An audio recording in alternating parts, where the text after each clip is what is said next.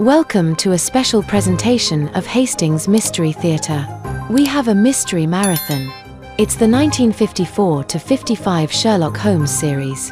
It was a detective television show based on the Sherlock Holmes stories of Arthur Conan Doyle. It aired in syndication and consisted of 39 half-hour, mostly original stories, produced by Sheldon Reynolds. The series starred Ronald Howard as Holmes and H. Marion Crawford as Watson. We are showing most of that series for you. Enjoy the show.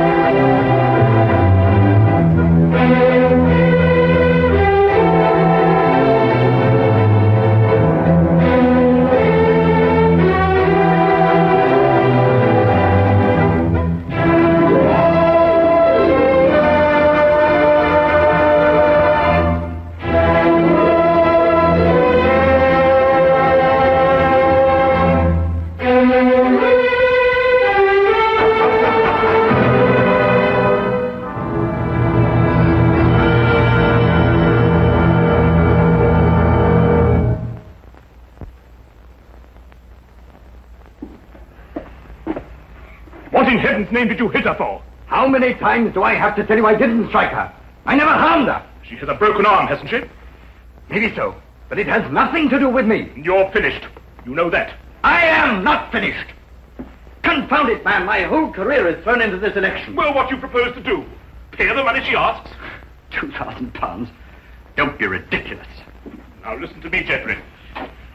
The party's depending on your seat in the Commons. If that woman makes a public statement that you attacked her and broke her arm, you'll be lucky if you get one vote. And it makes no difference that I happen to be innocent. Not a whit. In your position, an accusation is just as damaging as a conviction. You've got to withdraw. No. Very well. I'll do it for you. I'm going to fight for my very life. I know someone who might help me, even if you won't.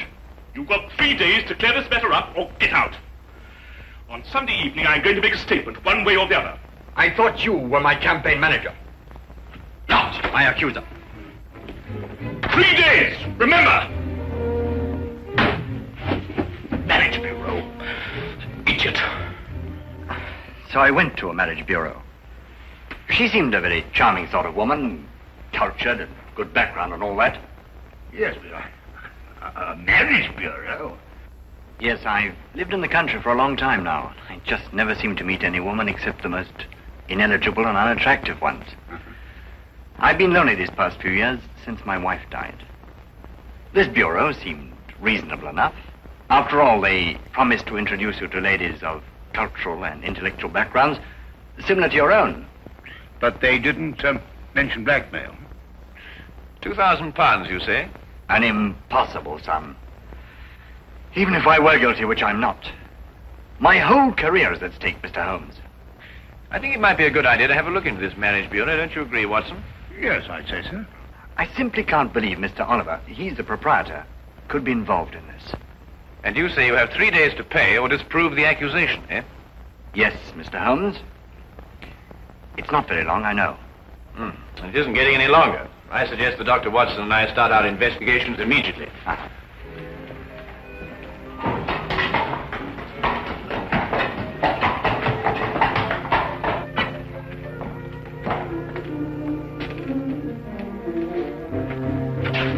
Coward. Oh, no, Holmes, there must be another way of doing this business. We're working against time. This is the only way we can get to the core of the case. Now, listen, Holmes. Now, listen.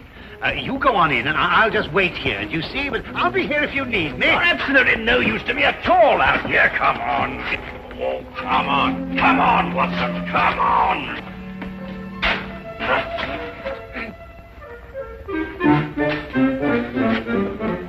Good afternoon, Constable. Beautiful weather we're having, eh?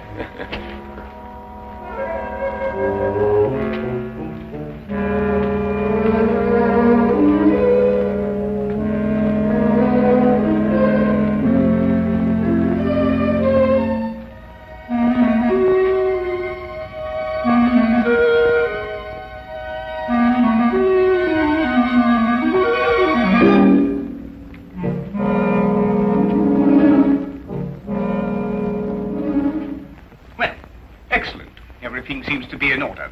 Now, I'm afraid I shall have to put the same questions to you that I put to your friend. I realize they're rather personal, but it's the only way we can be certain that all clients are protected and properly matched. Yes, quite. I can understand that. Now, about your financial situation. Well, this is all routine, you understand. Yes, I suppose it is. My personal income is in the vicinity of £3,000 a year. Well, that seems quite ample. That's quite apart from Aunt Agatha. Aunt Agatha? Yeah. She's worth thousands of pounds. Hundreds of thousands. And you're the heir? Next in line. A favorite, too. Well, I have been since I was... You're very fortunate. A very odd coincidence has occurred today. The very first time it's happened that I can remember. But there are two charming ladies here at this very moment who seem to fit perfectly with both your backgrounds. I think we could have our first introduction immediately. Is anything the matter? No. I was just admiring your Toulouse-Lautrec. My what? Your Lautrec. It's very interesting. The painting. Oh, the painting. Oh, of course. Well, if you'll excuse me for a moment, I'll see if the young ladies are still here. I say, Holmes, what was all that whispering about? My financial position. But that confounded busybody asked me the same questions. I answered them straight out. No, but you gave them real information. They'll never try and blackmail you, old boy. Well, gentlemen, everything's worked out perfectly. The ladies are waiting in the salon where we generally introduce our couples and let them have a get acquainted chat. My secretary is there with them, and she will introduce you. The door at the far end of the hall. Thank you. Well, Watson, come on. What are you waiting for? Go on. Door at the other end. No. Straight on. Mr. Holmes. I'm always interested in the welfare and the situation of my clients. And, Yes? how old is Aunt Agatha? 94.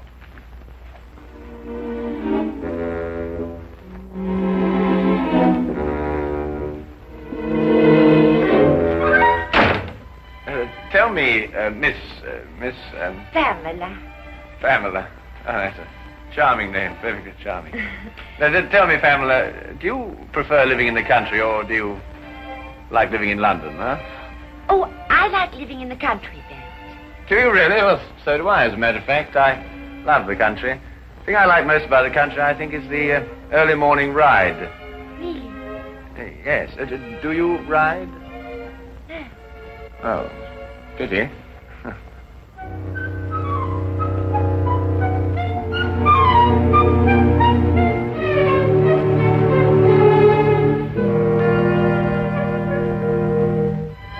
Not really. You've never really been to Paris? No. Oh, you'd adore Paris. My Aunt Agatha always went in September, you know. She said it was quite sinful not to go to Paris at all, without going in the spring. That's very funny. Boy, I'm so sorry. I hope I haven't shocked you. Oh, no, of course not. Oh, good.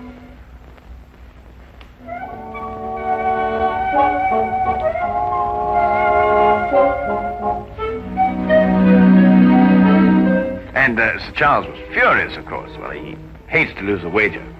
But did he pay you the £500? Oh, of course, on the spot. Why wouldn't he? Why don't you say something? You have very pretty eyes. Oh, you're a romantic one.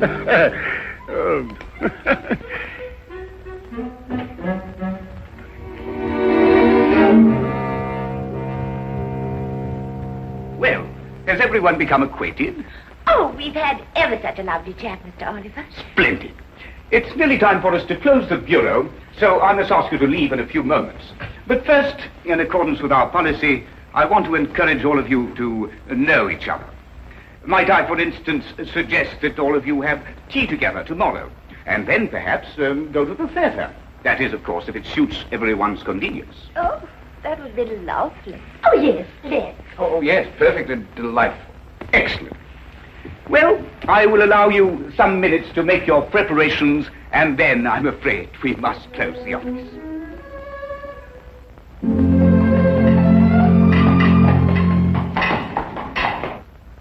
Well, I've seen it through, Holmes. What do you make of it all? Nothing I didn't expect to. We were merely planting seeds, Watson.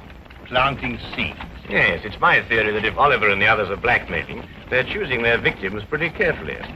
However, I hope that at tea time tomorrow we'll be able to obtain more evidence in support of my theory. The trouble is that our client can't wait very much longer.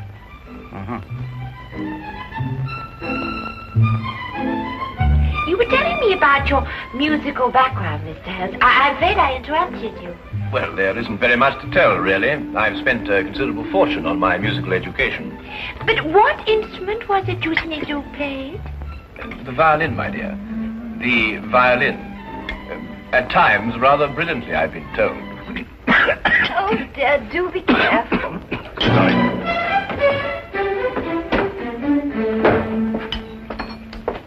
Followed you this time. Oh, Charlie. Oh, no, Charlie. I beg your pardon. Oh, no, don't. Stay out of it. Don't. Oh. Wait a minute. So, you're the one.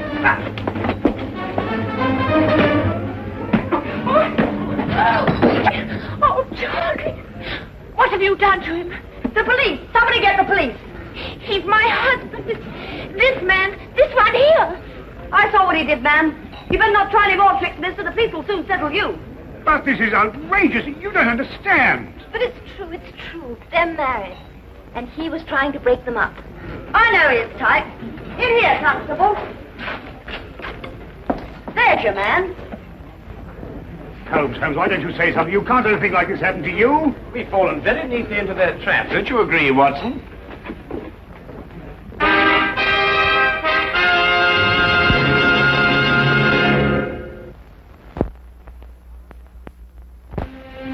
Well, everyone seems quite thoroughly in agreement, except, of course, your friend here. These other witnesses are in full accord, and the testimony of the proprietress of the tea shop supports them. But, Inspector, this is absolutely outrageous. Where's Inspector Lestrade? He'll speak for Mr. Holmes. Inspector Lestrade? I'm sorry, it isn't Inspector Lestrade's case. Well, I think we have everything we need now. We all go. Except, of course, Mr. Holmes. He's under arrest.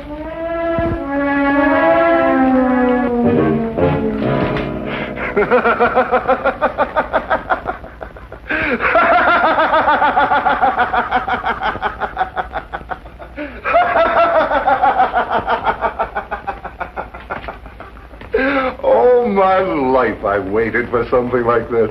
Assault and battery. You should stick to your magnifying glass. Oh, hello, Lestrade. By Jove, I'm glad you're here.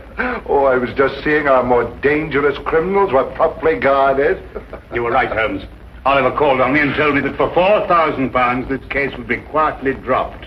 Why, he's insane. He's not insane. Wasn't he just greedy? No, he's insane. He kept on saying that he was sure Aunt Agatha would fix it. Aunt Agatha? £4,000? What are you talking about? Well, I'm not sure myself. Well, listen, Watson, now that we know where to look, we can take them quickly. Only you've got to let me out of here, Lestrade. Why, what's the matter, Holmes? This is one of our more comfortable jails. Oh, listen, Lestrade, a man's life is involved in this. Geoffrey Bourne, candidate for Parliament. He's been blackmailed by the same group. We can stop them now, only you've got to let me out of here. Well, I didn't know it was serious. This isn't my case. I'll have a word with Mason. He's senior arresting officer in this job. He's the only one who can let you out of here without a court order. I'll see him right away. Well, hurry up, Lestrade. Geoffrey Bourne has only got until 7 o'clock tonight. But you will release Holmes. No, I won't answer him. Now, look here, Mason. I've known Sherlock Holmes for a very long time. I know him as a valuable colleague. If he says this marriage bureau is a fake, if he says they're blackmailers, then undoubtedly they are blackmailers. But there is no case of any kind against the marriage bureau, Lestrade. If one arises, I'll investigate it. but I will not jeopardize my position by taking such a step without cause. As for Mr. Holmes, he has been formally accused, and the number of witnesses more than justify an arrest. All right, Mason. But this is outrageous, Lestrade. Didn't you explain? Everything, Dr. Watson. Right. I'll handle this case myself. You, Dr. Watson? Unless you care to come in and help me. Well, I'll do what I can, of Look, course. Watson, there's only one thing to do. You must break into Oliver's office, go through his private files and everything. There must be further evidence of their activities. Right. Break him? That's against the law. Look, maybe I could get a search warrant. Oh, how soon, Lestrade? Oh, it's a pity this is Sunday. Certainly not before Monday. Not with Mason here. Yes, but look, Geoffrey Bourne only has until 7 o'clock. Yes, but breaking and entering, that's a crime. Have you any idea what the penalty is for that? Yes, if I remember correctly... Thank you very much, Holmes. I'd rather not know. Excuse me.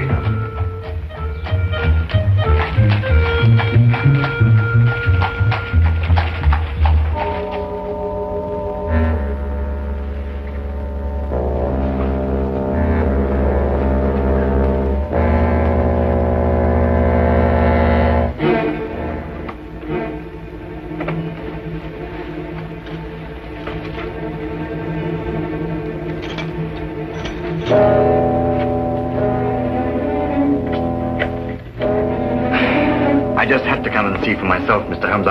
I couldn't believe it. Oh, well, I suppose I'd better tell George to get it over with. Well, don't be hasty, Mr. Bourne. Dr. Watson's working on the case with all his energy at this very moment.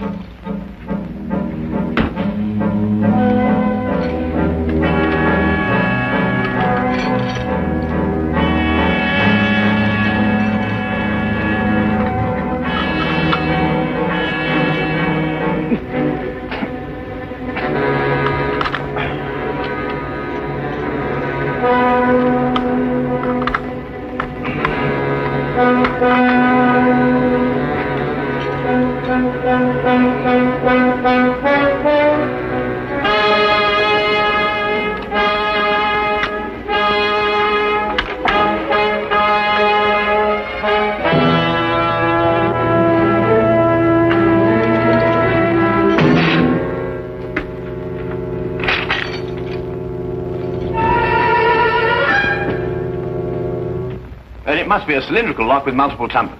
And that's quite a different story. Each of the tumblers operates at a different height.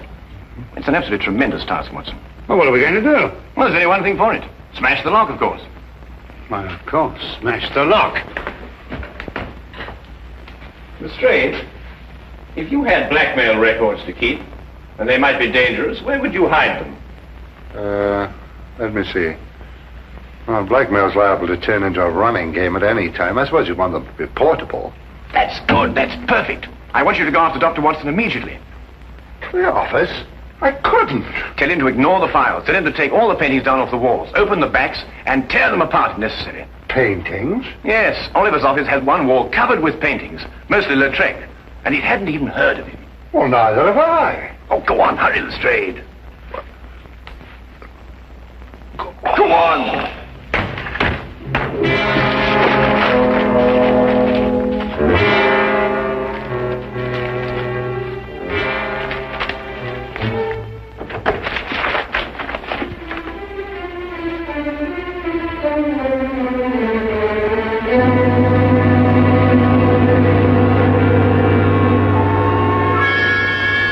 Hello, what are you doing here?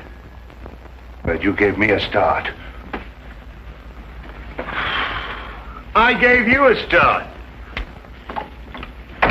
Look, Holmes says not to bother any more about the files. What? No, he says try looking behind these pictures. Looking behind... Here, you try that. Nonsense.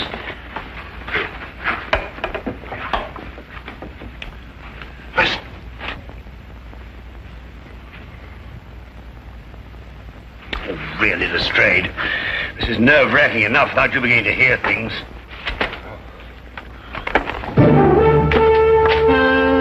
Lestrade! Look!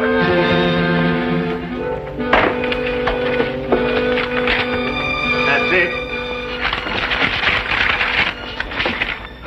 I just spoke to Mr. Holmes. He said he'd be sure to have something by 6 o'clock. I hope so, Jeff, for your sake. I hope so. Your eyes are not so pretty.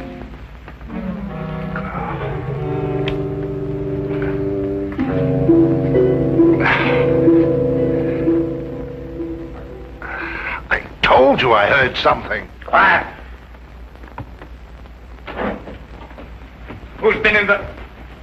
Oh, good work. Who's he? Scotland Yard. Scotland Yard, eh? What are you doing here?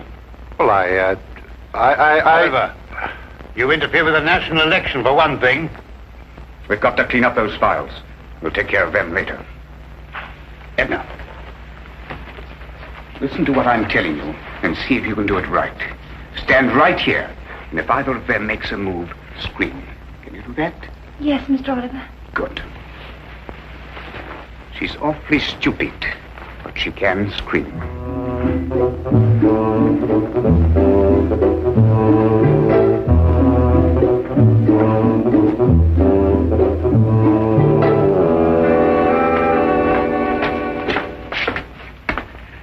All right, Mr. Holmes, what's the meaning of this message? It refers to a blackmail gang operating through a marriage bureau. I've heard that accusation before, but so far I've seen no evidence to support it. Inspector Lestrade has evidence? Inspector Lestrade? Yes, he's already set out for the marriage bureau to make a clean arrest of the entire gang. But it isn't Inspector Lestrade's case. If he had evidence, he should have brought it to me. Well, I thought of that. Anyway, he went, and according to my calculation, he should have been back by now. However, I think he may have run into some very serious difficulties. There are strict regulations regarding such things. When he gets back here, I'll talk to him. You can do better than that. The day can be yours, you know. What do you mean? Go to the marriage bureau yourself and take charge. After all, it is your case, you know.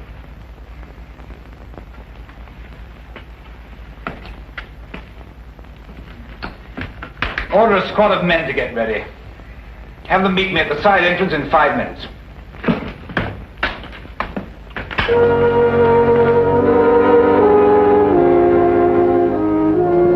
Don't you think she's a pretty girl, Lestrade?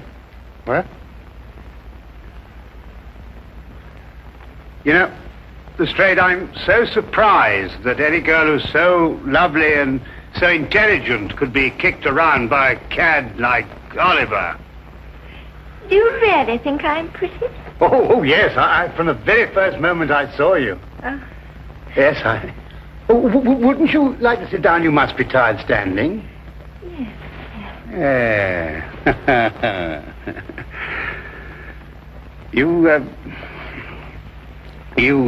Yes? You have the most lovely hair. Oh. Really, it's... I wonder... My hands are awfully uncomfortable. If you could be a dear, ease them a little, could you? Oh, something amusing? I know I'm stupid, but not that stupid.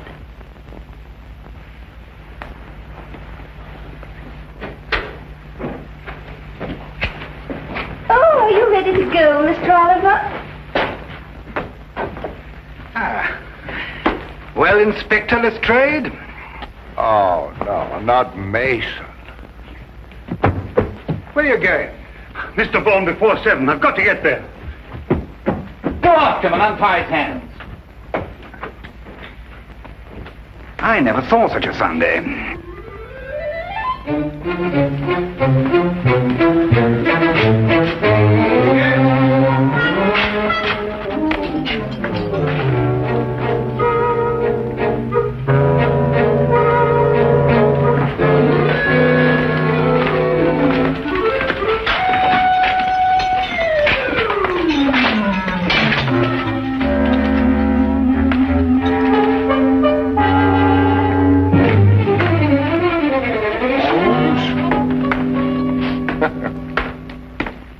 You told Inspector Mason. I know, Lestrade, but I had to get you out of there somehow. I was better off as I was. Well, I considered that, but despite the injury to your pride, you know, it's best that way. I know nothing of the kind. It was only a matter of a few moments before Dr. Watson and I had the situation completely under control. Well, you must tell me the story. In the meantime, now that the criminals have been arrested, please let me out of here. Oh, I'm terribly sorry. But this is Inspector Mason's case. I couldn't possibly interfere with another colleague's affair. Oh, no. Oh, Lestrade! Oh, Lestrade, my old friend! Lestrade, you old...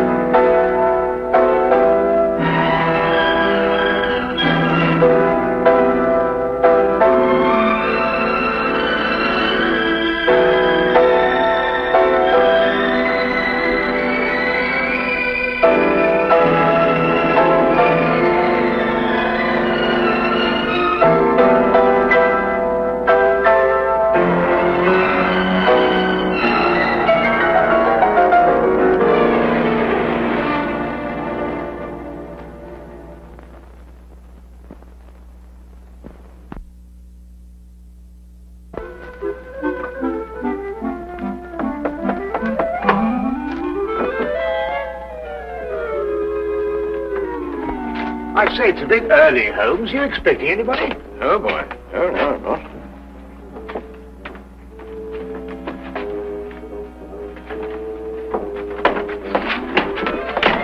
Well, good morning, Mr. Holmes. God, am I glad to see you.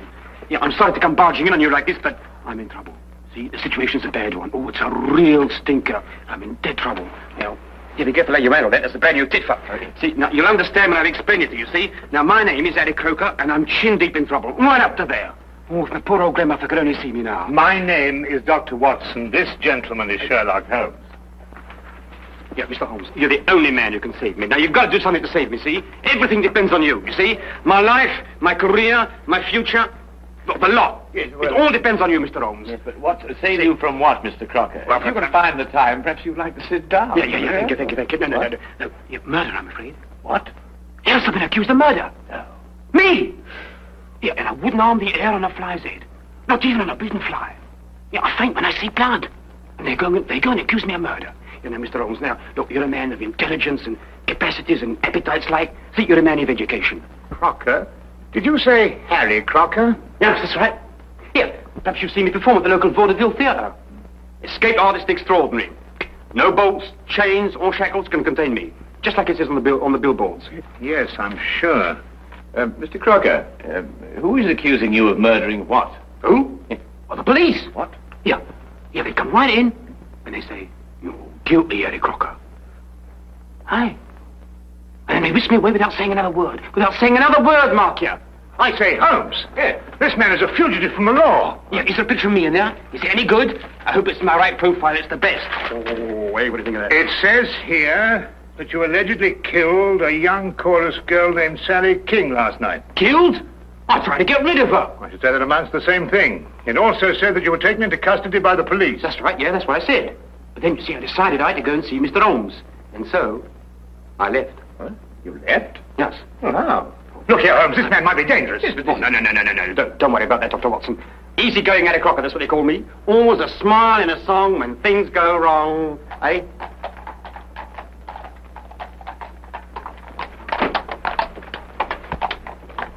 It's the police. They've surrounded the house. Probably after me. I just duck in there for a moment so as not to embarrass you gentlemen. You already have. We're not in the habit of harboring fugitives.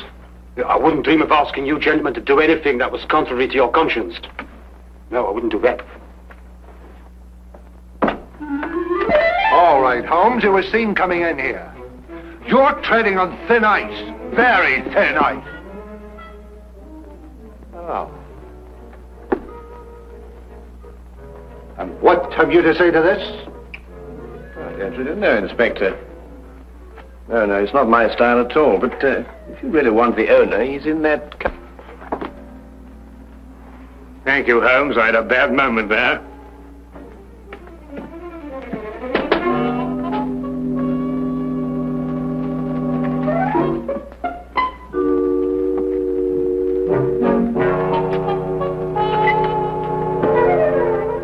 Harboring criminals, obstructing the police in the execution of their duties, giving false statements to the police.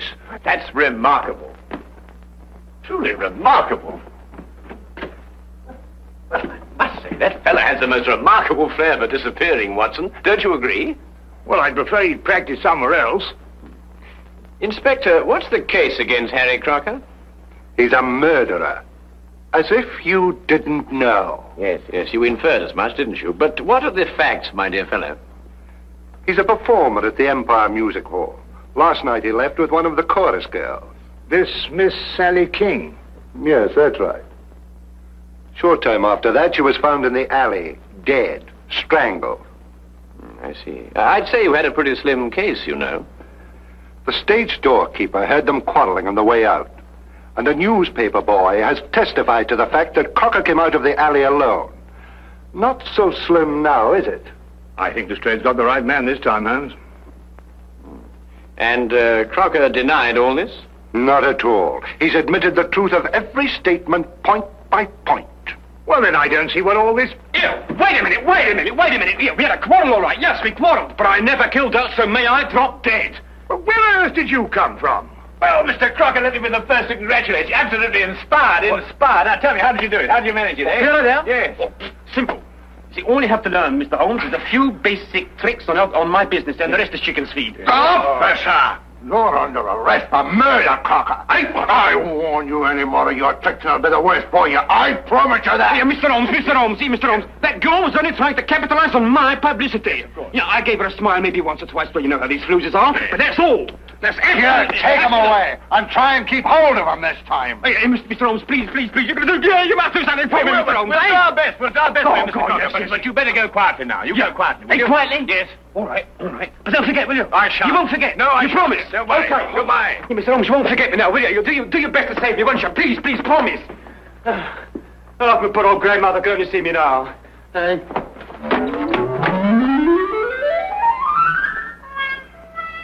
I'm warning you officially, Holmes. Don't interfere with this.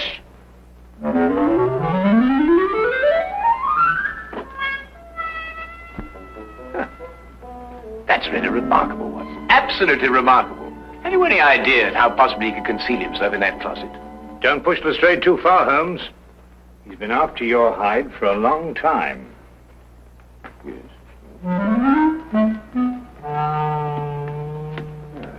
Would you care to accompany me to the music hall tonight, Watson? Why, are you on the trail of something, Holmes? Several things. First of all, I should like to know why Harry Crocker killed this woman, if he did. And if he didn't, why should anybody want to make out that he did? No, I think Lestrade's got the right man this time, Holmes. You really? Well, we shall see. We shall see.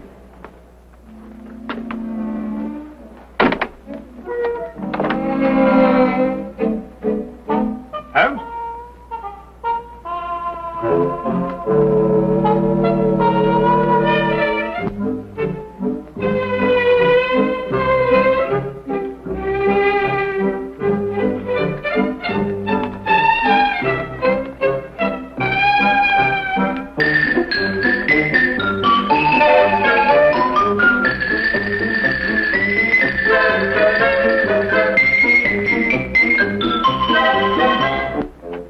Later that afternoon, Holmes and I went along to the Empire Music Hall.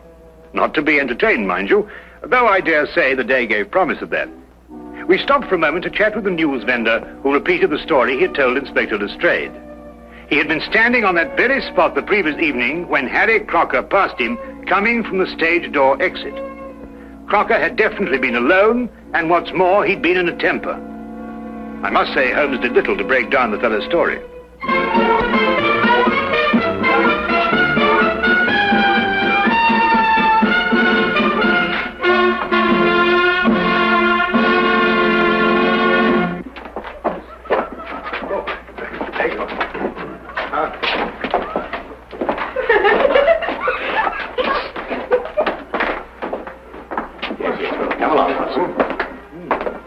Good afternoon. My name is Sherlock Holmes.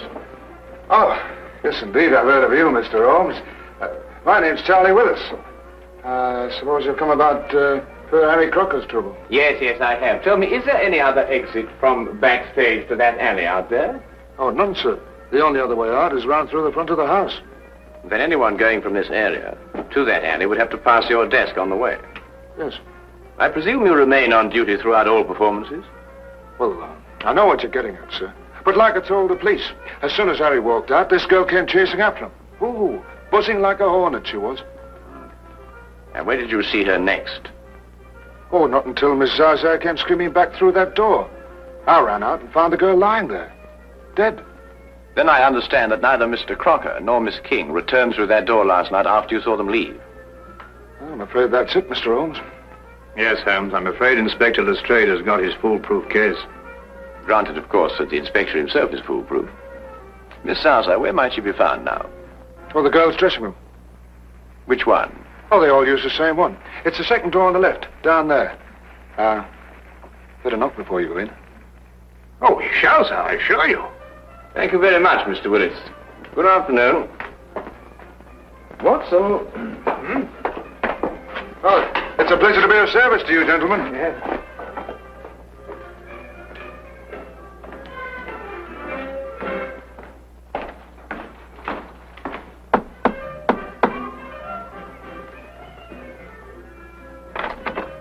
Well, what is it? Oh, excuse me, madam. I'd like to have a word with Miss Zaza. Is that good? Can't possibly. She's busy. We have a show to do, you know. Yes. Here I come in my gonfalon. La la la la la. Carry on, lad. Well, hello. Mr. Holmes, I knew you would let me down. Even Dr. Watson, it was a real pleasure to see you again. Yes, but Crocker, the police. I expect they'll be along soon. But how did you get away this time? Gave me a twist and a twirl. Am I looking one way? I grab the other. Mr. Holmes, have you cleared me yet? Well, not quite yet, Harry, but it'd be easier if we could have a word with Miss Zaza. But unfortunately, some old busybody in there won't let us in. Oh, Bessie? Yes. You wait a minute, huh?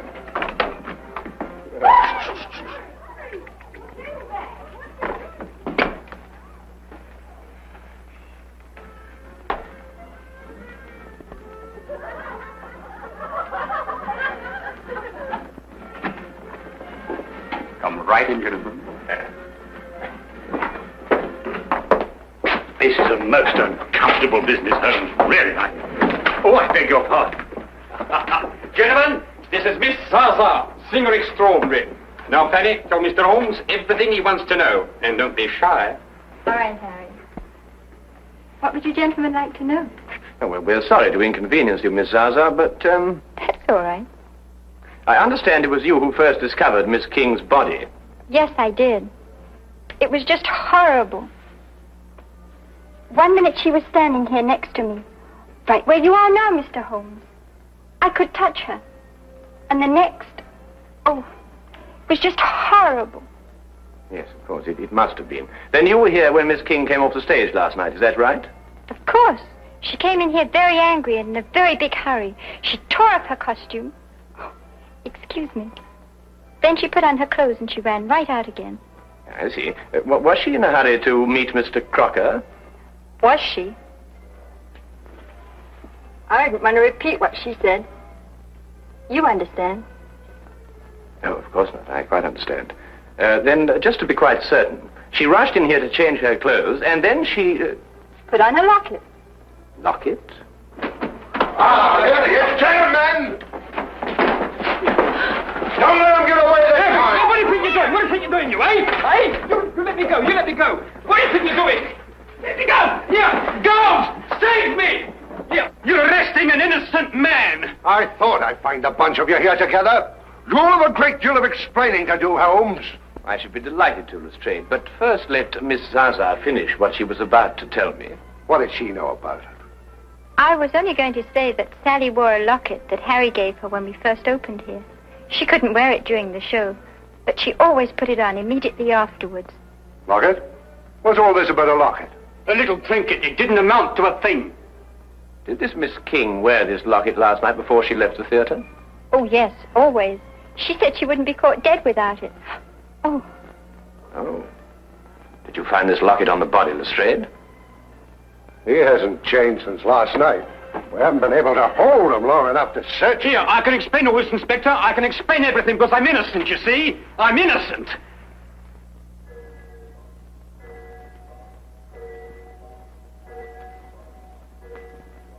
Oh, poor Harry. Why did you murder her?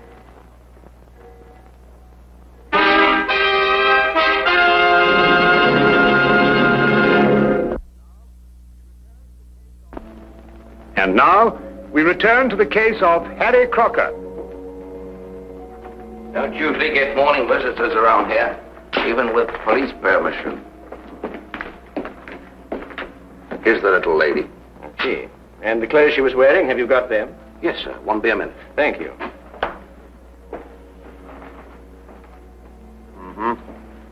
Obviously strangled.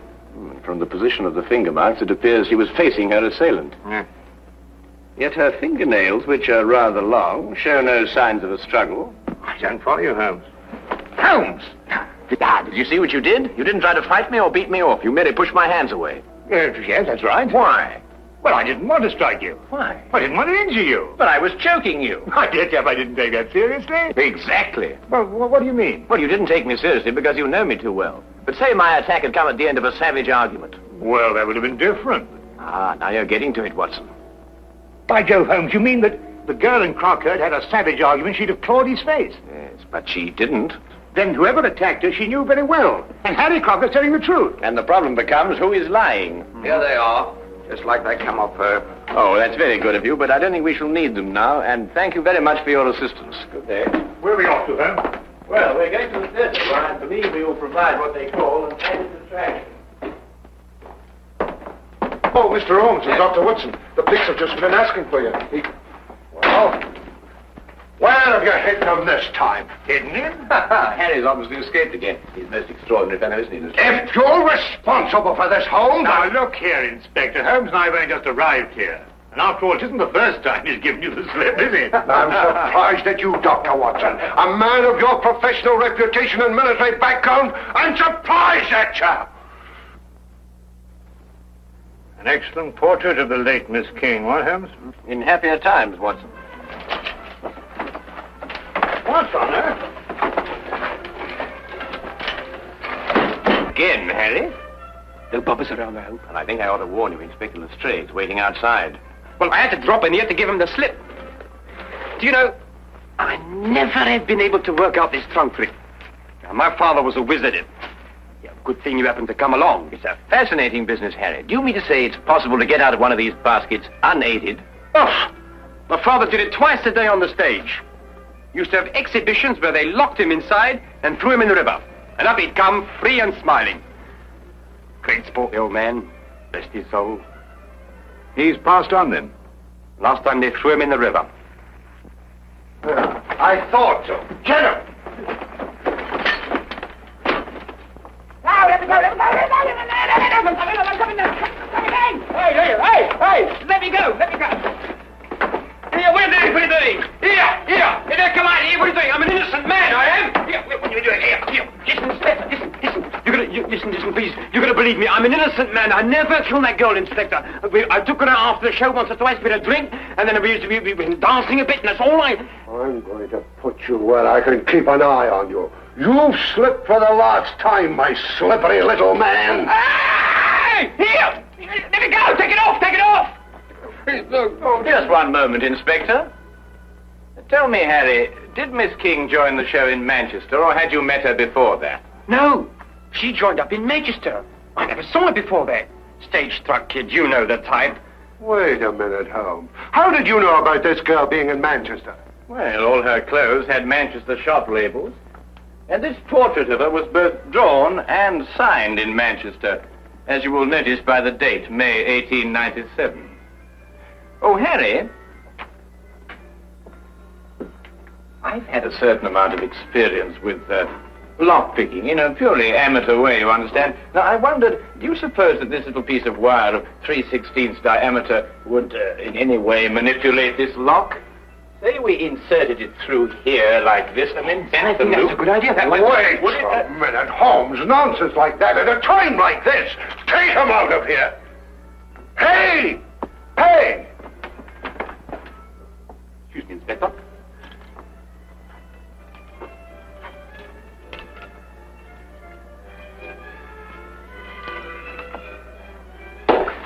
Here, hold on to him. Hold on to him, see? No. Not like this. No, not like this. With both hands, you understand? With both hands. No. Hey, Mr. Holmes!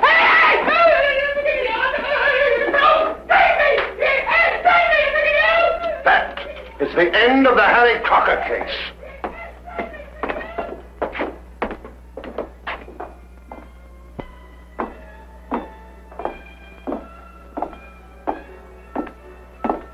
Holmes, I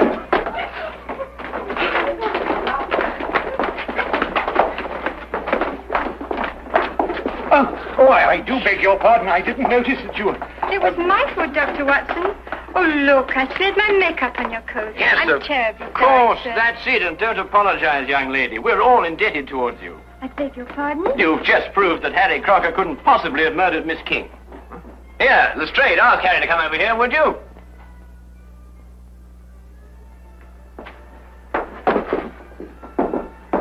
What do you want now, Holmes? Well, let's settle that. And now, Harry, perhaps you'd run through that trunk escape for me, eh? Oh, no, you don't, Holmes. This is far from settled. Far from settled. I must say, Holmes, that even I find it difficult to follow your reasoning. You do, Watson? About what? About murder, Holmes. A girl has been murdered. That's certainly true, Lestrade. And if I were you, I'd devote more time to apprehending the real criminal and stop annoying Mr. Crocker here. That's right. You stop annoying me. See, you stop annoying me. Now, look here, you. Excuse me, please. Willis. Yes? Did you want me, Mr. Holmes? Not I, Mr. Willis. But I believe Inspector Lestrade does. For murder. I don't understand, Mr. Holmes. Then let me explain a little, Mr. Willis. First, there is the obvious connection between you and Miss King. Both of you lived for a number of years in Manchester. Yes, but that doesn't mean that The girl's clothes and picture came from Manchester. She joined the show there, her first job as an entertainer. Mr. Willis here wears a Manchester school badge. His desk is covered with clippings of a Manchester cricket team, showing a loyalty of long attachment. And if you require anything further, well, he's just admitted it himself. I'd wager, too, that you were instrumental in getting her a job with this company. Well, what if I did? She could dance a little. She was very pretty and... And you thought she was throwing away her prettiness on Mr. Crocker? Well, I advised her against seeing him, yes. After all, I felt responsible for finding her a job in the company. Not responsible, Mr. Willis. Jealous. And jealous enough to kill. That's not true. I saw her go out after Harry, and the next thing I knew, she was dead. So you told us. And so the entire case against Mr. Harry Crocker rested upon your testimony. But you overlooked something. What was that? Miss King did go outside to speak to Harry, and they did quarrel. But then he left, and she came back. Is that true? Not a word. She never came back through that door. The sleeves and collar of her dress still bore traces of her stage makeup when it was found on her body. Yet she herself wore no makeup at all at the time of her death. We checked that, didn't we, Watson? Absolutely none, Inspector. Good man, Holmes. Miss Zaza testified that Miss King didn't have time to remove her makeup before rushing after Harry. Yet how else, then, could she have been found without makeup? A unless she had returned and removed it. And when she returned, Mr. Willis... Well, you've mixed things up. Stop him! Don't tempt me, Charlie. I owe you a few as it is. She played me along till she had the job here. She didn't care about Harry, or about anybody but herself. She deserved what she got. Take him out.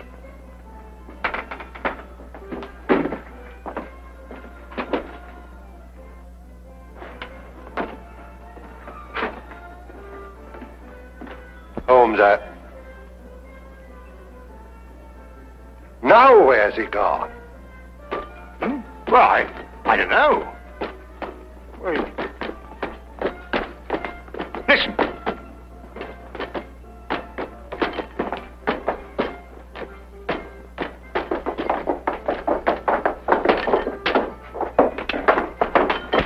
Oh, you've done it, Mr. Holmes. You've done it. Eureka! Yes, I've done it. Look, by passing this spring here, I get this little wire, pass it through against the spring-loaded catch on the outside, you see. By pressing it in at an angle of 45 degrees, I release the catch against that thimble, that arm of the thing, and it unlocks automatically. And then, hey...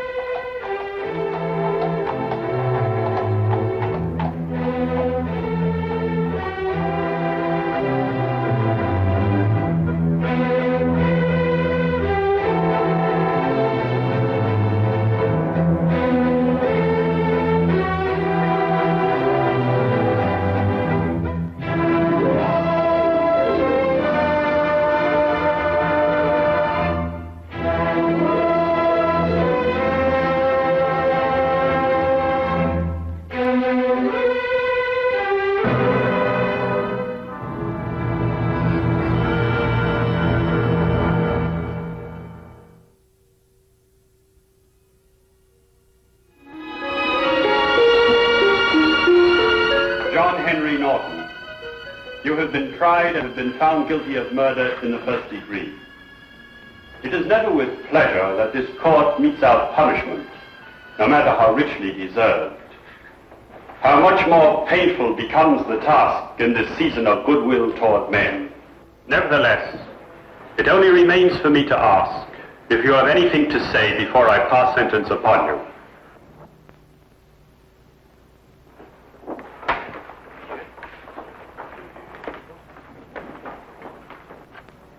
John Henry Norton, you shall be returned to the place from whence you were taken, and from there, at the time and place to be arranged, you shall be hanged by the neck until you are dead. And may God have mercy upon your soul. Remove the prisoner.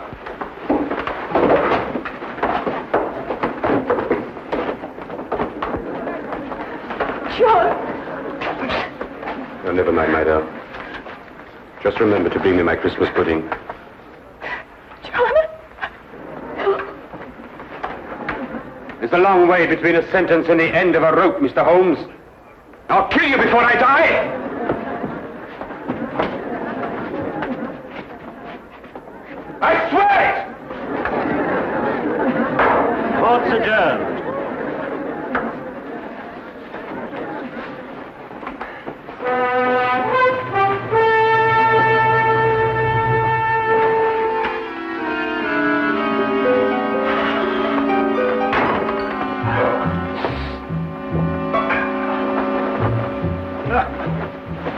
Well, what a way to begin Christmas.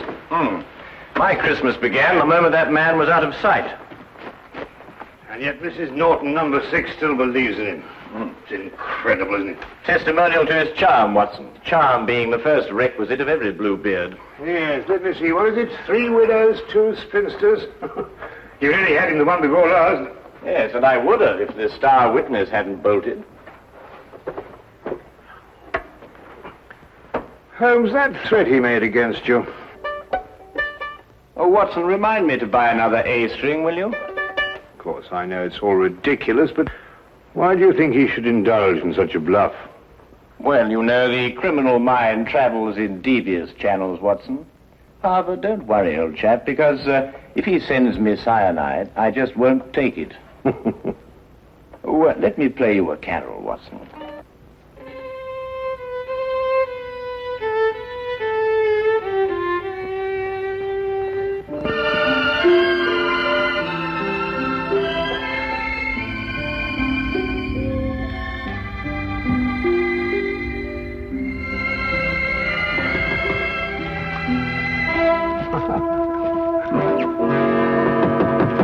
Find this in the letterbox. Oh, thank you, Watson.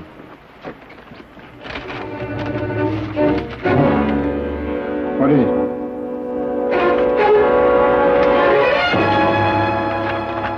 Soon? Well, what does that mean? John Henry Norton, striking terror. From prison? He has friends outside. What are you going to do? I'm going to Newgate Prison. We've taken every possible precaution, Mr. Holmes. For example, his food is served already cut, bones removed on wooden dishes, wooden spoons and forks. All the furniture in his cell is fastened down. But you can see for yourself if you wish. Thank you, I should like to.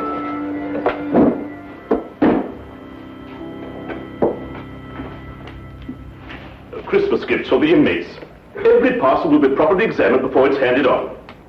I see. Any for Norton? None so far. This way, please. Thank you.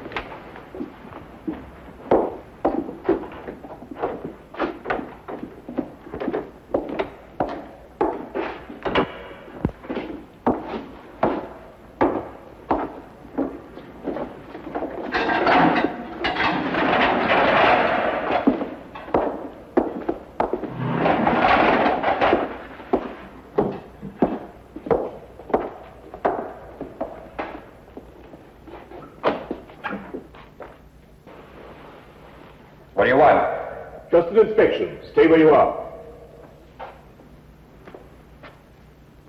I said soon, Holmes, but not quite this soon. Just wait. I'll get you. Your neck. Between these 2 hands.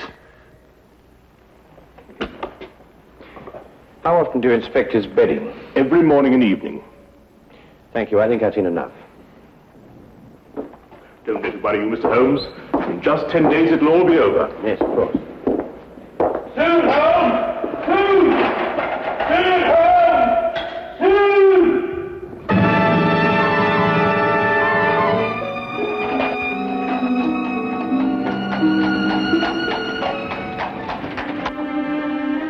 Well, I must say that visit put my mind at ease. It did? No, didn't it yours? Norton's whole career has been built on his ability to inspire confidence. I believe him, Watson. What? You mean you think he's going to kill you? I believe he's going to try. But, my dear fellow, you've seen yourself. How could he get out? That's the question, Watson. Come in.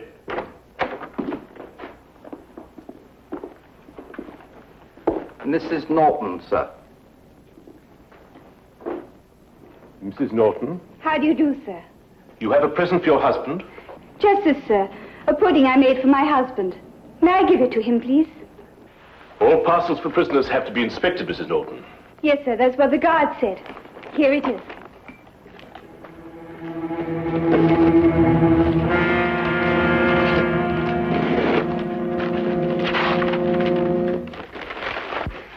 I'm not very much of a cook, sir, but I do make a nice Christmas pudding. Well, I'm afraid I shall have to spoil its looks a bit. Still, I expect it will taste just as good.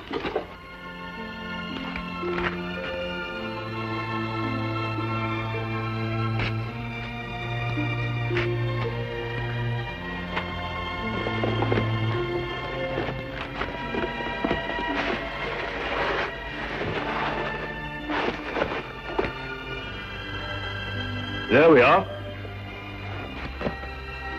May I? I did so want it to look nice. Of course. Go ahead.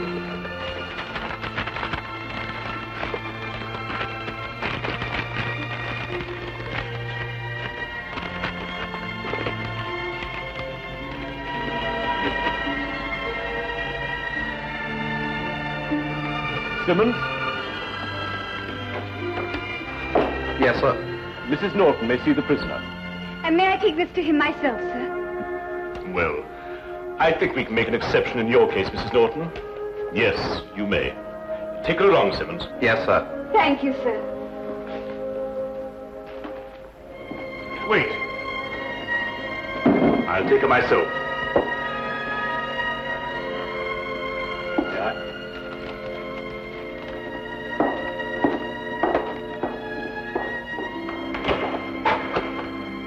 You have a visitor, Norton. John, I bought your Christmas pudding. May I? There's brandy in it and currants. Just the way you like it, John. You're sweet and thoughtful, Beth. I've been looking forward to this. I'm afraid it's cut up a bit, Norton. But your wife's not responsible for that. Regulations, you know. Yeah, I understand. Is there anything else you want that I can bring you?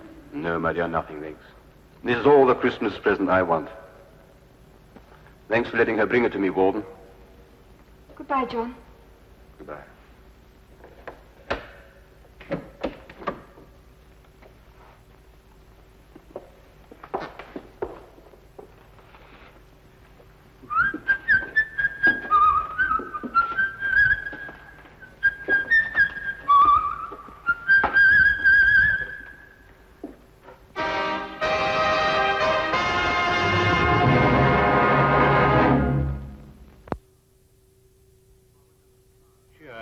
An ominous cloud continued to hang over our Baker Street flat, for all that either of us could do to dispel it. It was Christmas, but there was still the condemned man's threat.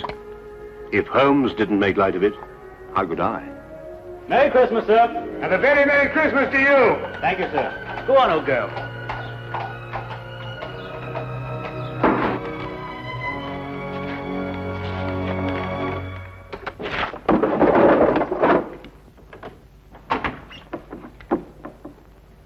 It's you. Anything wrong? No, nothing. I see you brought it. Yes, well, no Christmas is complete without a Yule log, even if they do have to cut it up to fit city flats. Now then, Holmes, what's all this greeting me with a revolver? Is it Norton? Do you believe in intuition, Watson?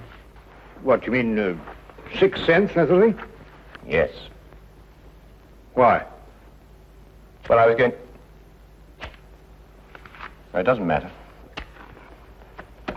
It's this weather, you know. You think he's going to escape, don't you? What? He was still in prison at 4 o'clock? Oh, I see what you mean, Watson. You mean one mustn't underestimate the resourcefulness of men like Norton. No, naturally, of course not. Mm-hmm. Watson, I'd take it very kindly if you could, well, clear out of here for a week or so. Take a room at a hotel. Oh, why? Well, I've some research work to do on blood types, and I think I'd get through it much more quickly on my own. I'll foot the bill, of course. Nonsense. All the same, I wish you'd go. Nonsense. I insist, Watson. There's no reason at all why you should risk your life. Look here, old man. Your danger is quite enough for me. Now, not another word, eh? I'll Make some tea. Nice hot cup of tea. Wonderful for the intuition.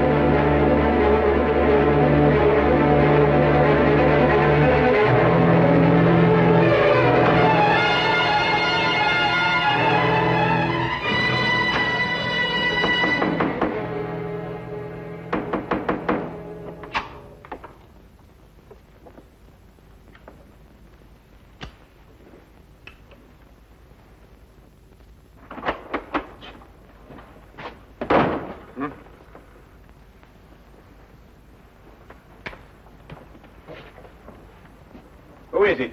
It's loose, Mr. Holmes. The governor of Newgate Jail. Come in, sir. Mr. Holmes, I've come to tell you that Norton has escaped. In view of his threats against your life, I felt you should be warned at once. What's more, I brought a policeman to stand guard at your entrance door all night. Thank you. That's very thoughtful of you, Governor. We're scouring the city for him now, but, well, in this fog... Yes, of course, I understand. When did he escape? He was in his bunk around 2 o'clock, so it must have been between then and 2:30. How did he get out? The bars of his cell window were sawn through. Don't ask me how he managed it. He used his blanket to slide down to freedom. But I must be getting back. The Smith here will take orders from you till he's relieved. I'm sorry, Mr. Holmes. Good night, Dr. Watson. Good night, Governor. Come, Smith, take your post.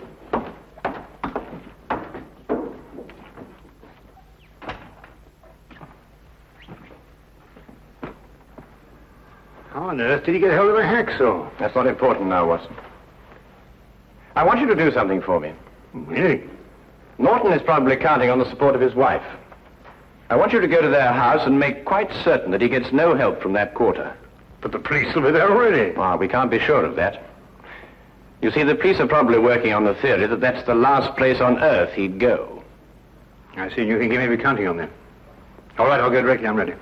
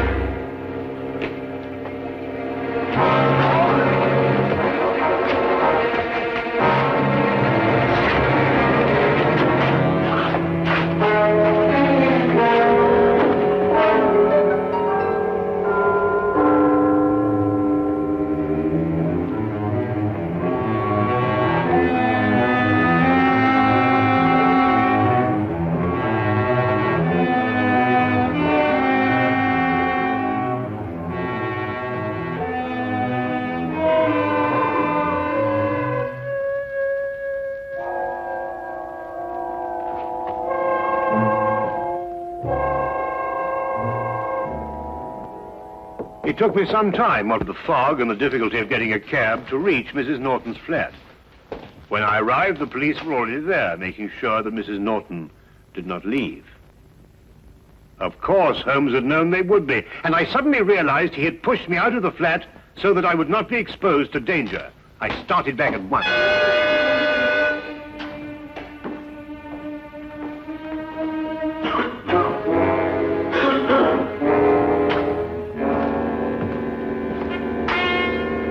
Robertson here. Smith here. They sent me down here to see if everything was all right. All quiet. Both of them up there? No. The doctor went off to Norton's home. Uh-huh. Mr. Holmes is alone now. Ah. Snug in bed while you stand here shivering, eh? The fog does get into one's bones. Would you like a cup of tea? Not half. Listen, I'll take over. There's a cabman's shelter over on the next street. The tea's hot and strong. Just had a cup myself. Thanks. And keep your eyes open. They say that this Norton's a rough one. I can handle him. Won't be more than 10 minutes. Oh, don't hurry. Take your time.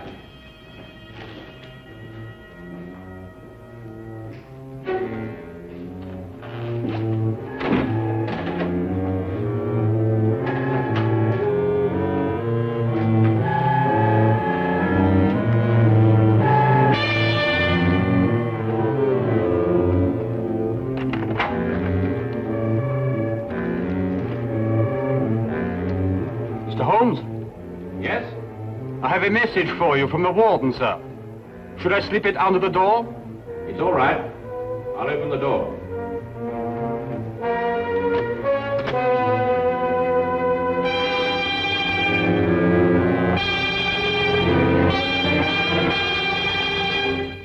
Mr. Holmes? Yes, over here. You can leave the message on the table there. Yes, sir.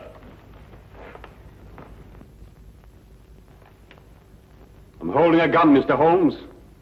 Don't move.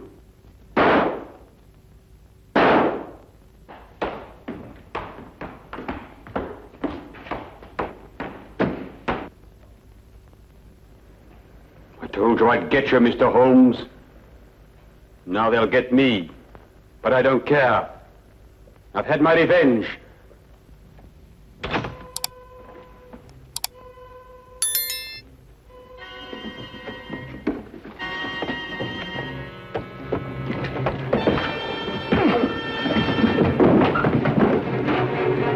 Officer, this is John Norton, the man you want. Take him away. Holmes! Are you all right? Perfectly all right, thank you, Watson.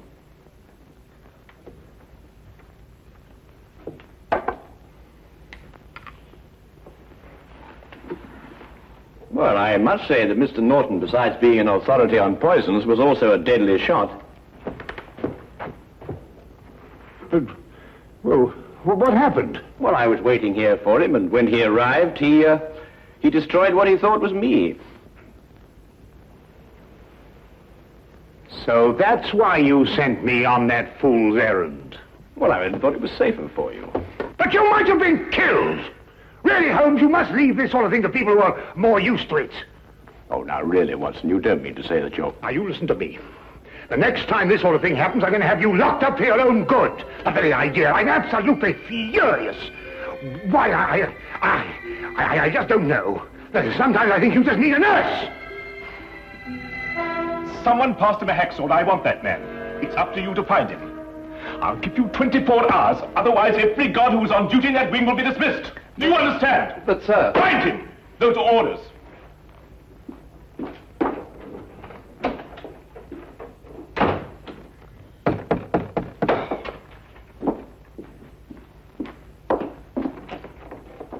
Come in, Mr. Holmes. Dr. Watson. I've just issued an ultimatum to my staff. I wanted to find the man who passed Norton that hacksaw. Yes, so we heard. I couldn't have believed that I'd had a man working for me who could be bribed. But that's the only explanation. Perhaps, and then again, perhaps not. There were some packages on this table. Gifts for the prisoners. Has anything arrived subsequently for Norton? Yes, a pudding. But I examined it myself. Well, that's hardly the place to hide a hacksaw, Holmes. No, I suppose not, Watson. Might we inspect the cell, please? If you wish, but you won't find anything there to help you. This way.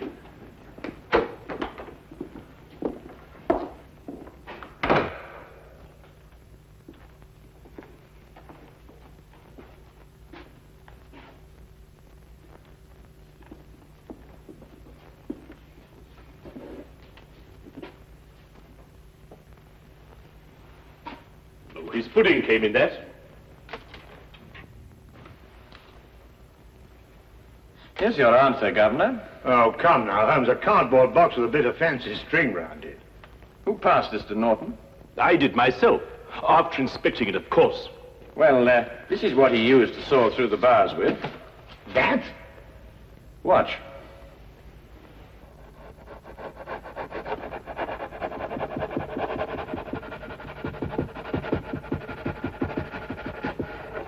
Now, take a look at that.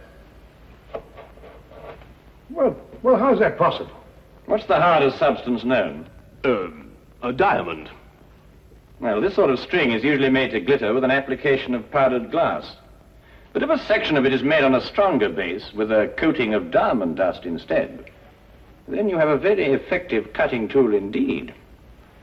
And you gave it to Norton yourself, Governor. It's extraordinary. Not extraordinary at all, my dear Watson. Really quite ordinary. After all, diamond dust has been cutting steel for a good many years. Shall we go? Oh, Merry Christmas, Governor. Of course. Merry Christmas, Dr. Holmes. Mr. Holmes, Dr. Watson. A very Merry Christmas.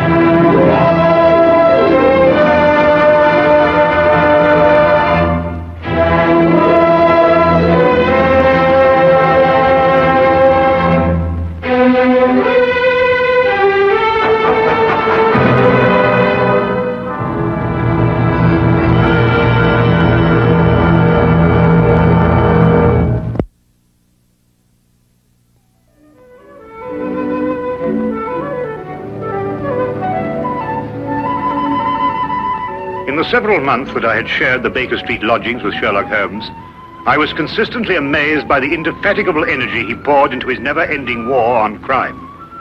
But my physician's eye could see the strain that perhaps another wouldn't have noticed. Thus it was one morning that I prevailed upon him to join me for a day in the country. All seemed tranquil at first, but I was to learn, as I did in later years, that when Sherlock Holmes did not seek trouble, it often sought him.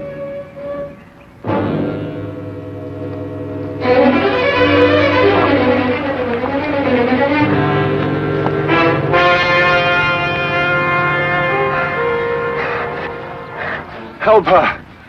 They may be coming. Steady now, we'll have you all right. In a minute. What's happened to the young lady? Who are you running from? Stark. Carroll. They tried to kill me. Not now, Holmes. Perhaps we'd better get them to London, eh? My very thought. The young lady is uninjured, but she's suffering from a deep state of shock. Come along.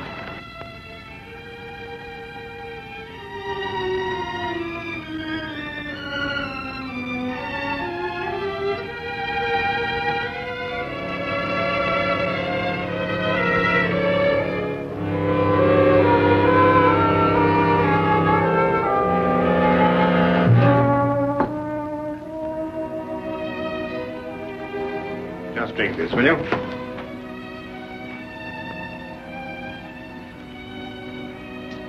Better now? Much, thank you, sir. Will she be all right, Doctor? Oh, yes, Anita. Twice last night she saved my life. Who is she? I don't know. We only met last night. I'm afraid she's mute. What? Deaf mute? No, she hears and understands perfectly. How did you meet her? Well, it all started yesterday afternoon. Seems an eternity since then. I was in my office, facing the realities of my professional situation. I suppose that everyone finds his first venture into independent business to be a dreary experience. After a year of it, I'd about decided to admit failure and seek employment with some recognized firm. It was at that point that I received a client. Mr. Hatherley? His name was Colonel Lysander Stark. Had I known then what horror he was bringing into my life, I would have strangled him right then and there. Frankly, Mr. Hatherley, the commission I have come here to offer you deals with a matter of extreme secrecy. I have gone to some lengths to acquaint myself with both your professional and your personal qualifications. Personal qualifications, sir? Yes. I know you to be an efficient hydraulic engineer, but also that you are a bachelor, an orphan, and that you reside here alone in London. Why, that's very true, but I'm afraid I don't understand. You shall when I explain the assignment. Do I have your word that our conversation will go no further than this room? Of course, sir. I shall respect your confidence. Excellent. Well, then. Does £50 for a night's work appeal to you? £50? I note by your expression that you suspect some illegality. Let me set your mind at rest on that score. Exactly what you want me to do? To repair a hydraulic press, Mr. Hatherley. A rather large hydraulic press. Well, that hardly seems unusual.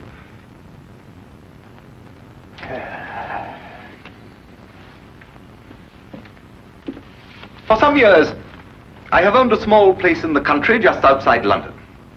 Recently, it has come to my attention that the land contains a vein of something commonly called fuller's earth. I trust you are familiar with the term. But ore is dug out of the earth. Why should you need an hydraulic press? I'm a businessman, Mr. Hatherley. Undoubtedly, the land surrounding mine contains more of such wealth. I hope to use the income from my own discovery to purchase my neighbor's land cheaply before he discovers its hidden wealth. I see. If my neighbor were to suspect what wealth he treads on daily, he would never sell at any price. It's quite clear now. You use the press to mold the dug earth into some innocent form so that you can dispose of it without suspicion. Precisely. Very ingenious. There's a fortune down there. A fortune.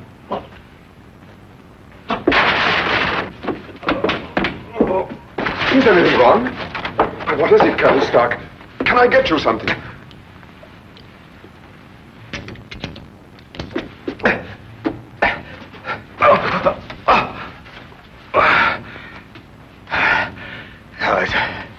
It's all right. My heart. I oughtn't to get too excited.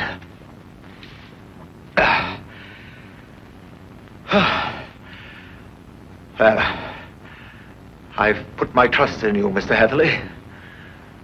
Do you accept the commission?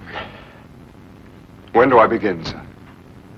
I promised to meet him that night, last night, at Ayford Station. The time he suggested was quite late, 11:30, but he insisted that it would be less conspicuous. I freely admit that the money kept me from exercising a more natural curiosity at such bizarre proceedings. One point, sir. When we encountered you, admittedly you were in a highly nervous state, but you kept repeating that they were after you. Did this man Stark have a confederate? Yes, a foreigner, a man named Carroll. I was to meet him later that night. Go on. Last night I boarded the train to Ayford and arrived there a little past 11 as ordered. And Colonel Stark was waiting? He was. We drove for almost an hour, and then we stopped suddenly, and he almost pulled me into a darkened house. Stark muttered under his breath as he fumbled to strike a match, but suddenly a light appeared at the top of the stairs.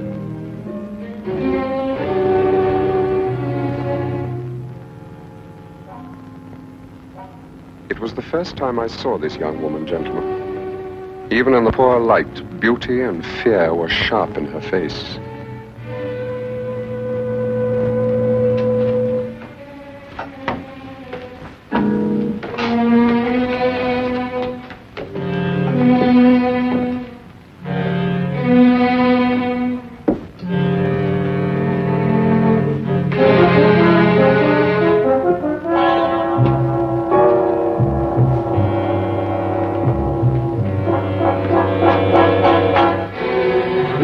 Is our housekeeper. How do you do, miss? She cannot answer you, I'm afraid. She is quite mute. I forgot to tell you that I have a colleague, Monsieur Carroll, brilliant mineralogist. I'll fetch him for you, if you'll excuse me for a moment. By all means.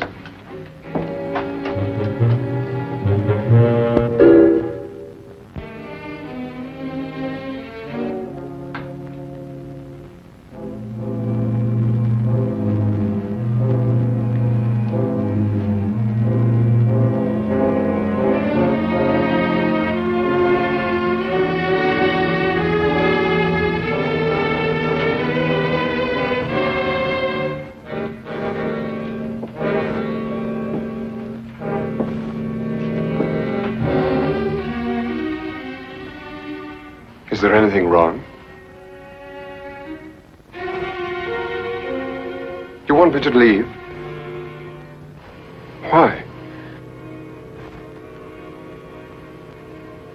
Are you trying to warn me against Colonel Stark?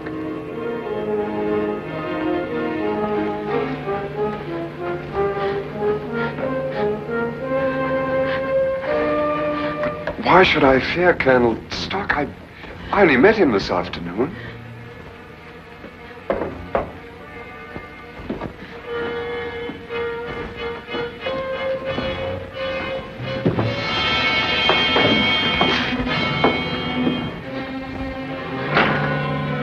Hatherley, I'd like you to meet my friend and associate, Monsieur Carroll. A pleasure, sir. Colonel Stark will show you our press and explain the difficulties we have. I'll join you in a moment. After I have arranged with our housekeeper for your stay tonight. Yes, that's a good idea. Will you come this way, Mr. Hatherley?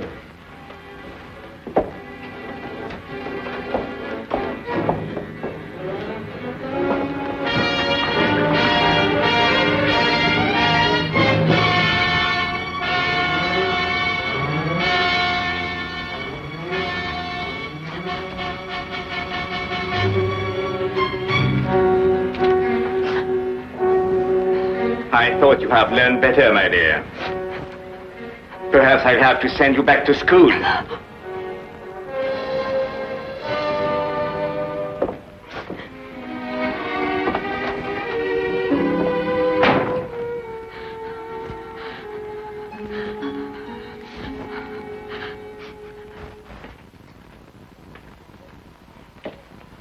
Yes, in principle, this is the standard hydraulic press.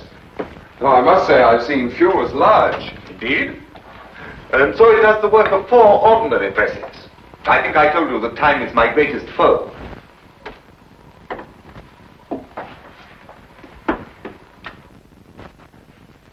Would you bring more light, please?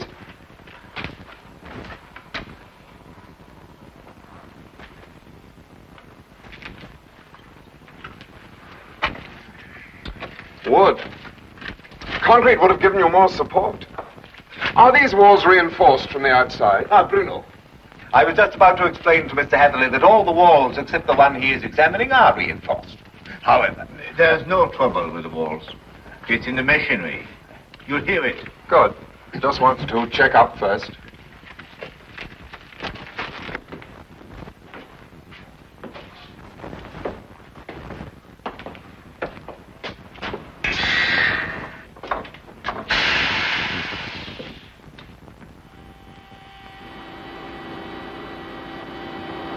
Now listen.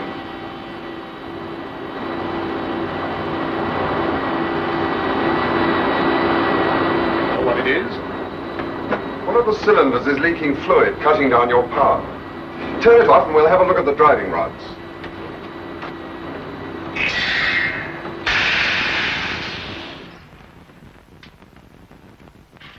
I knew what I was after, and the rest proved to be no problem. Of course. You knew by then the true purpose of the press. Not quite.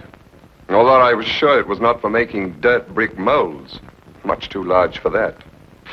But they'd lied to me so blatantly, I thought it best not to call them on it right off.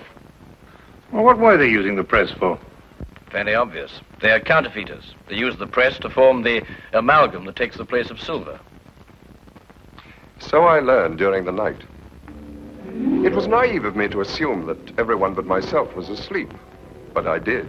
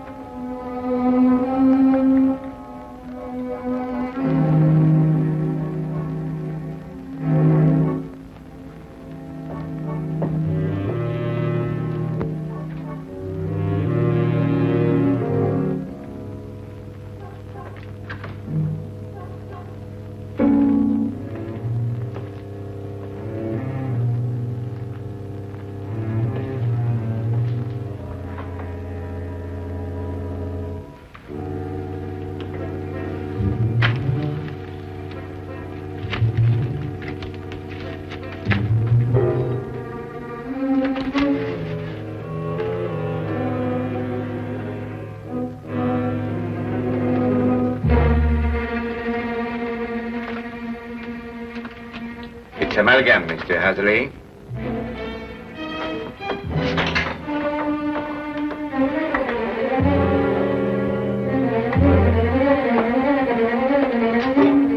Carol, open up! Let me out of here, Carol!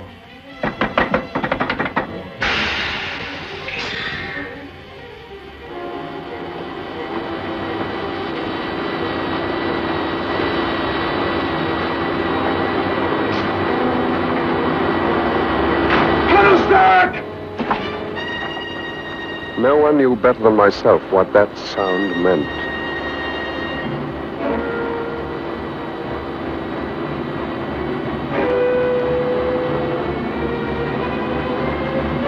Caro had started the press. Within minutes, that cold ceiling would be down with a force capable of grinding me to a shapeless pulp. And there was no way in the world I could stop it.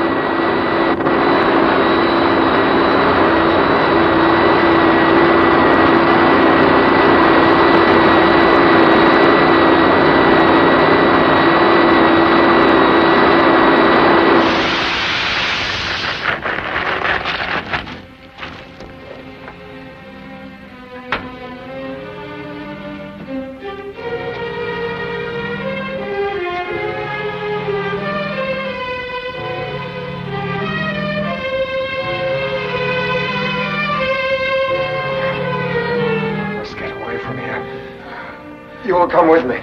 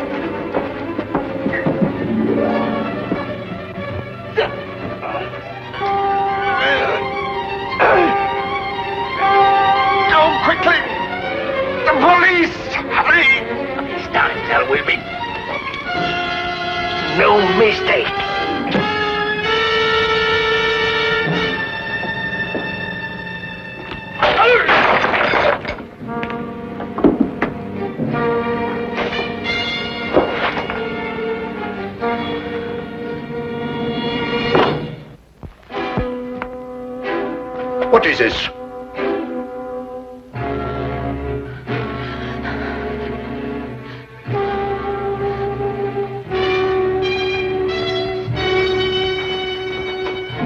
What's happened here? Bruno!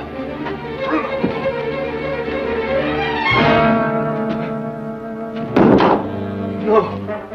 No.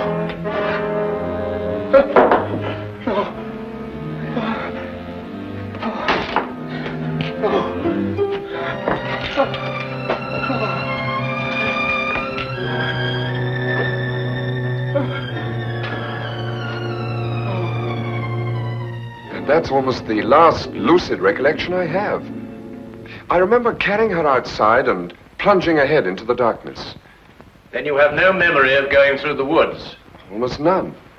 The next thing I remember, you and Dr. Watson were bending over me. Are you all right? She screamed. Did you hear her? Yes, quite clearly. Please, don't let them send me back. I can't bear it. There now. Brandy, Holmes, will you?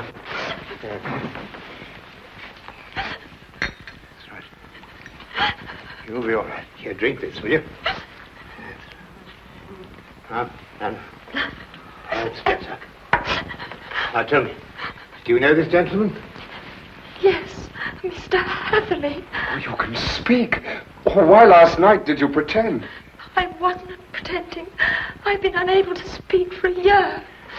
Excuse me, Miss, Connors. Ruth Connors. Miss Connors. I gather that the events of last night gave you a shock, rather like a shock you received a year ago. Yes. When I saw the gun in Colonel Stark's hand, and it was pointed directly at me, a year ago, another young man visited us to fix the hydraulic press. I see. What do you know about this other young man? I was standing there, watching, when all of a sudden Colonel Stark fired his gun straight into the other young man's face. Why didn't you go to the police? I did. But first I must tell you that Mr. Carew is my uncle and guardian. He's my only living relation. And when I witnessed the murder, he fell upon me, repeating over and over, "You must never say a word. You must never say a word." But the first opportunity I had, I ran to the police. What did they do? Nothing. Because from that moment to this, I've been unable to utter a sound or speak a word. It was as though my throat was frozen up. Incredible. I have heard of this before. The worst of it was, my uncle learnt of my attempt to inform on him and had me committed to Bedlam. The insane asylum? I spent 6 long months there, 6 horrible, unforgettable months before they released me in his custody. After that, he forced me to do his bidding by threatening to send me back. Send me back to school was the expression he used. Why, that's horrible. Very. And I think it's time we called in our old friend, Inspector Lestrade. If only to deal with this man, Carew. You're not forgetting Stark, are you? Oh, I expect we'll find his remains, Watson. The loss of his medicine undoubtedly saved England the cost of executing him. Well, come along.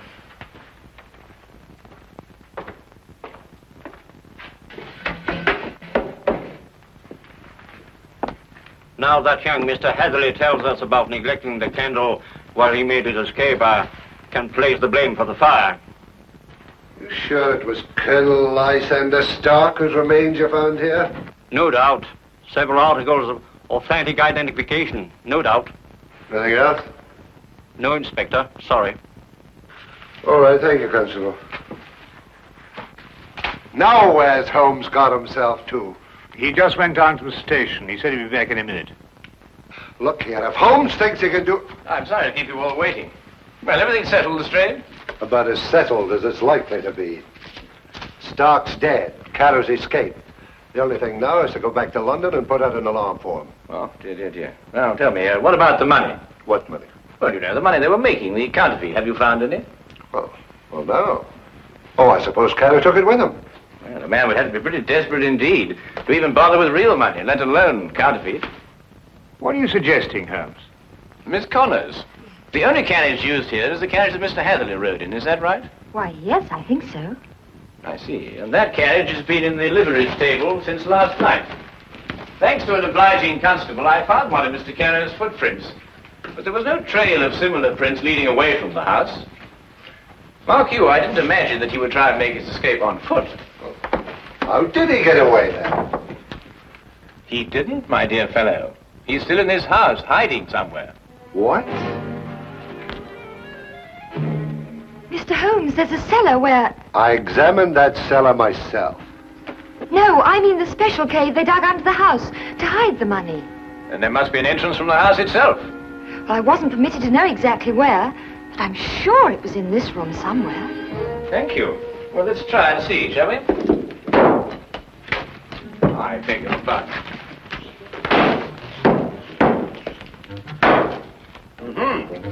What have we got here?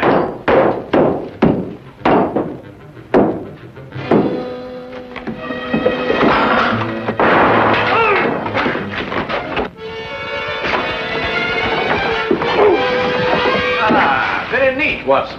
Oh, there wasn't anything to it. Now then, what have we got here? Oh, just nicked me, Doctor. Nothing serious. Well, we'll have a look at it anyway. Hold on. Some of you may lend a hand in here. That's that. I don't believe you'll have any more trouble with Mr. Carew. This has been a nasty business all round. I've lost my £50 fee, been roughed up, but it could have been worse, I suppose. A good deal worse, my friend. For example, I believe this is yours. Mine? Yes. What is it? Your shoe, I believe. I recovered it from the press. Yes, it makes one think, doesn't it? Well, Watson, you were quite right.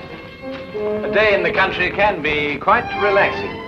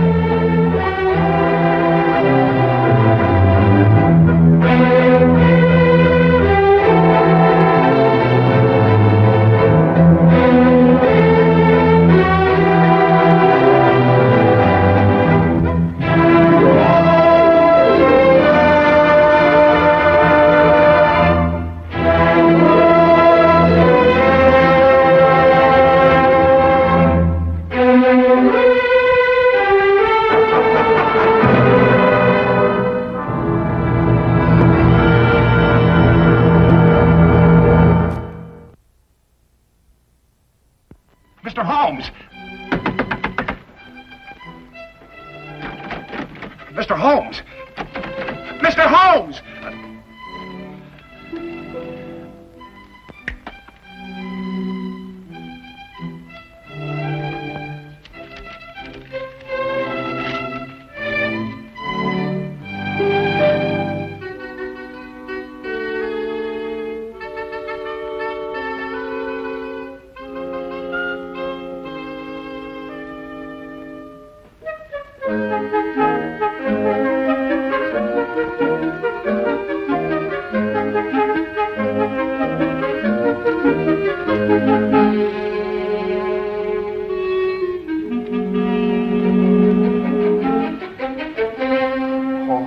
May the saints above see fit that he comes back in time.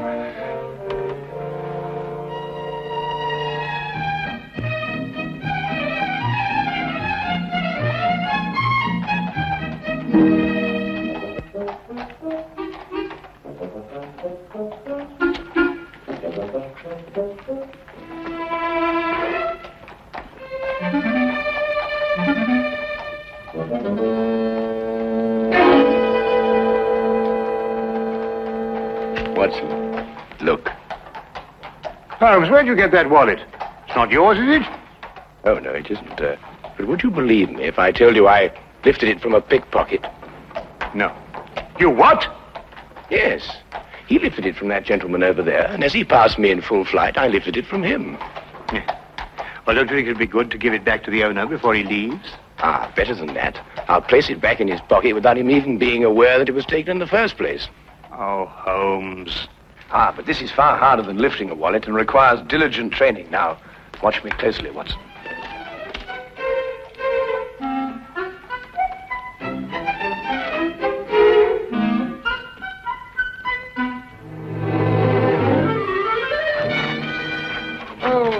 Police! Police! Hey, Watson! Watson! Hold on, Tim! I'll fetch the police! Hey, Watson! Police! Police! Hey, Watson! Hold on! Sure. I'll fetch the police! Police! Police! Watson! Hold on, Tim! Sure. You were very lucky. If the Lestrade hadn't come into the office at that moment, you'd still be in prison. Well, I got it, something went wrong. Probably a little more practice was all I needed. I suppose you haven't considered the other alternative. Of behaving like a perfectly sane, normal human being. Instead of going absolutely mad all over the... What on earth? Well, who is he? An Irishman by the colour of his shirt and the shamrock in his buttonhole. I'd also conclude that he was a typesetter by the ink-stained condition of his fingernails. Look, Holmes, that's neither here nor there. The man is in our flat. Do you know him? I've never clapped eyes on him before in my life. Hey! Hey! I don't like to disturb you, but... Hey, what time is it? 4 o'clock. Oh, good. We've still got 8 hours. Look, if you're a human being at all, you'll be helping me, Mr. Holmes. My name is Watson. Oh. There's Mr. Holmes. Mr. Holmes, my name's Brian O'Casey, a man of propriety, poor as I am. Oh, and Mother, forgive me. I wouldn't be breaking in here this way at all, only I'm the most desperate of men. Yes, so I gathered from your note, Mr. O'Casey. You obviously shoved it under the door, ran away, and then returned, fearing I might have overlooked it, eh? Oh, well, the cat might have run off with it. Or a wee mouse. Oh, we haven't got a wee mouse here. Oh, well, you know what I mean. I didn't want to be missing you. Not with £8,000 at stake. So I came back here and I let myself in so that I'd be waiting for you. Yes, well, that's most understandable, Mr. O'Casey. Now, perhaps you'd like to sit down and have a rest. Oh, thank you very much. Do you know something? My heart's beating like a trip hammer. Yes, I expect it is. You were saying something about £8,000. Well, that's the amount that's due to me. But unless I can get hold of Mr. Snowby midnight tonight, I'll not get a penny of it. Who is this man, Snow? Well, he's the man who's holding the last third of this ticket. You see, he's holding numbers 3 and 4. And without these, we can't... Just a minute, Mr. Casey. I realize that time is of the essence, and I should very much like to help you indeed. But perhaps you'd be good enough to start and tell your story right from the beginning. Oh. Yes, of course. But where does it begin? Now, perhaps it begins with this terrible feeling of homesickness I have. It came on me all of a sudden, and it got worse and worse until I couldn't look at anything that didn't remind me of me home in County Killarney. Well, anyway, I was walking along this lunchtime, and I saw this woman, Belle Rogers. And, well, you might have seen her yourself. In the Marylebone Road. May the saints punish me if I'm lying. She didn't know me at all, but she smiled at me. I wasn't taught to be a fool. I lit off as fast as my feet could carry me.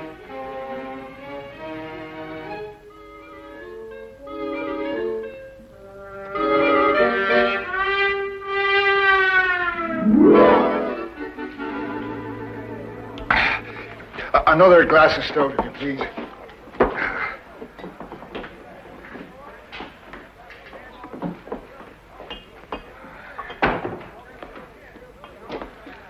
Brian O'Casey. I saw you in front of the bakery shop just now, but you got away before I could get your attention. Oh, hurry, Albert. What was the big rush? Oh, I'm telling you, Albert, a man has to look out for himself in this city. What do you mean? Look, as plain as I'm standing here, she smiled at me. Right out in public. Who? That's Irene in the bakery window. No.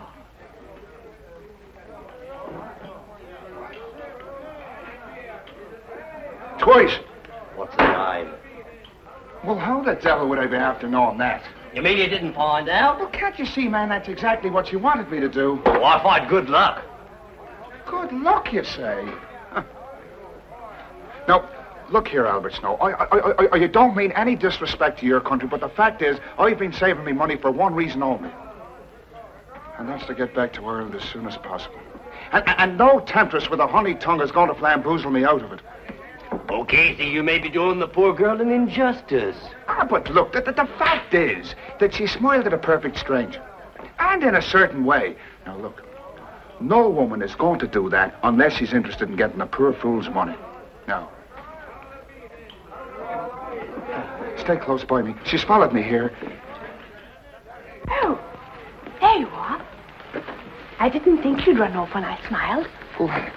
What do you want? What do you want with me? It's in the window you belong. I only want to talk to you. Ask her to sit down. But look, this is no place for a woman. This is a tavern, you know. You'll ruin your reputation here. People won't buy the cakes you make. I'll only be a moment. Right here, Miss, Rogers. Miss Rogers. Del Rogers. Now, there's a name for you. Beautiful. My name is Snow. Albert Snow. This here's my friend, Mr. Brian O'Casey. How'd you do? Come on, Brian, sit down. Oh. All right.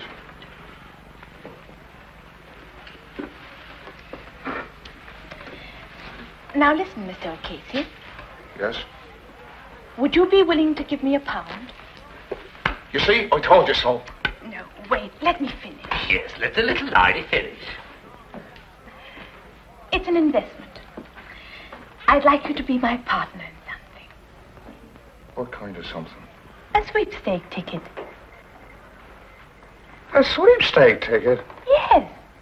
I've got one, and I'd like you to buy half of it from me. I don't understand any of this at all. Call it superstition, Mr. O'Casey. You see, I noticed you were an Irishman from the bakery window. That four-leaf clover in your buttonhole. And since everybody knows the Irish are lucky, I'd like an Irishman to be my partner. Well, it isn't for a woman to be gambling. Oh, perhaps not.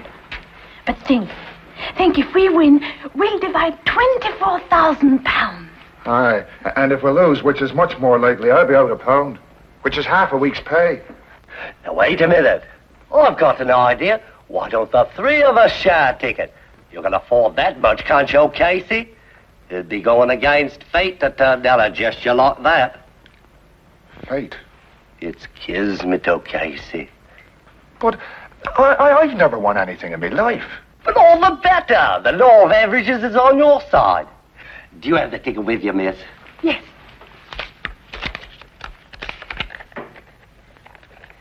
16634. Does that sound like a lucky number, or doesn't it? Well, I suppose I could chance 13 shillings. That's the spirit. Now, wait a minute. Who's going to keep this ticket? We could tear it up 3 ways, and each one of us keep a piece. That way, no one person would hold the ticket and be able to desert the rest. Now, that's fair. In order to cash it in, we've all 3 got to come together again. Here, Casey, tear it in 3 parts. Well, now, look. We'll all have to keep our stubs in a safe place because if one of us loses his, all 3 of us would suffer. Right. Now, shall we seal the partnership? 1, 6, 6, 3, 4. No extra sweepstake tickets drawn. Lucky numbers listed. Extra sweepstake tickets drawn. Paper, sir. Lucky numbers listed. Extra sweep. You want a paper, sir? Yes, I think so. Extra sweepstakes tickets drawn. Lucky numbers listed. Get your midday paper. Please be here. I know other people want to win as much as I do, but I'm hoping so much to see the shores of Ireland again.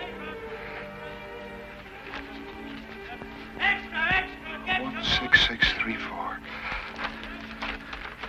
Oh.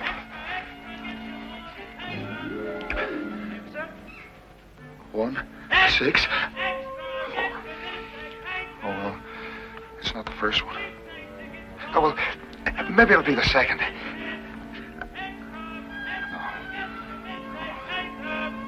No. Take it easy, Brian, boy. There's still 5 more numbers.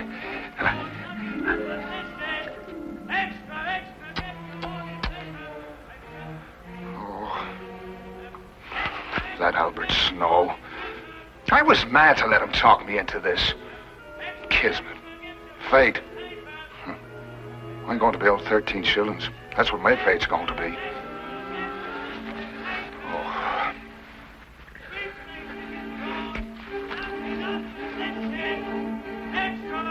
One, 6, 6, 3, 4. That's a number. That's a number. It's mine! It's mine! The sweepstake money's mine! It's mine! It's mine!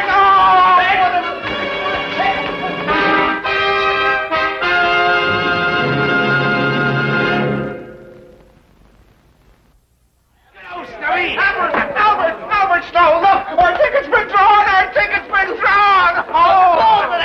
Why do you think I'm treated? Hey, what are we going to do? Shall we sell it? Come on with the table. We'll have a meeting of the stockholders this hour. Right, wait till I get people here. I knew it, Mr. O'Casey. I knew we'd be lucky. You know, I was a fool not to be listening to you right off. It was like I said, O'Casey. Kismet. Yeah. But sit down, everybody. Let's decide what our next step's going to be. The question which confronts us now is, shall we sell the ticket or hold on to it and go all the way?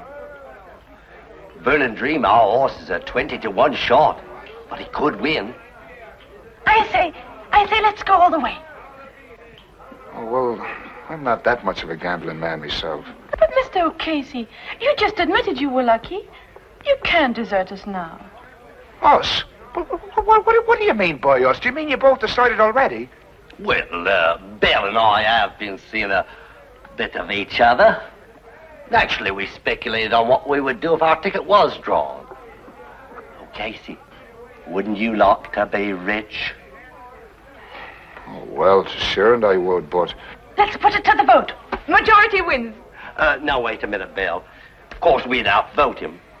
But I think in a case like this, since we're all friends, a decision like this should be made unanimously. How about it, O'Casey? Come in with us.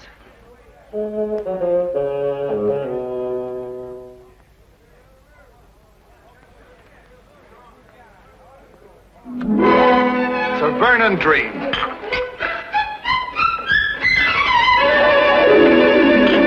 Hey, waiter, I'll have another beer, as long as he's paying for it.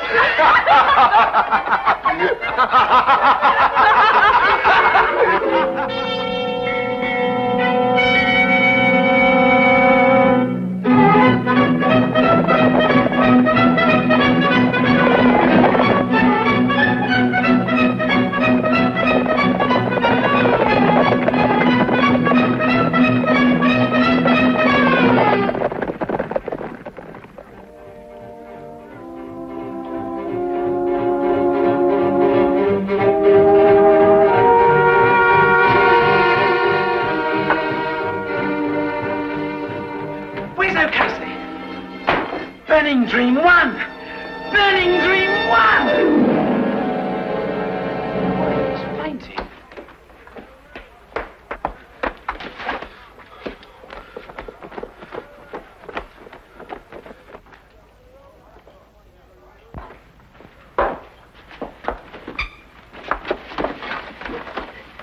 How do you feel? Did you hear? Burning Dream 1. It's rich we all are. Yes. I heard. Where's Snow?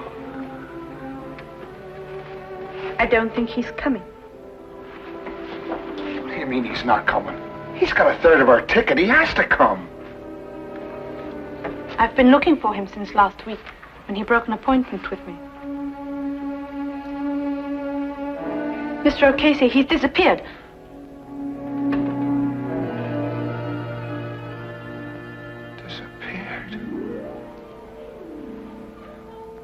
Well, that was 10 days ago, Mr. Holmes. And disappear he has. Right off the face of the earth. And a third of the ticket along with him. I see. And now you only have until midnight to find him, eh? Well, that's when the ticket becomes invalid. At midnight tonight. On the dot. Yes, yes. Well, that's serious indeed. I should say so. Well, look, do you think you could do something to help us? Oh, I was told if anyone could perform a miracle, 'twas you. Well, that's a little exaggerated, but I'll do my best. Where can I get in touch with you, Mr. Casey? Well, you'll be finding me at the Golden Coach Inn tonight. Miss Rogers and I decided to stay there until closing time, in case Albert should turn up. Oh, good, good. Well, I'll look for you there, then. Right, thank you very much. Oh, Mr. Holmes, I noticed you playing with those cards, and it didn't miss me glance that you made one disappear. Yes, yes. Well, it's not very difficult, you know, once you've got the knack. Oh, I imagine not. Only, I reckon the lights ought to be kind of low, because I saw you put one right there. Oh, yes, yes, that's right. Yes, well, a good day, Mr. Casey. Good day, Mr. Holmes, sir.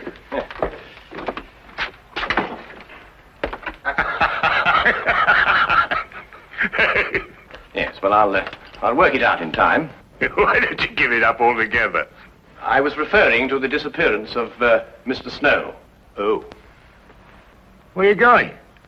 We are going to the baker's shop to see Miss Rogers, Watson. About what? It's almost 5 o'clock, Watson. We have just 7 hours until midnight.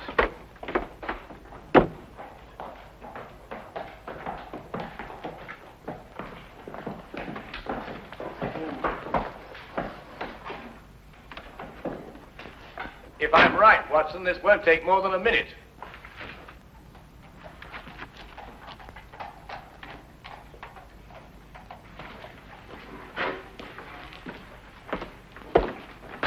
Good afternoon. I'd like to speak to Miss Rogers. Is she here? She left this morning. Oh? Why? Don't ask me.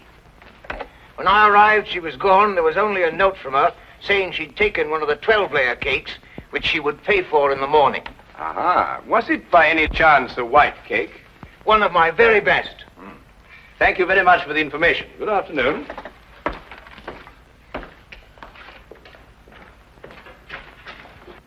I was right, Watson. Drive on, cabby.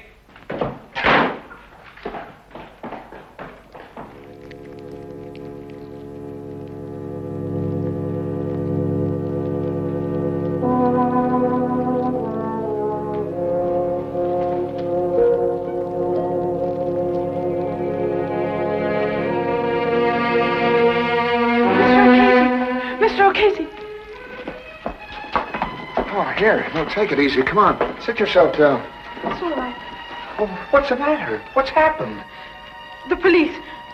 They found his coat in the river. Albert's? Yes, it was all bloodstained and there was a bullet hole in it. Oh, no. And the ticket's somewhere at the bottom of the river.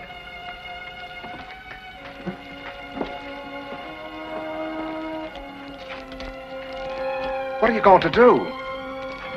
I'm going to throw my stub into the fire and watch it burn.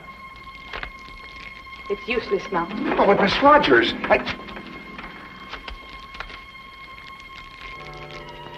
There. Now give me your stuff. It was my idea to split up the ticket. I deserve to see my mistake all the way through.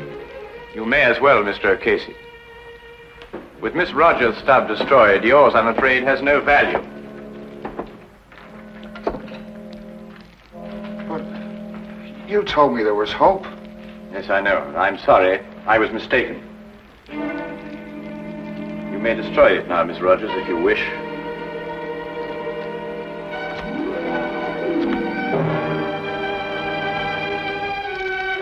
Now it's all finished and done with.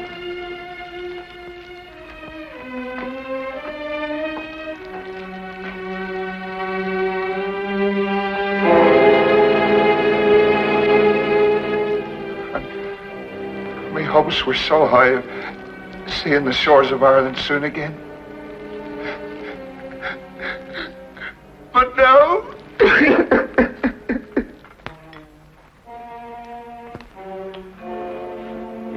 Yes, perhaps a little tea would improve your spirits, eh? I can still see the picture of those two at that inn. Take me a long time to get over that, Holmes. Oh, I think you'll get over it sooner than you imagine.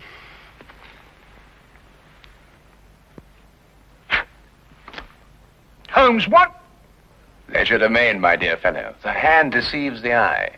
This afternoon, after I left you, I palmed a piece of another sweepstake ticket on Miss Belle Rogers.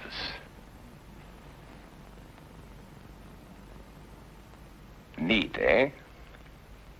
Would you like a little whiskey in your tea? Do you good, you know, and help you sleep. Blast the tea, Holmes. You're hiding something from me. Well, nothing really, except that it occurred to me that Snow and Belle Rogers had contrived to cheat O'Casey out of his money. I was absolutely certain of this when we visited the baker's shop, and I found out that she had taken a large white cake. Well, what's that got to do with anything? A large white cake, very appropriate for marriage, don't you think, Watson? You think they were married? Or about to be. Yes, but that still doesn't tell me what kind of a scheme they had. Well, it was really quite ingenious. Snow would go into hiding, and at the crucial moment give the impression that he'd been murdered. Now, this was the cue for Miss Rogers to give up hope and throw her stub onto the fire. Ah, yes, but it wasn't the real stub, the one that she had obtained, as I did. Now, very artfully, she would get O'Casey's stub from him and pretend to do the same. You mean she really kept O'Casey's stub and destroyed a dummy one? Exactly. Now, she and Snow would have had a complete ticket if I hadn't substituted a dummy of my own. Well, that's amazing, Holmes. Fantastic. Well, the whole thing makes sense now. Or does it? After all, you've no proof of anything. Your whole theory is just a series of inferences. If once your premise is wrong, the whole structure collapses. Naturally, my dear Watson.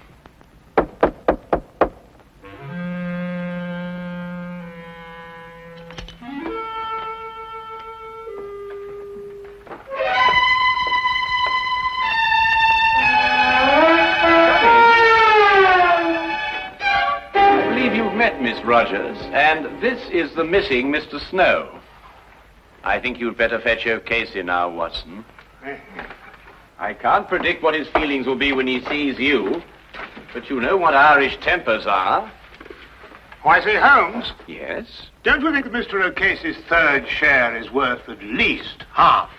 Oh, yes. Yes, quite right, Watson. At least a half.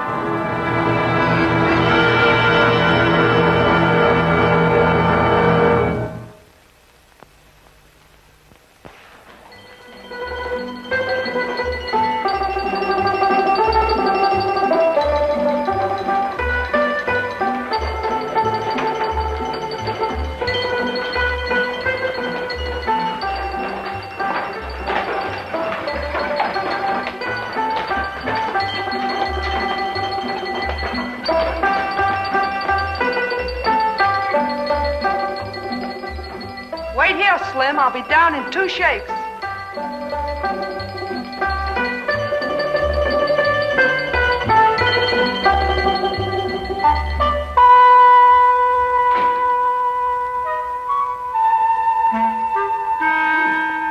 A visitor, Watson. What, it is, sir? Yes. Young lady who arrived in a covered wagon. A what? A covered wagon. Now, what do you find strange about that?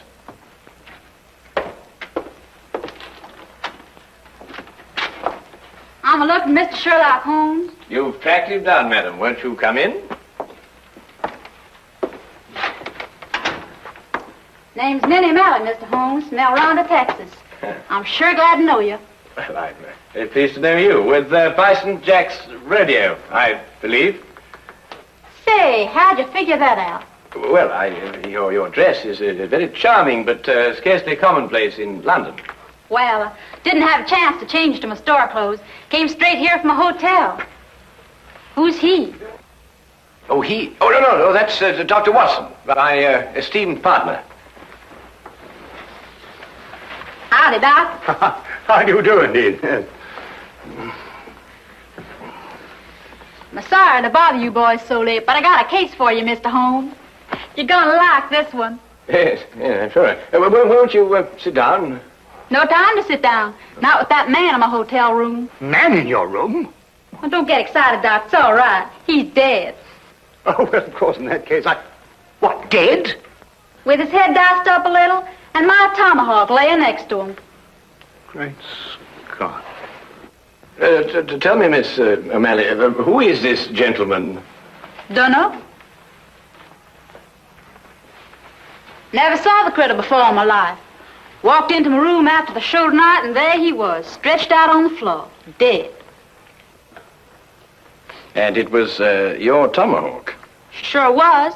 Used in the show, but I left it in my room tonight. Sherlock, you got to get that hombre's body out of my room. But, Miss O'Malley, one can't just... Minnie is the name, Doc. Well, Doctor, Doc is right, Minnie. It's considered illegal to move a body from the place of crime. Well, it certainly is in England. Of course, I don't know what they do in Texas. But it was illegal to tomahawk the critter in my room, too, wasn't it? Well, I dare say it was, but wouldn't it be simpler to notify the police? Sherlock, our Texas way, we call in the sheriff when we want to make a fuss about something. I don't want to make a fuss about this. Just want to get that body out of my room. Pronto. Pronto? Is that his name? What language you talking, Doc? Minnie, why don't you want to make a fuss about it? Well, I'm aiming to get myself hitched. Hitched? Hitched. A hook, lasso, tied down. Wedding holy matrimony. Oh. And what would Freddie and his mother count to say if they found I got a dead man in my room? Freddie, I presume, is your fiancé. Yeah, the Earl of Worcester. Met him last week when he got tossed off a bronco. Landed in his lap. Oh, I don't think I've heard of the title. Well, Freddie calls it something else too, Doc. But it's spelled W-O-R-C-E-S-T-E-R. Worcester. Oh, yes, I see, yes. Lord Worcester. Mm-hmm. His ma'd be fit to be hogtied if I got in any kind of scandal. Anglo-American relations are involved in this, Watson, to say nothing of chivalry. Now, look here, Holmes, I know all about Anglo-American relations and chivalry, but just the same, Doc, maybe you better stay home tonight and leave this to me and Sherlock. Yes, maybe you'd better. It might turn out to be a rather risky business, Watson. Well, excuse me, what exactly is this? It's a lasso, Doc. Oh. Well, You throw a half with it. Well, you throw a half of where? Well, you don't really throw a half, Doc. Mm-hmm. You just lasso him. Like this. Now, really, what on earth do you think, young woman, you're doing? And then... What is that? You But really,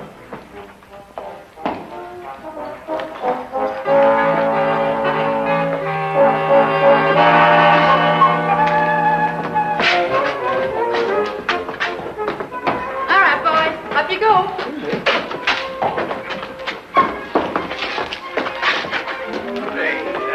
refuse point blank to travel in that disgusting conveyance. Oh, don't be so narrow-minded, Watson. Come on, get in. I tell you, I refuse point blank. Well, if that's the way you feel about it, Doc. You'll regret this. Take it away, Slim. The man, after all, he has his principles. Hey, you mustn't do this to me. What do you think you're doing? Faster, Watson, faster. What do you think you're doing? I can't put up with this. You'll stagger me. Come on now, Watson, hurry. Come on. Knees up, Mother Brown. Knees up, Mother Brown. Knees up. Don't get the breeze up. Knees up, Mother Brown. Come on, Watson, come on.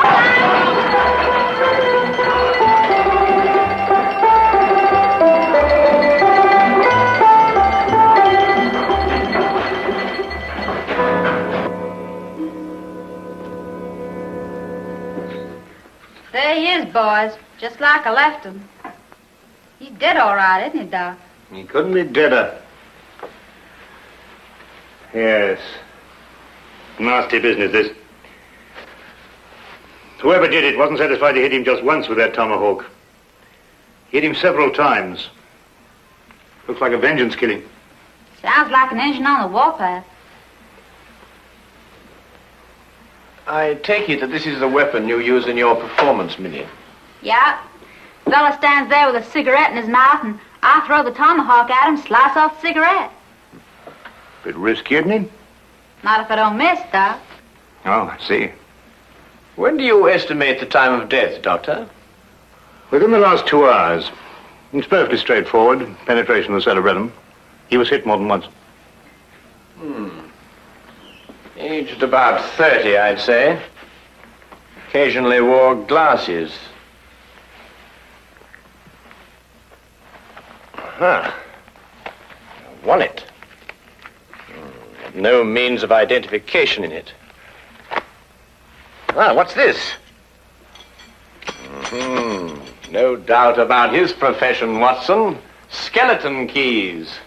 By Jove, Holmes, a burglar. Then that means, of course, he was after some jewels, and he must have had a partner, and then he and his partner... But he ain't got no jewels. Just some old engine beads, and who'd want them?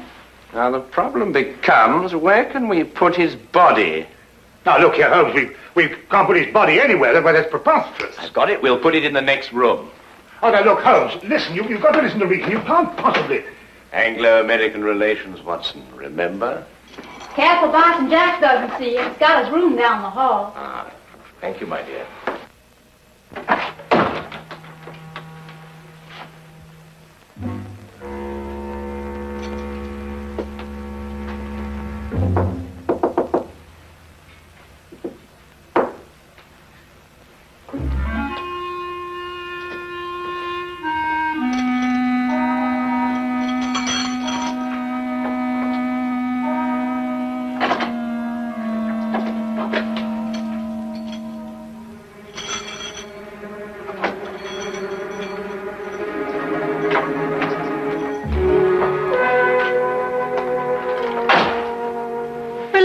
Doc, leave it to Sherlock. My dear child, Holmes is the last person I'd leave this to. He has no more idea of when to stop than any man I have... Number 13, across the passage. Most appropriate. Couldn't think of a better. Come on now, time's a wasting.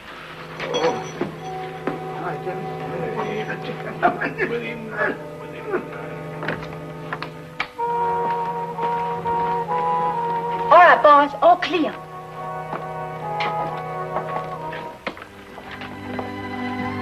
Come along, Holmes. Yeah. Holmes, what are you doing? Come along. I'm coming.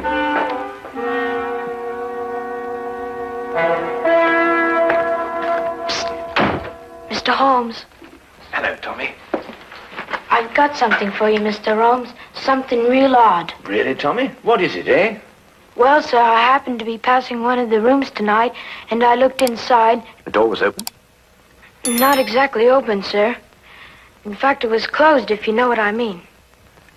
Yes, I think I do know what you mean. Well, if a bloke wants to become a famous detective like you... Well, really, Tommy, there are more ethical ways of becoming a detective than looking through keyholes, but since you did, what did you see? Someone's hand. Boy! Yes, Mom? There's a mouse in my room. I'll get it right out, Mom. How? I'm coming right away, Mom. Madam, might I suggest that you try mewing? Mewing? Yes, madam, mewing. Disgraceful, if you ask me. I pay 3 shillings for my room, and I must mew like a cat. Well, now, Tommy, perhaps you'll tell me about that hand that you saw. Well, sir, all I saw was a hand turning a knob on a bedpost. Hand turning a knob on a bedpost. That's very interesting. Thank you very much, Tommy. Thank now you. Run along and catch that mouse. Thank you, sir. Coming, madam.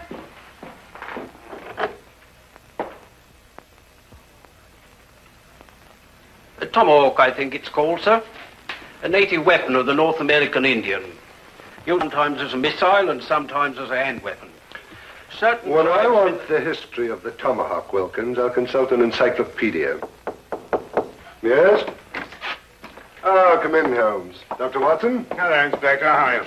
Got your note, Lestrade. Anything interesting on hand? Yes, murder. I thought you'd be interested. It's the kind of case you like. Really? Why? Well, the chambermaid found him like this a little while ago. Ah, well, poor chap. Yes, he was killed by this tomahawk.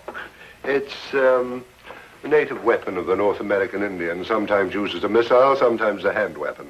That's most observant of you, Lestrade. Have you identified the victim? Oh, yes, of course.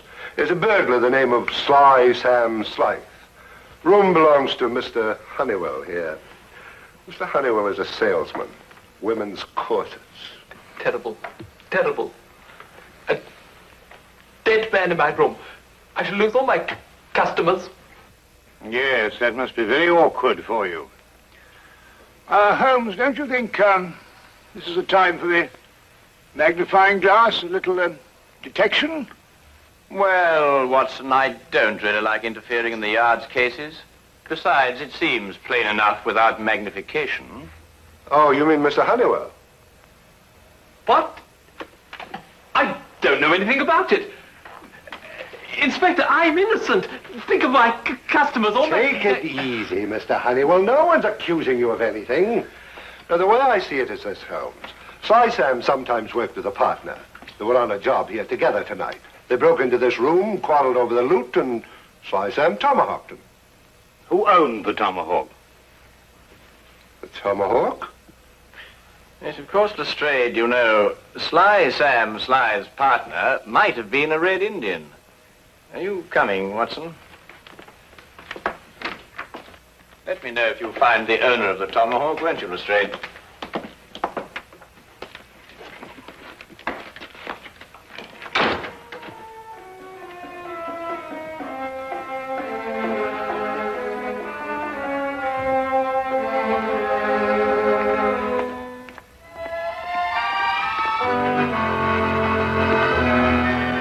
It was late in the afternoon, and the grey, depressing London weather did nothing to help clear up my confusion. Holmes kept silent as we walked, and it wasn't until the rain cleared and the gas lamps came on that he started to discuss the case. Yes, but Holmes, what I don't understand is who put the tomahawk next to the body? I did. You did? Yes. But Holmes, Minnie's our client. So she is. Yes, but we moved the body so she won't be involved, and then you implicate her with the tomahawk. But the tomahawk is evidence, my dear fellow. Would you have me disturb evidence? That's illegal, you know. Well, really, yes, but... Well, you know, I'm very surprised at you know, because, after all, Minnie is our client. And it's your duty to protect our clients, not to turn...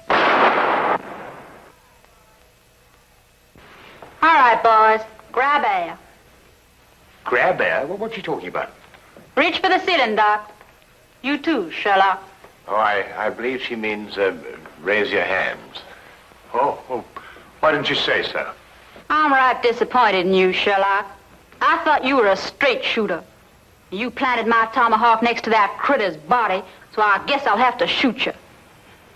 You got any last wishes, Sherlock? Well,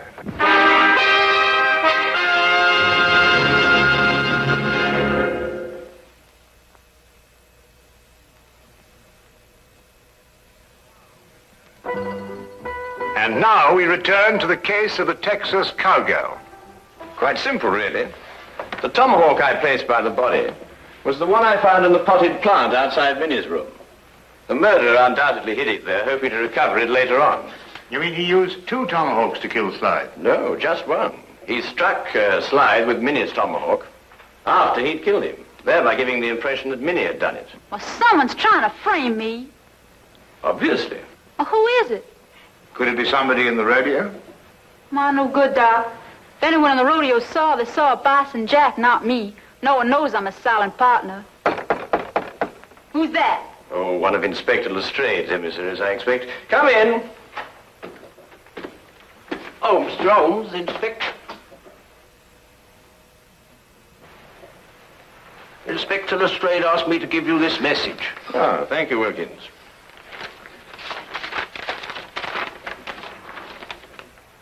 Aha. Just as I thought. What is it, Sherlock? Well, Inspector Lestrade thinks he's found the owner of the other tomahawk, the one that killed Slide. But whose is it? He doesn't say. Well, come on, boys. Whoever the hombre is, he's the one that's trying to frame me.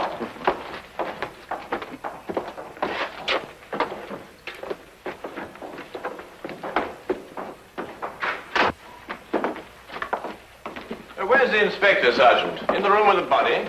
No, sir, he's in the room with running water. This one, sir. Running water? But they've all got running water. It means Chief running water, Doc. The engine in the rodeo. Oh.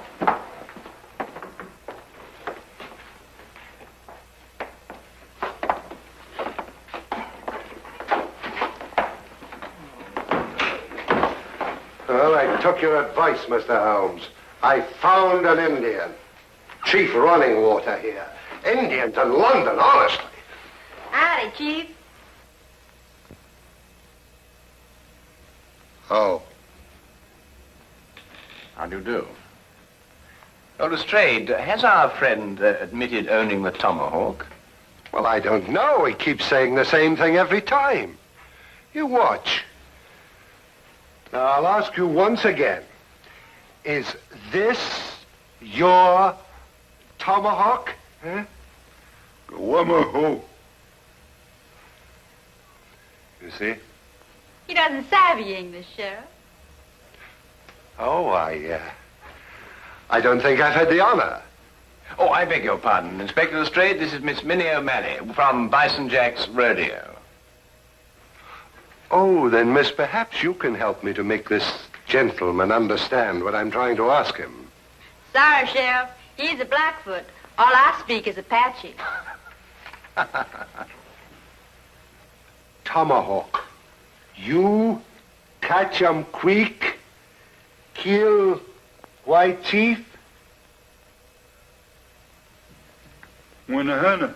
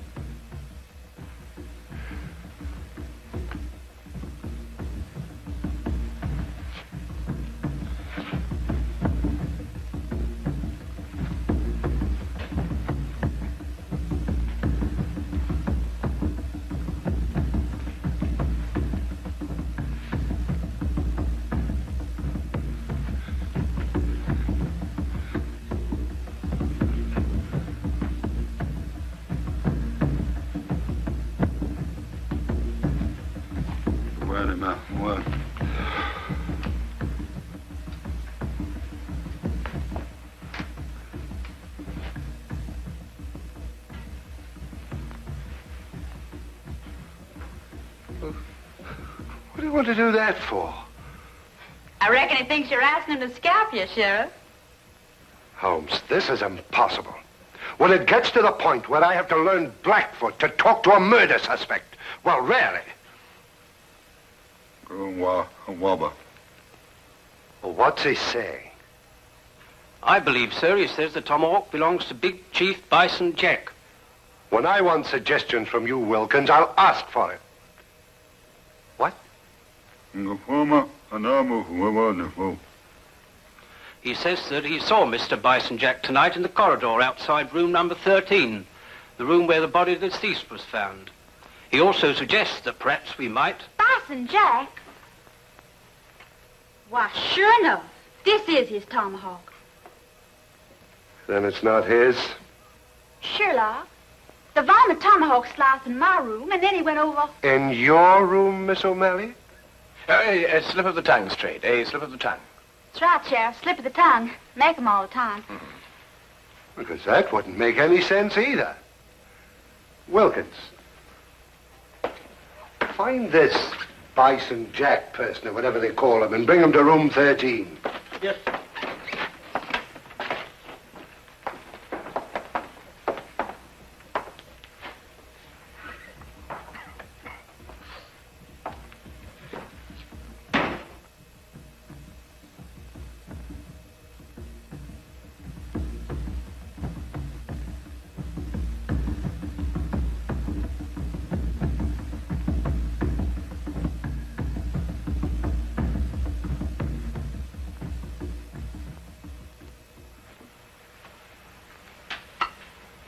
This ain't my tomahawk, Sheriff. Never seen it before. Anyhow, tomahawks all look the same to me. It's the tomahawk you loaned me for my act tonight. Left mine in my room. You didn't give this here tomahawk back to me, Minnie. I certainly did, right after the act. I don't rightly recollect your giving it back. Chief Running Water... name. Chief Running Water said he saw you outside the door of this room tonight, Mr. Jack. Yeah, wanted to talk over the act with Minnie. Did Miss O'Malley answer the door? No. I went straight back to my room. Did you get back here tonight before or after Minnie? I reckon it's before. Leastwise, Minnie wasn't in a room when I knocked. Tell me, Lestrade, did any of the guests report missing jewelry tonight? No, why?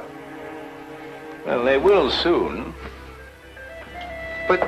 You gave the solution yourself, Lestrade. The murderer was Sam Sly's partner. Weren't you, Mr. Honeywell? I don't know what you're talking about. You stole Bison Jack's tomahawk to kill your own partner here in this room. Then you planned to move his body back into Bison Jack's room. This is ridiculous. If that's what I planned, why didn't I put the body into Bison Jack's room? Because Bison Jack had already returned to his room from the rodeo. In that case, I still wouldn't have left the body in my room.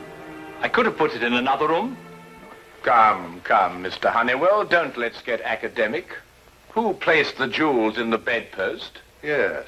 Who did place the jewels in the bedpost? Well, Would your employment with a corset firm stand investigation, Mr. Honeywell?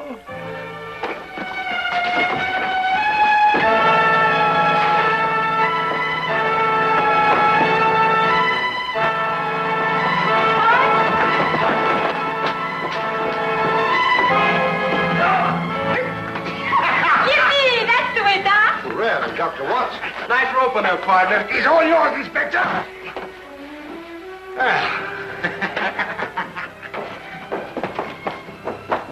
Middle of this. There we are. Holmes. Ah, thank you, Watson. Bread. See, you can really twirl that rope, Doc. Oh, I don't know. I don't think there's much to it once you get the hang of it, you know.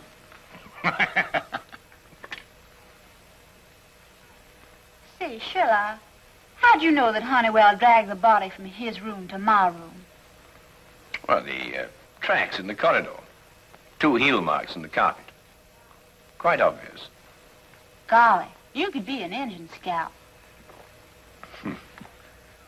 Minnie, may I ask you something? Sure can. Would you really have shot me? Well, I reckon not. Maybe just wounded you a little.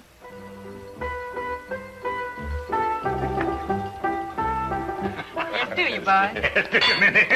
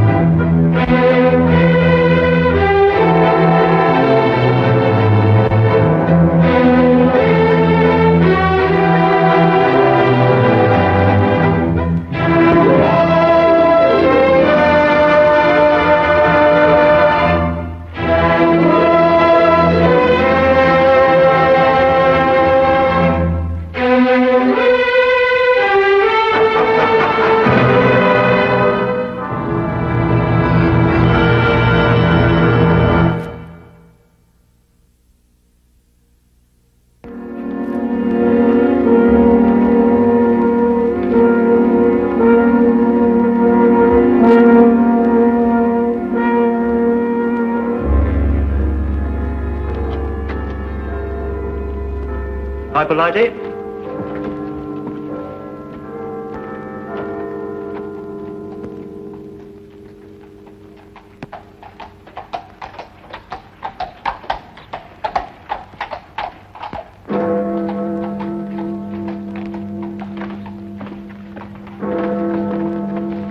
Good evening.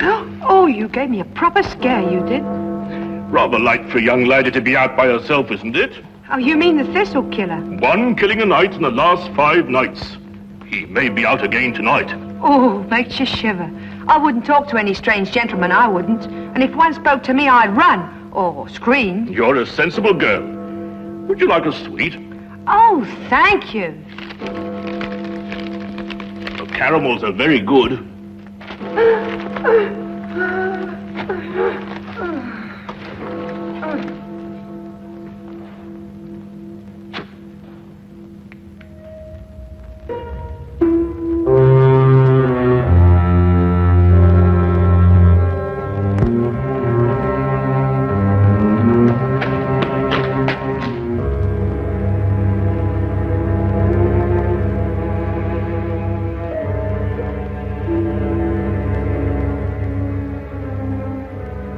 He's done it again.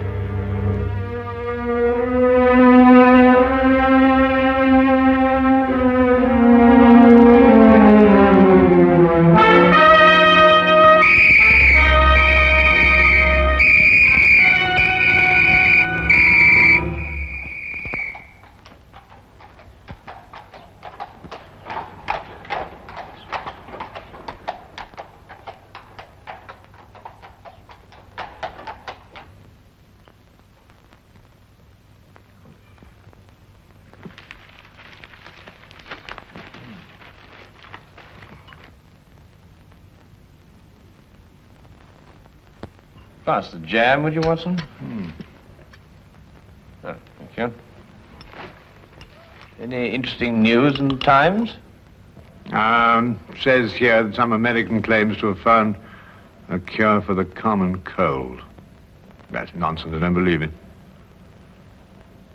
Thunderbolt won the Aspinall Stakes. 6-1. Perhaps could have made a killing on that. Oh, was there another one last night? Eh? The Thistle Killer. Oh, yes. Yes, he strangled a girl last night at Ingram Square. Left the usual sign, thistles. Ah, man's a maniac. Perhaps he is, Watson. But there may be a definite pattern behind all these killings, you know. Oh, do you think so?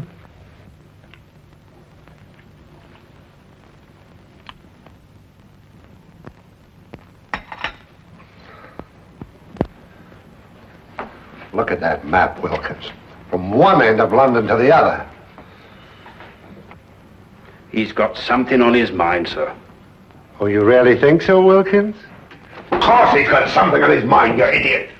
He's got killing on his mind. When's it going to finish? Where's it all going to end? I've looked up the statistics, sir. There are approximately 459,000 young women in London between the ages of 16 and 25, sir. That's a comforting thought, Wilkins.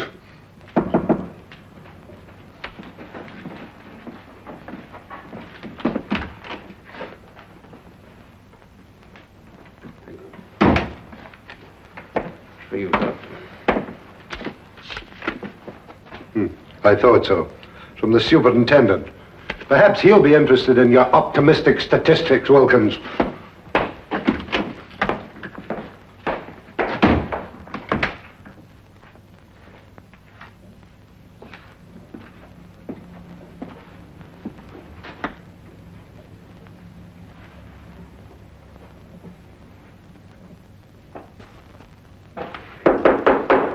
Come in.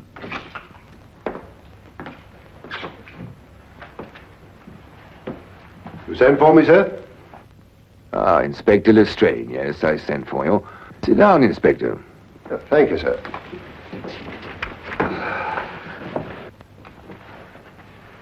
Not working too hard these days, I hope? Well, sir, I'm used to hard work. Then give me a sample of it. Stop these wholesale murders. 6 women, Lestrade, in 6 successive nights. A man's making a charnel house out of London. What's the Yard doing about it? Well, sir, we have men in duty all over London, you know. Well, how does he slip by them? How does he get away? Sir, it's almost impossible to cover a city the size of London. He'll strike again tonight. Sir, there are 459,000 young women in London between the ages of 16 and 25. I don't care if they're 459 million. Stop him. Portland Lane. Harris Street. Ovington Court. Napier Street. Evans Lane. And Ingram Square last night. Where will it be tonight? Sir, he's the whole of London to pick from. It's almost impossible to anticipate him. He doesn't choose his places. They're haphazard. You know, there's nothing haphazard about this man, Watson. He's choosing each locality with a plan. What plan? Well, that's our problem.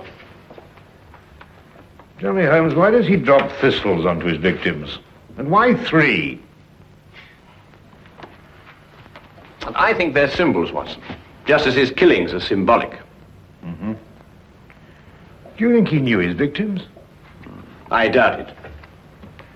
No, there's another motive, a deeper plan behind it all. I think we know all the facts. We only have to read them properly. Well, sir, he knew each of these girls. That's the link. That's what I'm working on. How do you know that, Lestrade? We issued a warning to young girls not to speak to strangers, to scream or to run as soon as they were accosted. Yet not one of them has done either. In fact, in 3 of the killings, footsteps showed that they walked beside him, that they knew him, that they trusted him. And the girl last night had accepted a caramel from him. Yes, sir, and of course a young lady will never accept a sweet from a stranger. Then find the man they all know in common. Yes, sir. Oh, by the way, Lestrade. Yes, sir? There's a chap named Sherlock Holmes. Ever run into him? Holmes, sir? Sherlock Holmes? Yes, yes, the name is familiar, sir. Yes, I have run into him on occasion. Deduces things, they tell me. Clever. You might call him in. Unofficially, of course. He's an amateur, sir. An amateur can't do worse than we're doing. Yes, sir.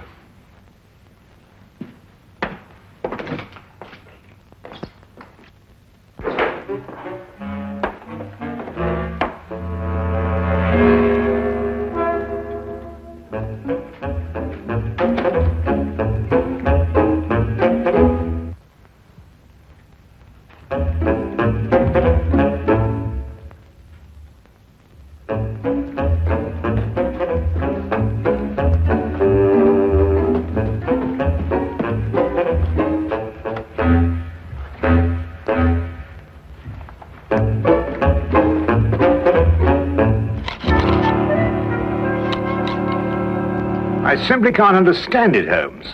Don't understand what? Why Inspector Lestrade hasn't called? I've been expecting him all the morning. Oh, well, he probably feels he can tackle it himself. And perhaps he can. Come in.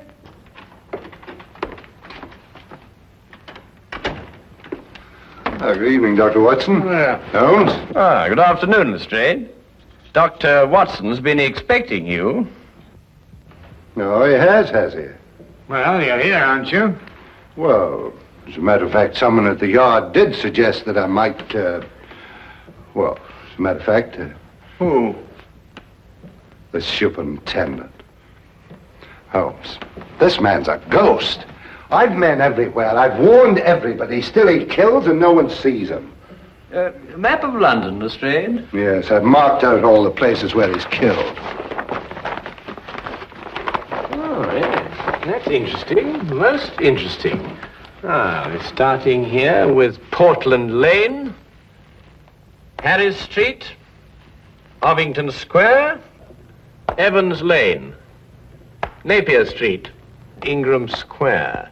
I take it this is the sequence of the killings, Lestrade. Yes, I've tackled it from every angle. Concentric circles, triangles, squares, north, south, east, and west. There's just no pattern to these killing zones. Oh, but there is, Lestrade, there is. But he's challenging Scotland Yard to catch him. Challenging us? Yes, he's playing a game with you. What do you mean, playing a game? Acrostics. Look. Now take the names in sequence, beginning with the first letter of each neighborhood. P for Portland Lane, H for Harris Street. P, H, and so on. O, E, N, I, and what's the last letter? Why, the only one that fits, of course. X. And so you have Phoenix. Phoenix? The legendary bird that rose from its own ashes, symbol of immortality. No, I know he's a maniac. Him and his thistles, all three of them. Well, the thistle's the national flower of Scotland, Lestrade. You should know that. And there are 3 feet in a yard. Scotland Yard! Well, it shouldn't be hard to deduce where he plans to strike tonight. The last letter is X. Xenia Lane leading into Xerxes Park, here. Then we have him. It would appear so, wouldn't it?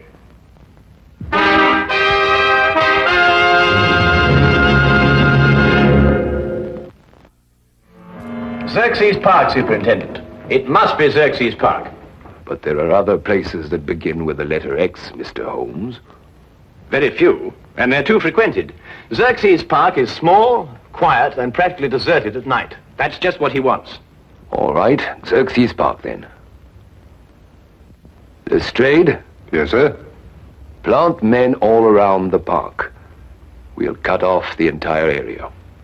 But keep the park entrances open, Superintendent. Invite him in, you mean? What, if you keep him out, you won't catch him? Good thought, Mr. Holmes. There are only 2 entrances to Xerxes Park, a gate here and here. We'll cover them both. Get him coming or going, eh? Either way. No, coming, not going. Oh, I see what you mean. But supposing there is no young woman in Xerxes Park? Oh, there will be. How do you know? We'll put one there for him. Decoy, huh? But who? It'll be risky. Ever done any amateur theatricals, Lestrade? Hmm? What? Oh, I think we'll need Inspector Lestrade at one end of the park, Superintendent. Now, as for the woman...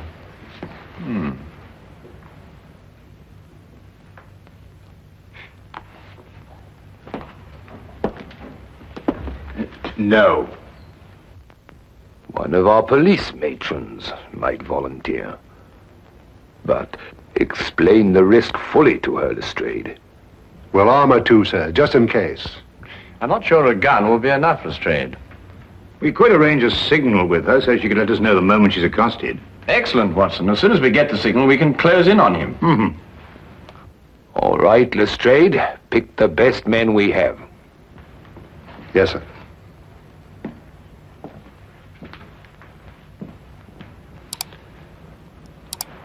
You want Lestrade at one end of Xerxes Park, but who'll be at the other end? Why, Dr. Watson and I, of course. That's a very good idea. Thank you very much. I wish there wasn't this fog.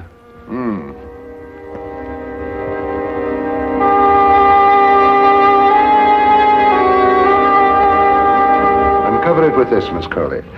But don't take any chances. I'll be at that end of the park, and Mr. Holmes and Dr. Watson will be at that end. Ah, Holmes, Dr. Watson. This is our decoy, Miss Colley. How do you do? Well, good evening, Miss Colley. Oh, well, what have we got here? A sending key, eh, Lestrade? Yes, it's a telegraph set going to both entrances. Quite ingenious, my dear fellow. But tell me, what are your signals? One short click if a man approaches Miss Colley. If he speaks to her, she keeps her finger pressed on the key. If he just passes on his way without speaking, then 2 short clicks. Show Mr. Holmes how it's done, Miss Colley.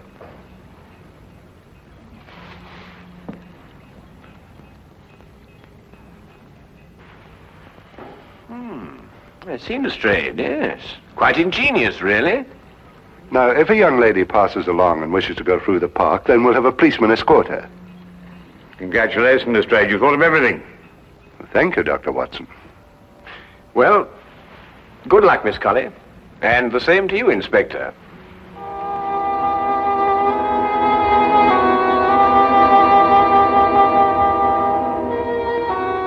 Eerie places, Clark. Yes, Watson. I must confess to a certain uneasiness myself. Look! What? The thistle killer! Oh, no, you don't. You know, what's this? Let go of me. Leave poor Herbert alone. Poor Herbert, madam. This man's about to strangle you. My own husband strangled me? You're crazy. Your husband? Of course he's my husband. The thistle killer. That's what he probably is. Oh, my apologies, madam. Sir. Come on, Herbert. Some people don't know what privacy is. Bloke's got a right to kiss a girl, hasn't he? Even if it is his own wife. Now, what do you mean by that remark, Herbert Brown? Well, you ain't exactly what you were 5 years ago, Maggie. Well, I never!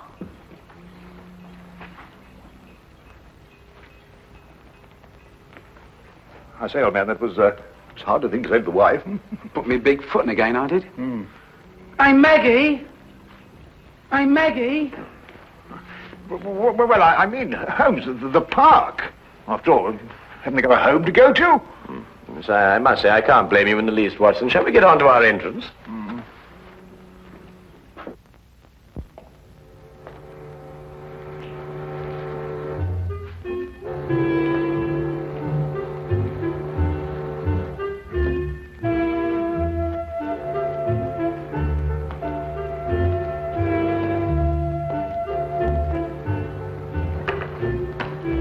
Chilly night, sir. It'll warm up quite soon, Wilkins. May even get too warm for comfort.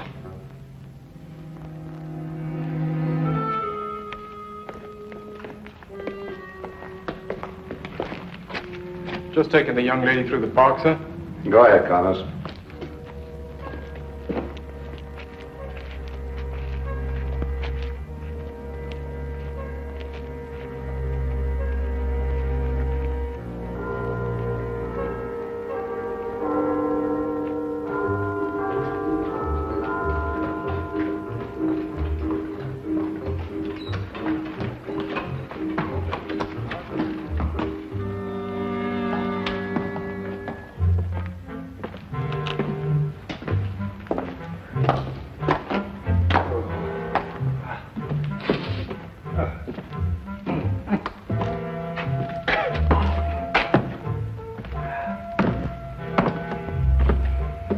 This is nerve-wracking, Holmes.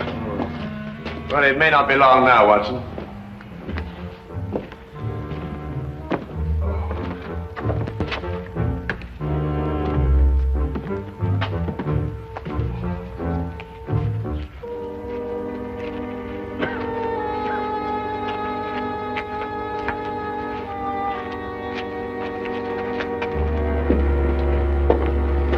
Good evening, sir. Good evening, Constable.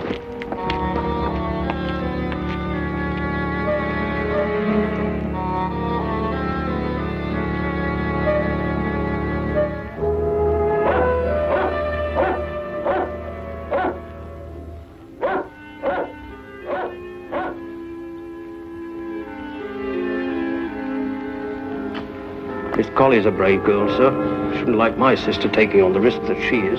Couldn't use your sister, Wilkins. This is a job for professionals like us, not amateurs. Are you worried about Mr. Holmes and Dr. Watson, sir? I'm worried about Mr.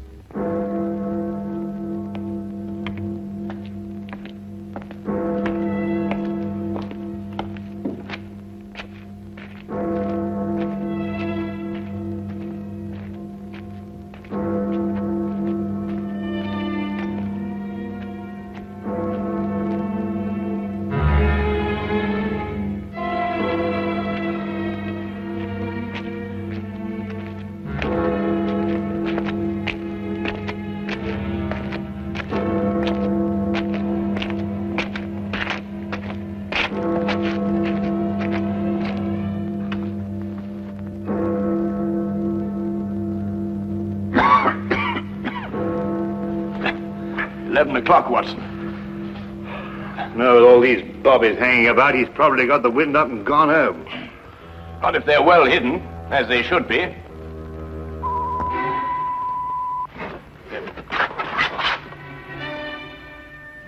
Someone's approaching Miss Colley.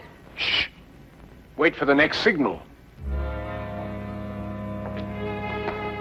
Evening, sir. Oh, it's good evening, Constable. Aha, false alarm.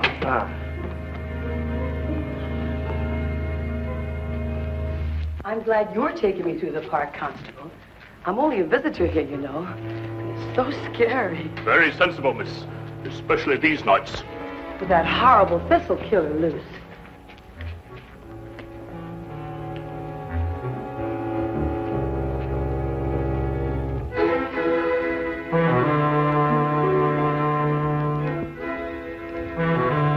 Didn't like it, Watson. Something's wrong. Miss Colley gave the all clear signal. Whoever it was must have gone past her. Yes, unless the...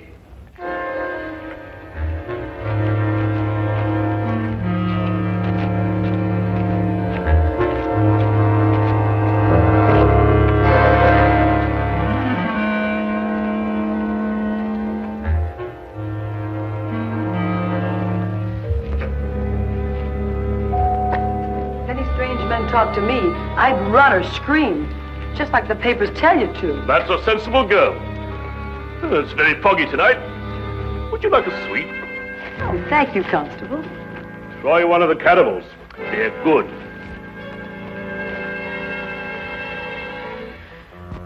He slipped through a cordon of police before, you know, Watson. And without anybody seeing him. No, but they did see him. Everyone saw him. But surely... Watson? Who's the only stranger a woman would trust in London these nights? Why, nobody. Wrong, Watson. A policeman. A policeman. Come on, Watson.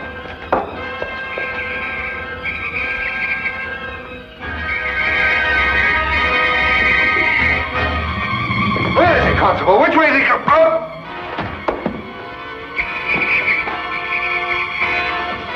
Look out, Watson! Get down!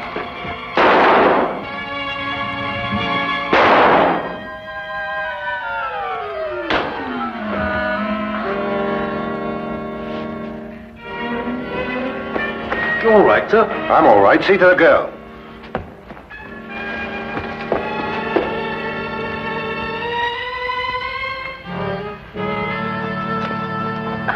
She's all right, sir.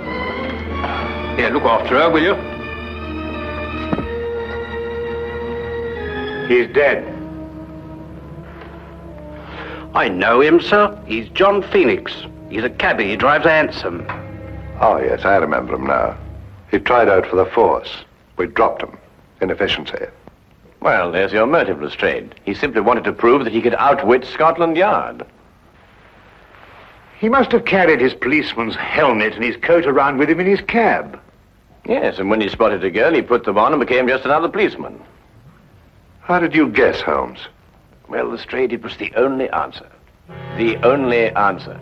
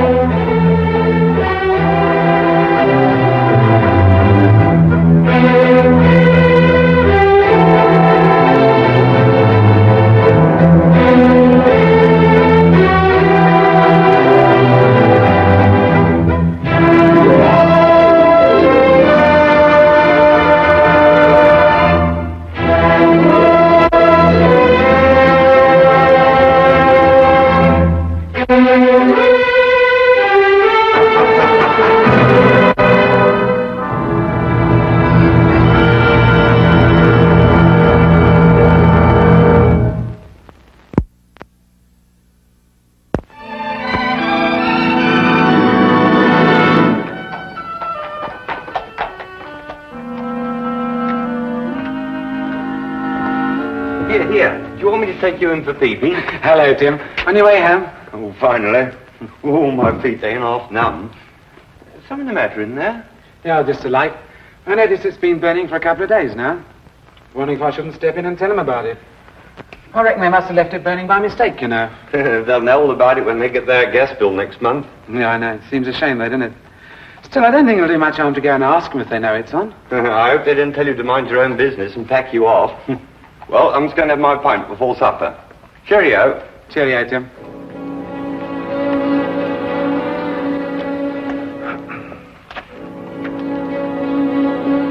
Afternoon, sir.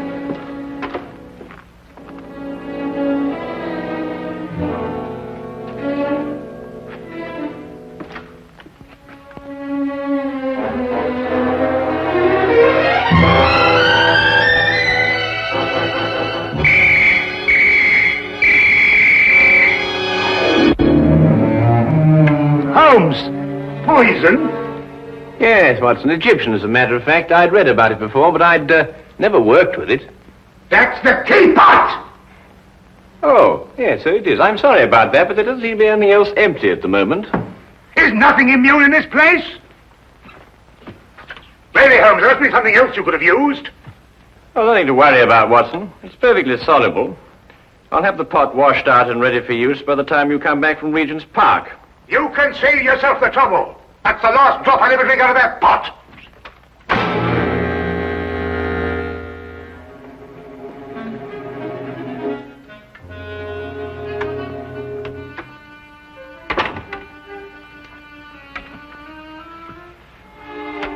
I say, Holmes, how in thunder did you know I was going to Regent's Park? Well, a simple deduction, my dear fellow. Take a look at your clothes. Oh, what's the matter with them? I might easily be going to the club in these. You're immaculate, except for those old shoes. Hmm? Oh, those. I've forgotten all about those. So I deduce that you're going to a place where you're likely to meet people, but also you're liable to scuff your shoes. The gravel paths of a public park seem to fit that perfectly. But why Regent's particularly? We're lunching at 12:30, and since it's now nearly 11, I assume that your choice of parks is limited to the most convenient one, that being Regent's, of course. Simple deduction, really. I wonder who that can be this time of the morning. Would you care to deduce it, Watson? No, I think it'd be simpler if I just open the door. Would you be Mr. Sherlock Holmes? No, but won't you come in? It's Mr. Holmes I got to be finding. I am Sherlock Holmes, madam. Won't you be seated? I will that. Sure, I've lost a bit of my breath. Have you come far? Clean up from Chelsea, I have, sir. Well, that's a long way indeed. May I introduce my very good friend and colleague, Dr. Watson? Good morning to you. Good. My name's Dugan, sir. Mary Dugan. No doubt you'll find it a bit odd having a stranger burst upon you in the height of the morning like this, but I've come from a house black with sorrow to ask your help. 'Tis the house I work in. Is there some difficulty in the house? Difficulty? Aye, and more. There's murder. Ah, murder, is it? Now, this is most interesting. Won't you go on, Mrs. Dugan? 'Tis the master of the place himself, Mr. Haringway, that's dead. Found by the bobby of our street. Filled with a dose of something with a great long name, the old man was. But surely if he was found by the police... The police? Sure, it's them that brings me here. For they've come and rode young Mr. Vernon off to jail for committing the crime. Mr. Vernon? Aye, a strapping lad who's soon to marry Mr. Haringway's stepdaughter, Janet. I gather that you're not in agreement with the police, Mrs. Dugan. Ah, sure, that's the problem. That's what's been torturing me all through these black nights and making my life unbearable. For you see, Mr. Holmes, it was my testimony, and my testimony only, that's put Mr. Vernon in jail. It's because of what I told the police that he's sitting in the cell this very moment waiting for his time to go. And yet you believe that young Vernon is innocent? I'm certain the lad's innocent. Sure, I feel it in me bones. Yes, but I say, didn't you tell the police the truth? I told them the truth, sir, but somehow unbeknownst to me, I must have lied. Perhaps you'd better start your story from the beginning, Mrs. Dugan. Aye. Well, it all happened last Friday afternoon. Late in the afternoon it was, for I was soon to be leaving the house, having the weekend off as I do. It would be about 5 o'clock when there was suddenly a great clatter upon the door.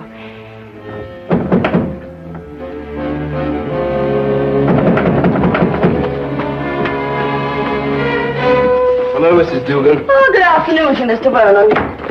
Mr. Herringway asked to see me. Is he in his usual ugly mood? I'm sure you shouldn't be talking like that, Mr. Vernon. You know, it makes Miss Janet very unhappy to hear you two fighting all the time. Well, if he wasn't such a stupid old...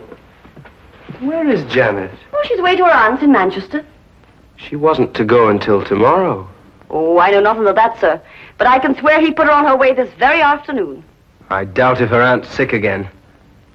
It looks like another of his tricks to keep us apart. Well, where is he? In his study. He's asked me to show you right in. Just a minute. My coat. I forgot something.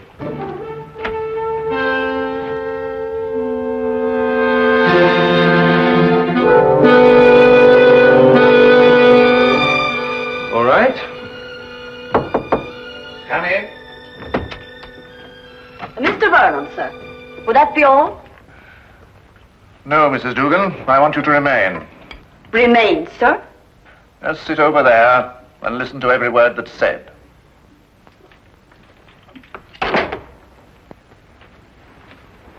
What is this? What have you got in your mind now? Young man, I have a very simple offer to make. And I want Mrs. Dugan here to be witness to it. Well, what kind of offer? I'll give you £1,000 to clear out of Janet's life. You must be out of your mind. On the contrary. Only a fool would refuse such beneficence. You disgust me. Your tastes don't interest me. I want only to rid you from Janet's life. Stay right here. I intend to finish. I happen to be in love with Janet. But I could hardly expect you to understand a thing like that. £1,000 is a lot of money. And for you, probably more than you'll ever have the rest of your life. Think of it. £1,000 just for clearing out.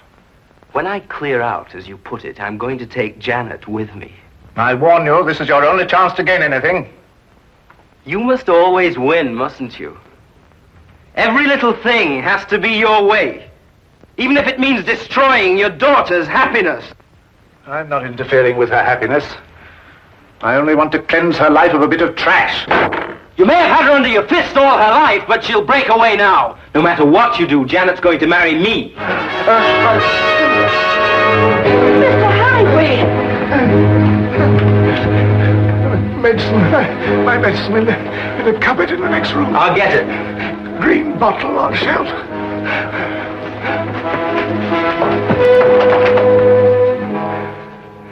I never lose, Mrs. Dugan. I never lose. Oh, hurry, Mr. Vernon, please, hurry. Coming.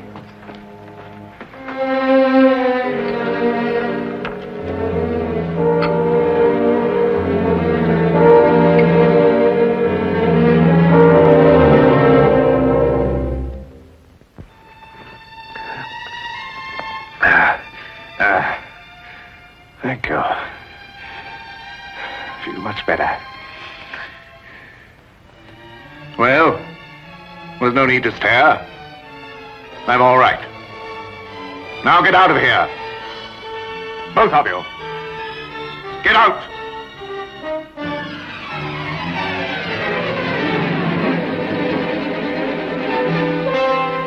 Get out!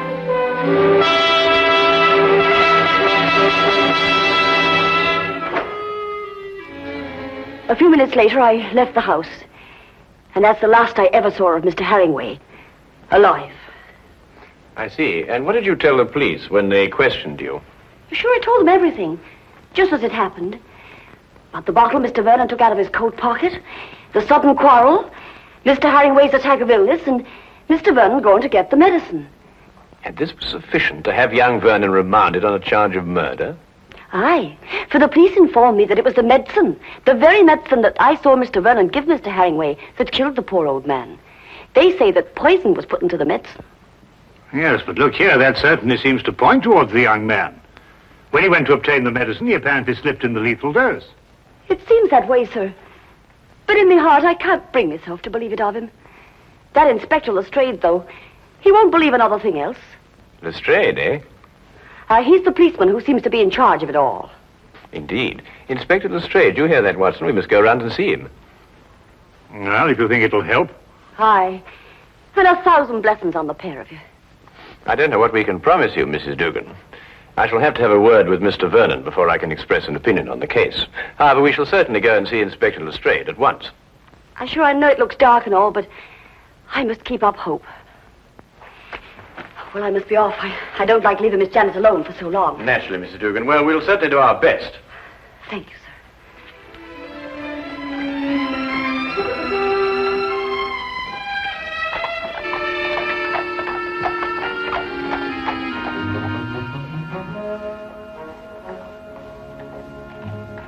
I can't see any reason for it. The man is guilty. Anything you want to know, I can tell you myself. Oh, come, Lestrade. I only want to ask the young man a few questions. It's time for my lunch. You needn't come. Now, look here, Holmes. There was a very large dose of strychnine in that medicine. The only person who could possibly have put it there was young Vernon. Or Mrs. Dugan? No, she didn't have any reason to. Besides, Vernon was a chemist. He had access to all sorts of poisons. Indeed, he was a chemist. You hear that, Watson? Young Vernon was a chemist. Eh? Yes, indeed, Holmes. Yes, I thought you'd be interested to hear that. Well, I am indeed. It is most important, and I insist upon seeing the young man immediately. We have no time to lose, Lestrade. No time to lose. Oh, all right, all right, all right. I don't see what you can possibly gain from this. But if you insist, you can see for yourself. His whole attitude merely supports the evidence. Well, here we are. Inspector Lestrade. Yes, sir.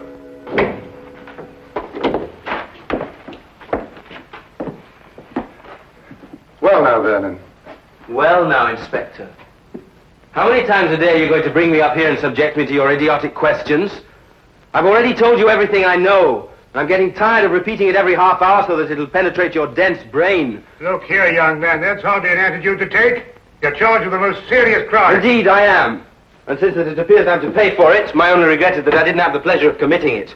There's just one point. I don't know who you are, but you may as well know that I don't wish to answer any of your questions either. It appears I've talked myself to the gallows, and that should be enough. So good day to the lot of you. Good day to you, Mr. Vernon, and thank you very much. You've been most helpful.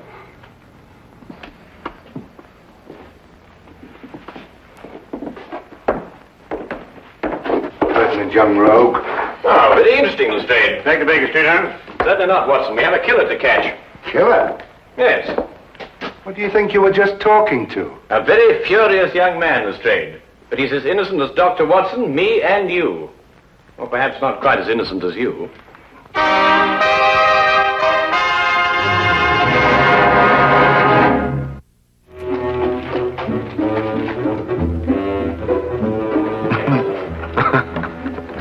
What can you possibly find to be so amusing? Huh?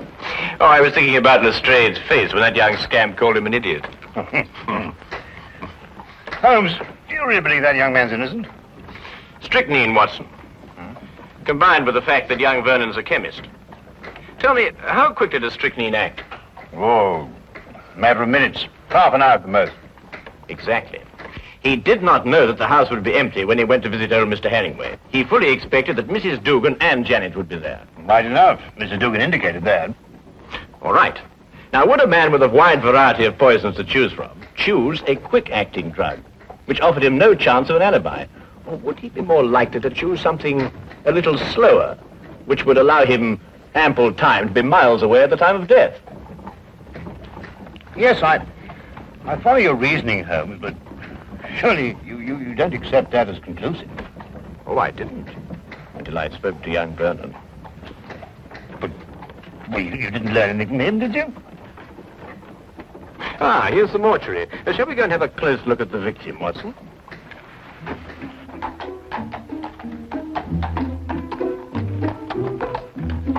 Holmes asked to see the medical examiner's report, and as we prepared to enter the mortuary, he explained his theory that Vernon's violent temper didn't fit into the cold-blooded pattern of this crime. A particular sort of fellow, our friend Herringway. No, why do you say that? Well, notice the well-kept hair, the neatly trimmed moustache. Mm-hmm. Wasn't so particular about his hands, was he? What do you mean, Watson?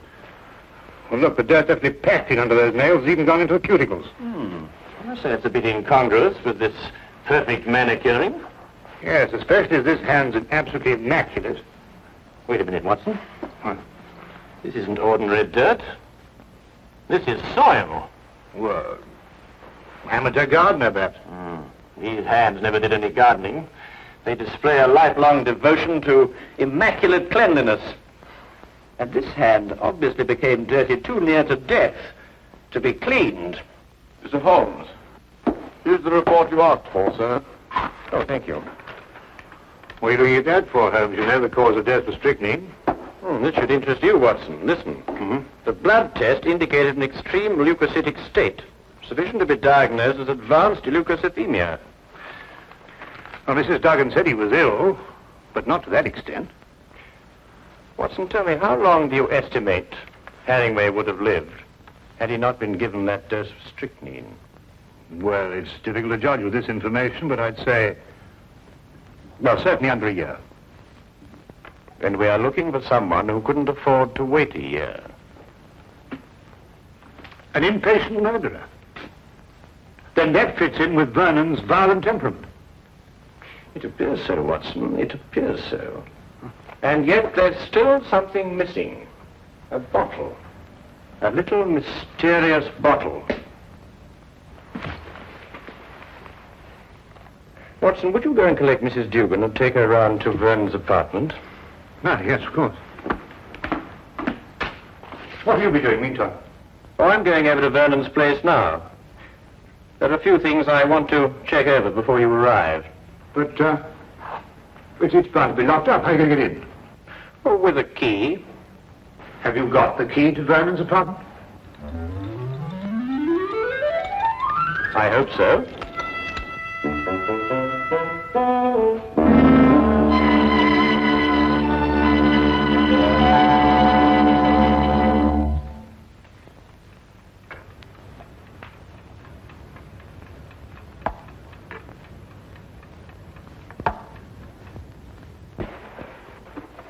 We came as quickly as we could.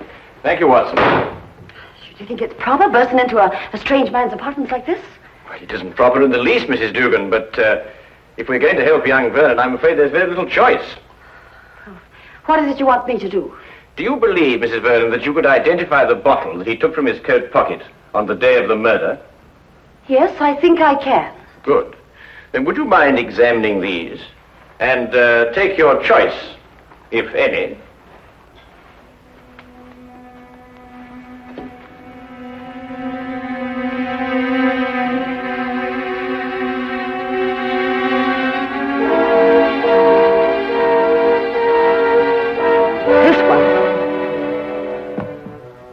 You're certain?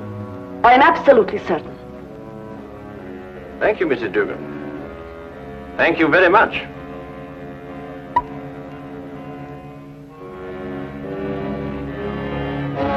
Holmes! It's all right, Watson. It's quite harmless. It's oil of cloves. Oil of cloves? Mrs. Dugan, I presume that your employer was a teetotaler. Oh, he was that. There was never a drop of anything at all in the house. Hated the stuff he did. Yes, but is it important, Holmes? It's essential for young Vernon, Watson. We have now only to visit Mr. Herringway's study to forge the final link of proof against a most amazing murderer.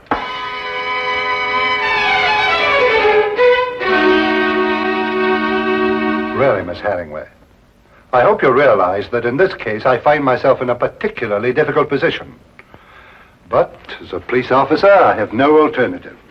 I must follow the dictates of the law. But Tom didn't do it. He couldn't have done it. It just can't be. Precisely the opinion I expressed to you this morning, Lestrade. Holmes? Oh, Miss Janet, this is Mr. Sherlock Holmes, and this here gentleman's Dr. Watson, his friend. It is because of me that they're here. You see, I went to them begging for the help. Help?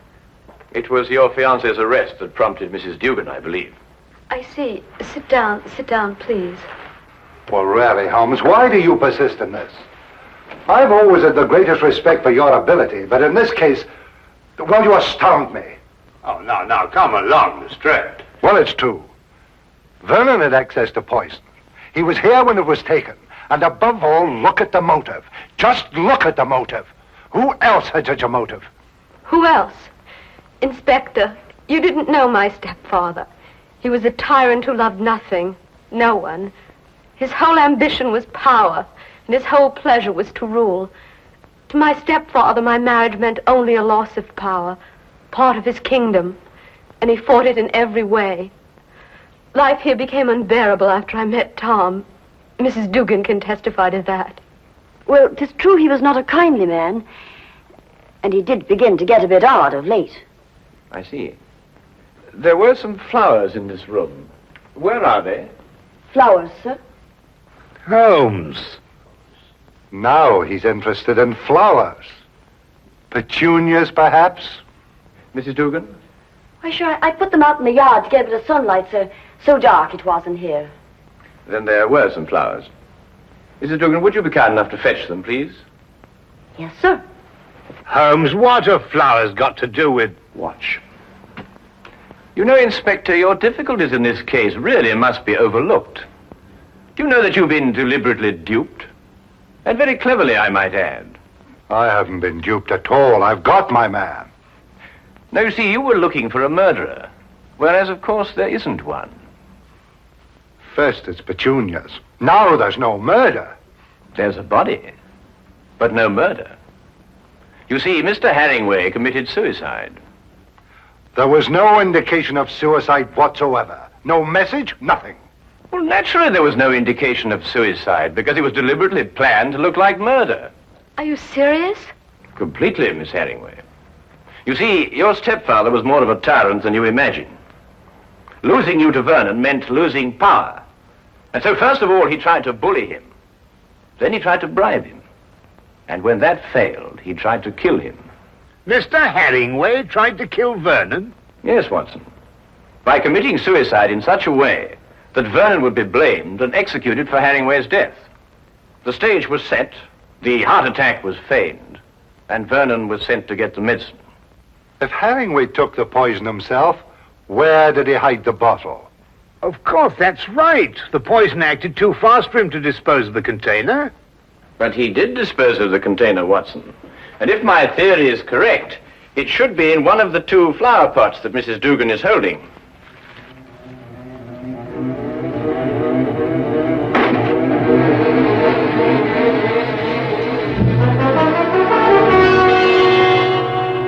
And a chemical analysis will reveal that it contains strychnine. The dirt under the fingernails. Exactly, Watson.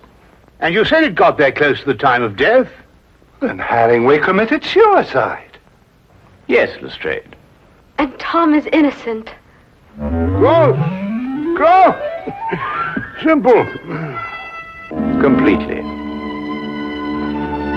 Holmes, you never did explain to me what the oil of clothes was for. Oh, you mean the mysterious little bottle that Vernon removed from his coat pocket? Yes, man. Oh, it's really quite simple, you know. You see, Vernon stopped at the pub for a few stiff whiskies to brace himself for his interview with Herringway. But the old man was violently opposed to the use of alcohol, so he had to do something to remove the evidence from his breath. Oil of cloves is quite common for that purpose. Ah, I see. Tea? No, none for me. No, I've had some before. My digestion is not quite up to it. Your digestion? Yes, I forgot and mixed our tea with some of that rare Egyptian poison.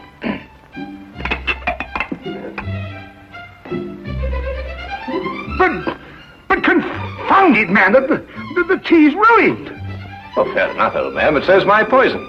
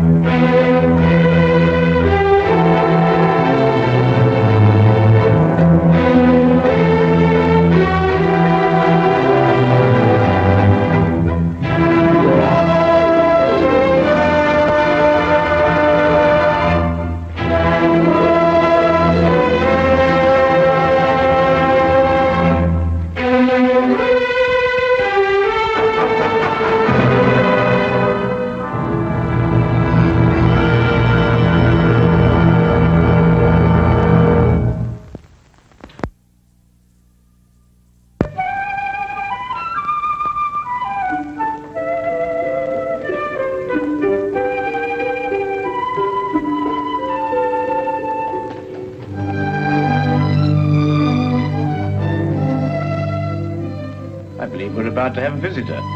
Oh, interesting type. Most unusual, I'd say.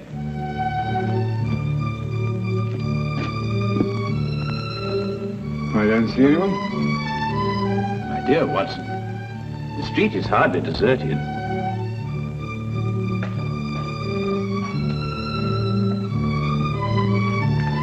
I don't mean that. I see one or two people, of course, but nobody appears to be interested in this flat.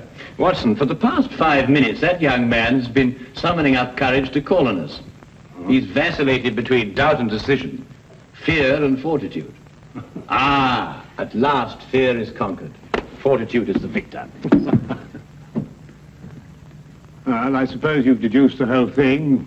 Who he is, what he wants, where he comes from. As a matter of fact, I haven't the least idea. But with so unusual a client, I fully expect a most unusual case. If he comes here. Wait. Ah, the first step.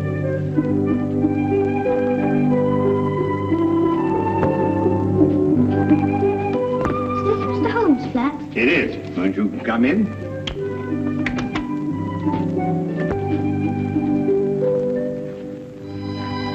Hello. Are you Mr. Sherlock Holmes? Yes, and that is Dr. Watson. How'd you do? Anything the matter? No. It's just that... Yes? Well, I thought you'd be much stronger looking. Oh, well, I'm really quite strong, you know. I can tear dictionaries in half. Can you really? Yes, of course, and I'd show you if I had a dictionary handy. Well, what I've come to see you about will take brains. Well, I think Mr. Holmes has an ample supply of those. Now, wouldn't you like to sit down? Oh, thank you. Now then, my boy. Cup of tea? No, thank you, sir. I'd like to get right down to business. Oh, good. Well, my name is Andrew Fenwick. I'm 11 years old, and I live at number 17 Dudley Court, Upper Spimment Street. Splendid. Now, what appears to be your difficulty? Mr. Holmes, my father's disappeared. Disappeared? Yes, sir. His name is Herbert Fenwick. He's a bookkeeper at Rondale Industries. He's tall and wears glasses. Will you find him for me? I'll do my best, Andrew, but first you'd better tell me the whole story, and anything else that may matter. Well, sir, Dad's always been the happiest and most wonderful person in the world. Each night he'd come home and joke and tell funny stories. And every Sunday we'd take bicycle trips or fly our kites or something like that. You might see he was a pal of mine instead of just a father. I understand. Go on. Well, sir, starting a few months ago, Dad began to act in a very peculiar manner. You mean he stopped being your pal? It was more than that, Mr. Holmes. Dad began to leave the house for days at a time. He wouldn't tell Mum and me where he was going or when he'd come back. Just acted mysterious and was as jumpy as a cat. When was the last time you saw your father? Over 3 weeks ago. That's why I'm so worried. Usually he'd be gone for a day or two. Mr. Holmes, I'll give odds he's in some sort of trouble. And I bet Jack Driscoll is behind it all. Jack Driscoll? Yes, sir. Just before Dad left, the last time, he told Mum and me what to say in case this Jack Driscoll came round the house looking for him. We were to say that Dad had gone to Scotland to visit his brother. And that's got me worried too. Why? Because Dad hasn't got a brother. Have you ever seen this Mr. Driscoll? No, sir, I haven't. I don't know a thing about him, but I don't like him. Why hasn't your mother been to the police about this? I suppose that's because Dad told her not to do a thing about it. That no matter what seemed to happen, she was just to wait and have faith. But it's over 3 weeks ago. I just couldn't wait any longer. Then your mother doesn't know you're here?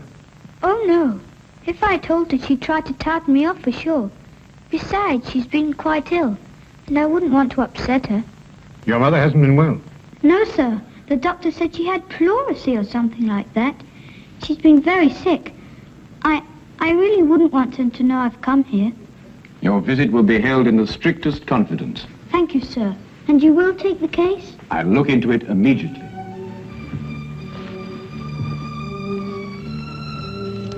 I hope this will be enough to retain your services. Oh, well, no, that won't be necessary, Andrew. But I insist. It's £2 6 shillings. It's all my own money, and I saved every bit of it. No, I think you'd better hold on to it. Perhaps you can do me a good turn someday. No, sir. A business deal is a business deal. Pay on the line and no welching on dips, I always say. Very well, Andrew. It's a deal. But £2 6 shillings is far too much. I'll settle for £1. Really? £1 enough? Quite enough, Andrew. Thank you. Thank you, sir. I'll let you know as soon as I hear anything, Andrew. Goodbye, my boy. Bye, sir. Well, Watson, we'll find that boy's father if you have to search every gambling den in England. Gambling den? Yes, didn't you notice his clothing? Well, I suppose so. Nothing extraordinary there. On the contrary. The shoes were most expensive, but the coat was threadbare. The trousers came from the best haberdashery, and the cap was ancient, attesting to the father's streaks of good luck and bad luck. Yes, but that's not sufficient evidence to label Fenwick a gambler. Quite right, but there were other indications. Young Andrew's speech, if you may recall, was sprinkled with the peculiar jargon of the gambler. Such terms as touted off, I'll give you odds, and welching on a debt. The boy obviously learned from his father. I see.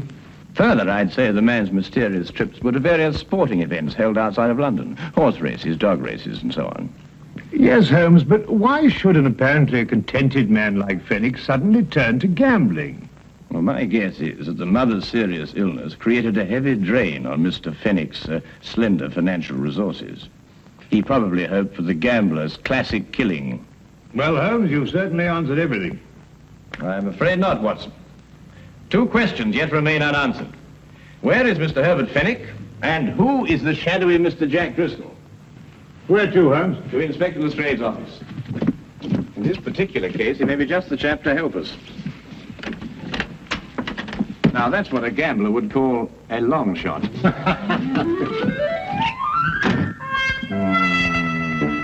Driscoll. Jack Driscoll. Oh, yes, I remember him. He was in the coal business. Oh, no, Lestrade. I don't believe the Driscoll you're referring to has any bearing on this case. Stockbroker? I don't think so. Parliament? No. Railways? No. Musician? What? If you'll excuse me, sir. What is it? What is it, Wilkins? Jack Driscoll, sir. Alias Jack Ellisy, alias Gerald Jackson, sir. Arrested 1891, suspicion of murder, released. Arrested 1892, burglary, convicted and served 1 year. Arrested 1894, suspicion of forgery, released. At present believed involved in illegal bookmaking practice. Whereabouts unknown, sir. Now, that unsavory brew sounds much more like our cup of tea. Tell me, Lestrade, in which of the various sporting spheres is Mr. Driscoll most active?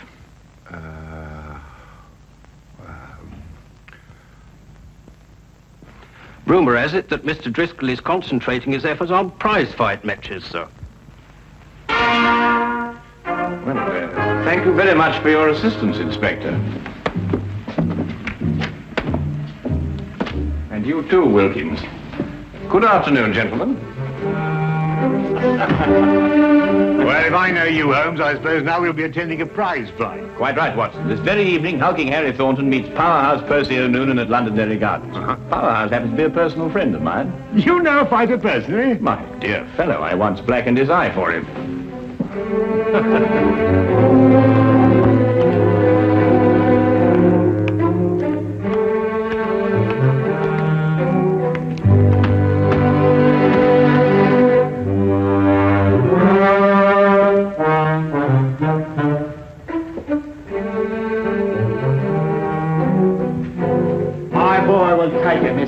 Because he thinks. That's the kind of fighter I like, a fighter with brains. A very good combination, Mr. Finnegan. The best. Sometimes you makes a mistake. You sees a fighter what? It's hard, and you think maybe you got a champion. But if he don't think, nothing. You understand? Oh, yes, perfectly. Tell me, Mr. Finnegan, have you got... Excuse me. It's time Percy got started now. You can take him up now.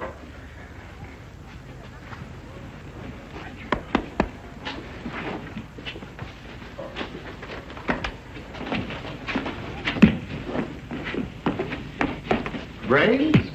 Oh, no, Watson, just a comparative judgment, you know. Well, I'll have to say goodbye to you now, Mr. Holmes, but thanks for dropping in. Not at all. Your boy was highly recommended to me. Who told you about him? Herbert Fenwick? Who? Herbert Fenwick. Herbert Fenwick? You know him? Of course.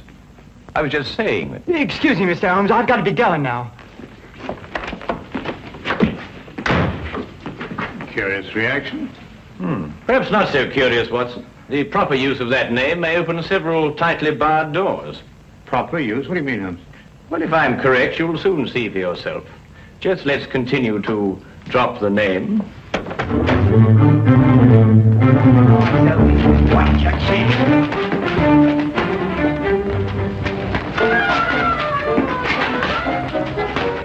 That's it now. Hold it. Hold it now. Keep your eyes open. Right. Right. Right.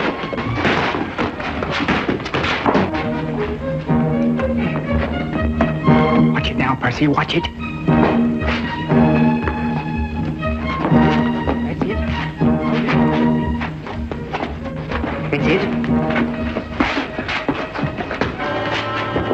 Hold it now. Hold it.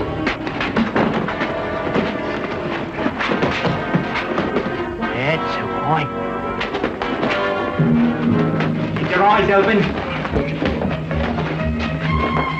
Keep your eyes open. Now!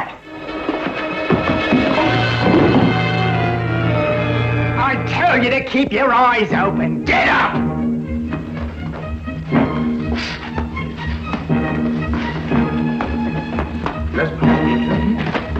Good old Herbert Fenwick. I must remember to get his advice on next week's card. You know, it's a pity poor old Bert Fenwick couldn't come with us this evening. Yes. Do you know what old Herbert Fenwick told me this morning?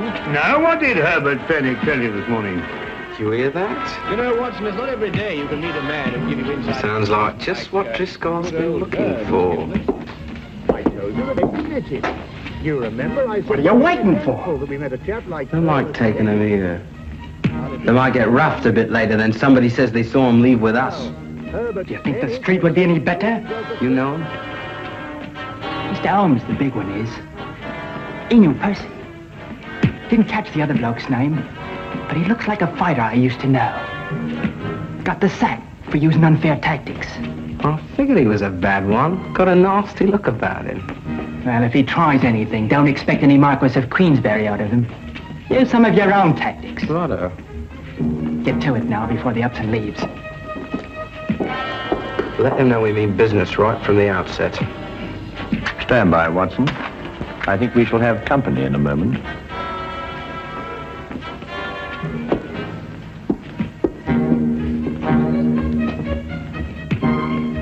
I beg your pardon? Herbert Fenwick a friend of yours? Yes, but I don't see why. You come with us. Certainly not. Who are you? It will be much easier on you if you don't make a fuss. Where are we going? To see a gentleman who would like to talk to you about Mr. Fenwick.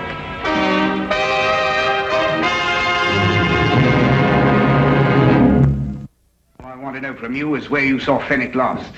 Well, I believe it was at Murgatroyd's saloon. No lie. Here, I say, look. Fenwick wouldn't go to Murgatroyd's. Maybe the Green Man or the Houndstooth or the Brass Goblet, but never Murgatroyd's. There isn't too much money. Well, Mr. Driscoll, you've been to a lot of places today. Perhaps it was one of the others. How do you know my name? Well, you were pointed out to us. It seems you're quite a well-known figure in certain circles. Well, Mr. Driscoll, if we should see Mr. Fenwick again, is there any message you'd like us to give him? he knows what I want, that Wilshire. Oh, he's in debt to you, is he? Over £1,000. Now, I'm not winning any longer to collect. If I get my hands on Fenwick, that'll be the last of him. And that goes for you, too, if I ever find out you helped him in any way. Now, get out of here.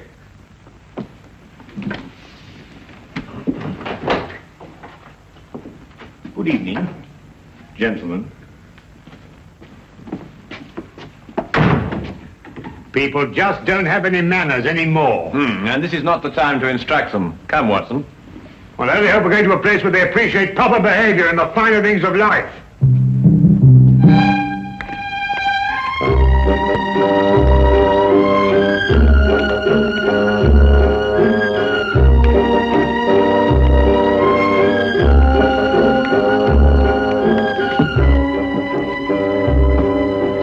sorry, Governor. Not at all, sir. Not at all. Oh, really, Holmes, we've been to the Coach and Horses, the Green Man, the King's Head. We've interviewed dozens of disreputable characters. Must we go through all this process again? I'm afraid so, Watson. It's the only place that we can obtain some further information as to Fenwick's whereabouts. No. Oh, barman. Yes, sir? 2 pints of mild and bitter, please. Oh, and some information. Mild and bitter's cheap, sir. But not the information, eh? Oh, no, sir.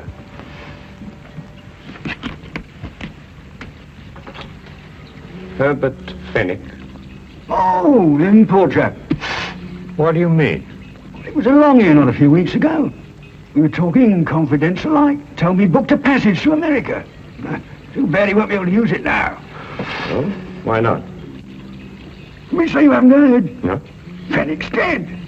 Suicide a few hours ago. But how? Where? He rented a room not far from here. And he went down to the Thames and threw himself in. Left a note saying he was in trouble, couldn't go on. Let's see. Have they found his body? Oh, no, not yet.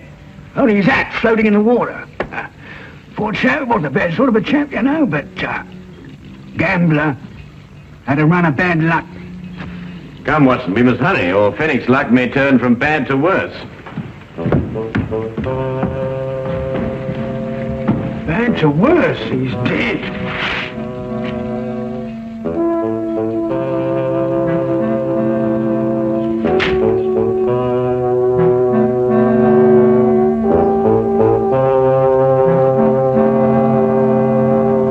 Well, there you are, Holmes. What more do you want? The body. Oh, we'll soon find that. There's no doubt about that. The river patrol's dragging the Thames already.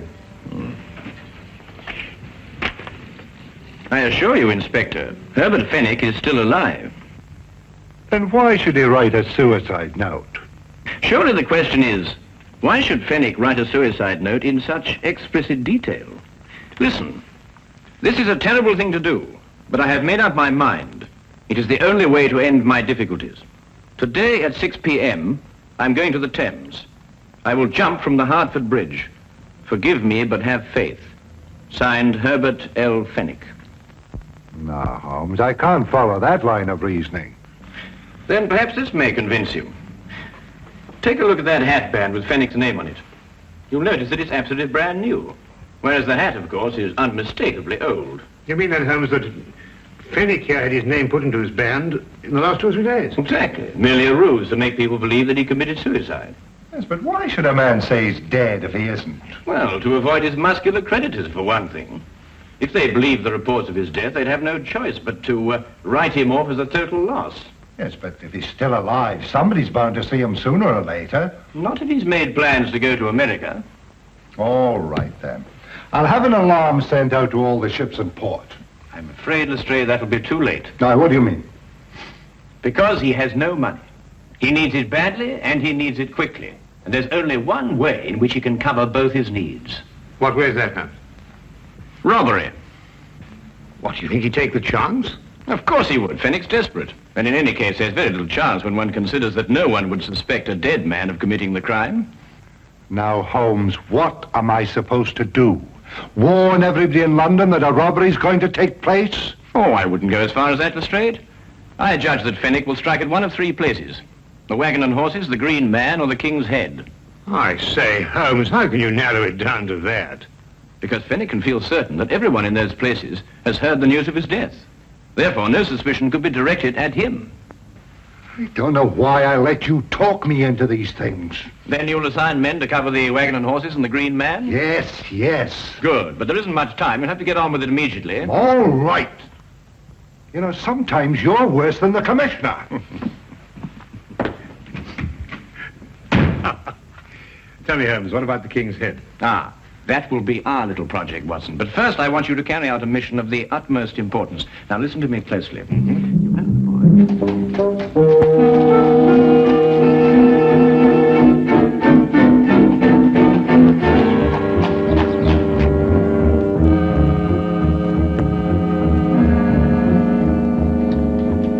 Yes, I've seen them come and go. big and small, happy and sad. And I attends to my business and keeps my hands clean. Ah, well, that's a splendid philosophy. Yeah? It's getting near closing time. Oh, yes, so it is.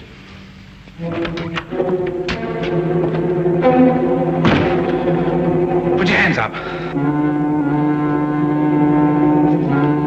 I'll take that if you don't mind. I'm sure he does, but then he has very little choice, has he?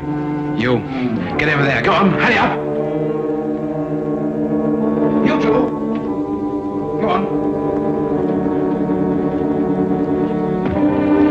I'm sorry, Holmes. We had a bit of difficulty again. Oh, no. I've got him, Fenwick. What? Brilliant job, Fenwick. Absolutely brilliant. Dad! What's the game? Let me go. Go on, sit down, you villain. Here, give me the gun. Come on.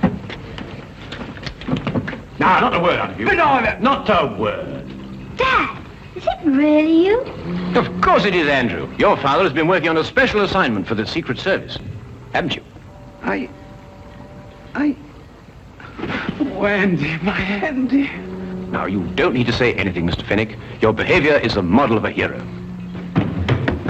Oh, take this man away. No, you listen to me. We'll have plenty of time for listening to you later. Well, who is he? What's he done? Who is he? Why, he's a spy working for a foreign government. Spy? Yeah. Foreign government? And these, Lestrade, are the secret documents he was stealing from our Navy. Hey, that's my account book. A likely story, indeed. Here, let me see them. No, Lestrade, you certainly can't see them. They're even too secret for you. In a half minute, Governor, there's been a mistake here somewhere. I'm just, Wilkins, do as Lestrade orders. Take this man away. Yes, Miss Strong. I'll be standing up behind the bar all day. All right, you know, wait a minute, let me say something. This is a crime. You see, Andrew, your father has been working on a most dangerous case. During the secret investigations, quite naturally, he couldn't tell you anything about his activities. However, I think that he can now remove his disguise. Yes, of course. Gosh, Dad, Mum and me were so worried. Your father is really to be congratulated, Andrew. You see, the Foreign Office chose him specially for this very important task because no one in the underworld would have suspected him of being connected with the law. Mr. Holmes, I don't quite know how to thank you. Well, Fenwick, now the job is done. Of course, you'll have to return to your old job and take up the strings of your old life again. But if I know you, you'll work hard, meet all your obligations, and carry on like the splendid citizen you are. That's just what I'm going to do. I'll never leave my family again. Then good night, Mr. Fenwick. And good luck. Come on, Andy. Let's go home. Oh, Andrew, I've just remembered something. Here's your pound bag. Golly. Come on, sir. Stray, I've just had a sudden thought. I think perhaps you better release that bartender. He must be getting rather upset by now. Holmes, either you've gone insane or I have. No more insane than usual. After all, everyone is entitled to make a mistake. Scotland Yard does sometimes, you know. I'm at least entitled to one. Good night, Inspector.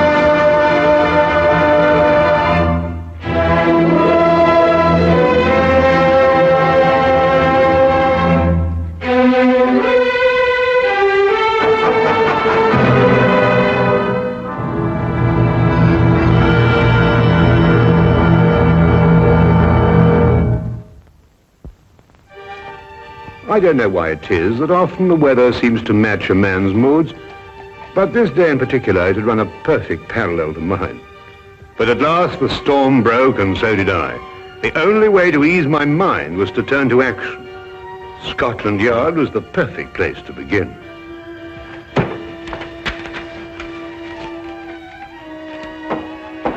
Inspector Lestrade, Wilkins, I must see him right away. I'm very sorry, Doctor. Inspector Lestrade's very busy. Will you tell him I'm here? I must see him. I'm very sorry, Doctor, but when Inspector Lestrade's in conference... Oh!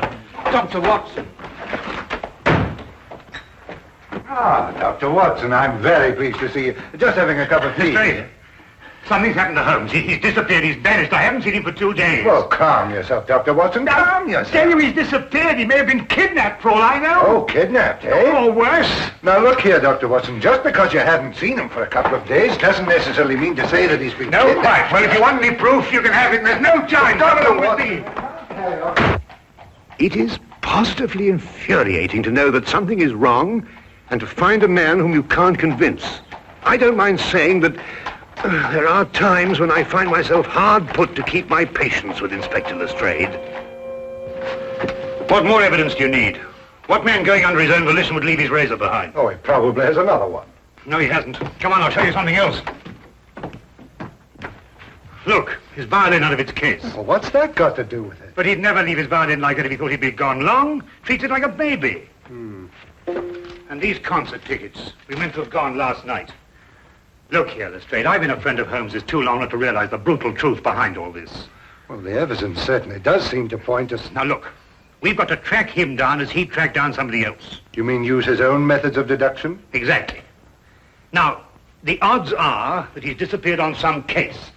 So the best thing we can do is to go through his correspondence and see who might have employed him. Oh, look at this. Bills, advertisements, bills.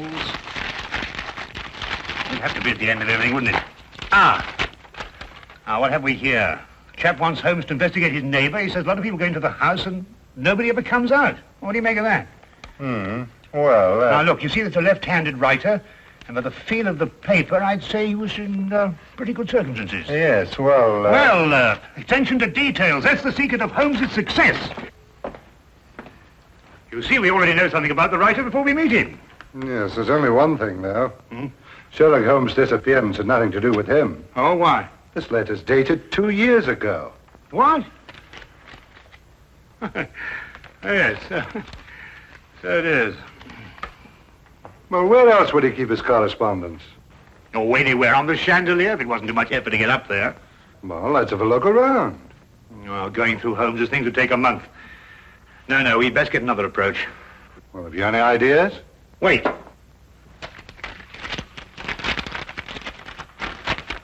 Dear sir, please call upon the undersigned at the earliest convenience on a matter of extreme urgency. Signed, John Smithson, Ye Quaint Old Curiosities Shop, 7 Bachelor Lane. It's dated 3 days ago. You know, this might be it. You're right. It is. Come on, Lestrade. Holmes' life may depend on our speed.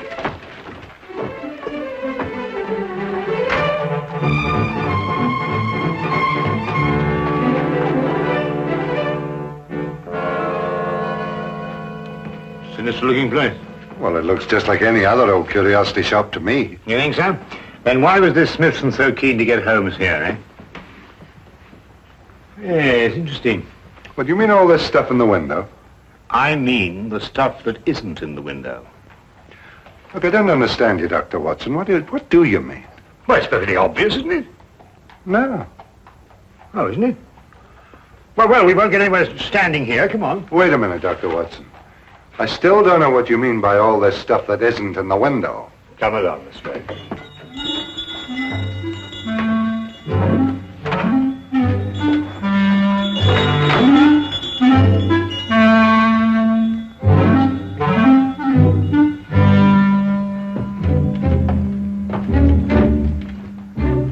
Good afternoon, gentlemen. Good afternoon. You, I presume, are the proprietor, John Smithson. Yes, that is correct, sir. That is correct. Well, I'm Dr. Watson, and this is Inspector Lestrade. We've come to inquire about Sherlock Holmes. Sherlock Holmes? Yes, a tall fella, thin. Wears a deer-stalking cap. I'm afraid I've never met the gentleman, no. But you wrote him a letter saying you wished to see him on a matter of extreme urgency. You must be mistaken, sir. I'll take a look at this letter.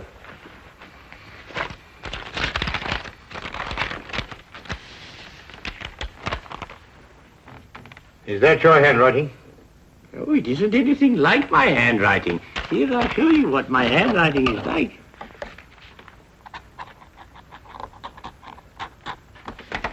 Do you notice any resemblance between the two? Well, no. Well, then who could have written it? I couldn't say. Perhaps a practical joke. At any rate, all is well here, and I'm fortunately in no need of help. Oh. Well, do you mind if we browse around a bit? No, browse indeed, gentlemen. I like to think of my shop as an oasis of tranquility in life's busy thoroughfare.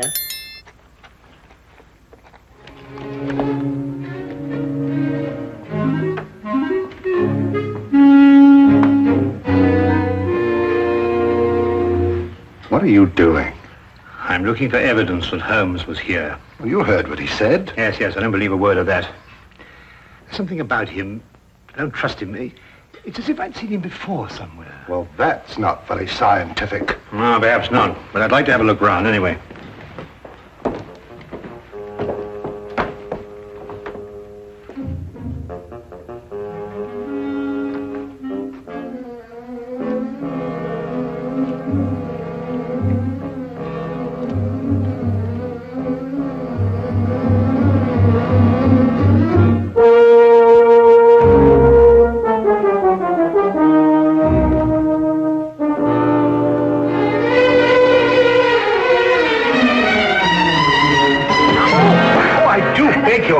Quite all right. Oh, how clumsy of me. No, not at all. It was all my fault. I wasn't looking where I was going. Of course. Thank you. Not at all. Excuse me. Oh, charming. Charming. Yes, all right, to business.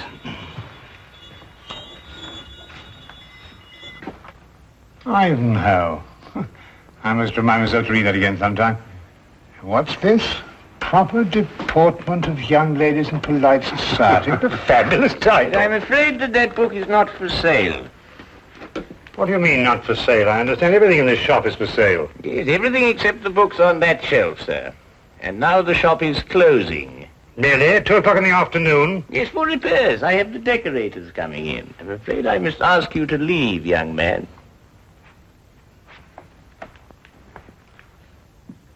Cunning old rascal. Do you see how he tried to get rid of us, Lestrade? Oh, perhaps he has got some repairs to be done. Ah, nonsense. I insist on buying that book. Been looking for it for years. Proper deportment of young ladies in polite society. Precisely. I've been meaning to read that since I was a lad. Very well, young man.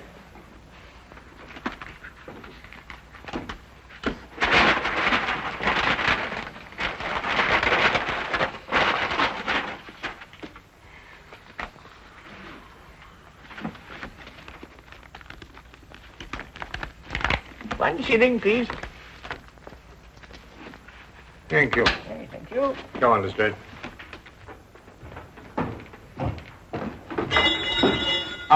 Excuse me, Governor. Not at all.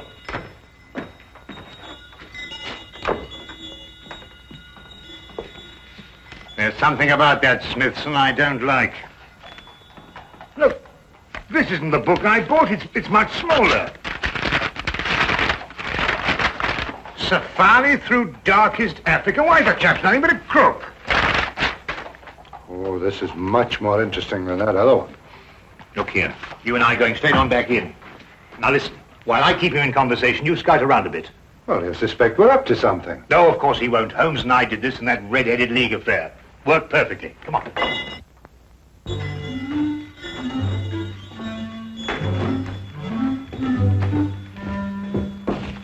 You've sold me the wrong book. My dear sir, Deliberately, if you ask me. Did I assure you, Safari through... This is the book I wanted. No, that's not for sale. It happens to be a first edition, of which there are only 3 copies in existence. Proper deportment of young ladies in polite society. Now, that's the book I bought, and that's the book I... Dr. Watson.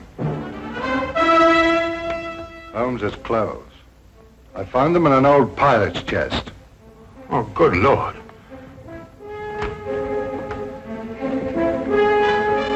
With bloodstains.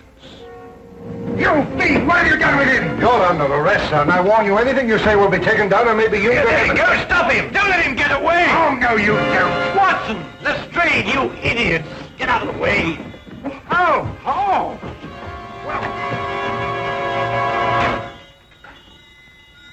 He's gone with the message. Who's gone with what message? An escaped convict with the message that woman left for him in the book. And it won't be easy to find him now that you two gentlemen have completely ruined my beautifully laid little trap. Naturally, I left my razor at home. I hardly needed it here, did I? The bloodstains, Holmes. Red ink, Lestrade. I've been helping old Smithson make up his ledgers. And this escaped convict, who is he? John Carson. I expect you've had a report on him. Carson? Why, he got a life sentence for killing a man with a cleaver. That's him. He was using this shop as a message center, planting and picking up messages here from that book that you were so intent on buying. Oh, yeah. Proper deportment for young ladies in polite society. Smithson recognized him when he first came in. It seems that Carson was once employed here, but the old gentleman was afraid to go to the police. Why? Because Carson threatened to kill him if he did, so he sent for me instead. Hence my little disguise. You were waiting to nab Carson when he came in here for a message? Exactly.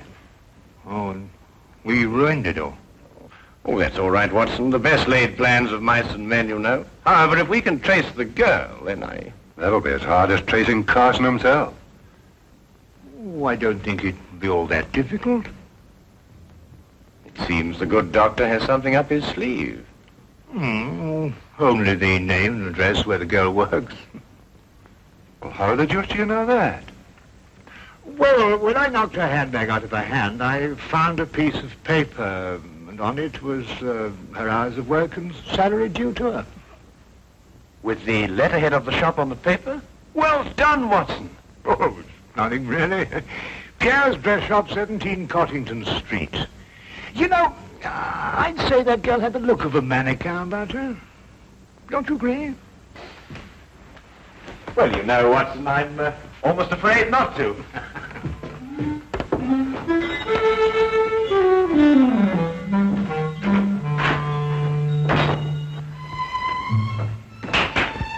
And now, mesdames and messieurs, you will see the supreme creation of Pierre with me, myself.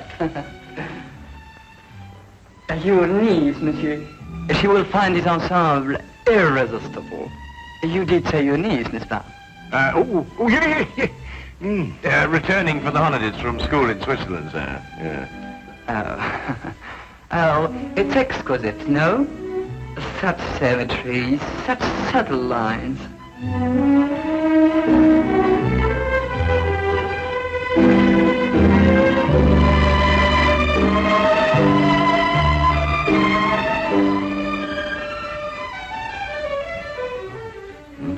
That's the girl we're looking for.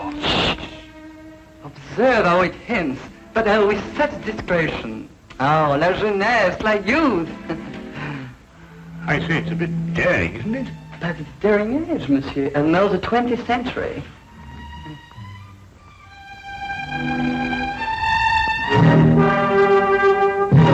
I wonder, sir, if I might have a word with the young lady in private. But... Officially, Monsieur, I'm Inspector Lestrade of Scotland Yard.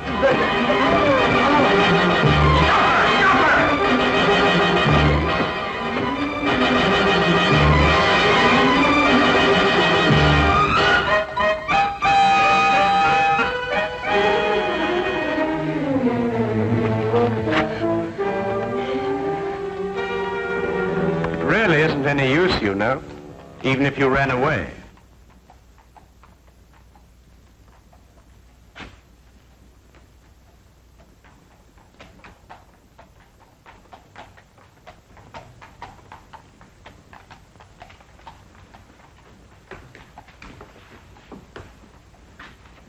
Well, I do not understand. Never before has one of my girl acted so.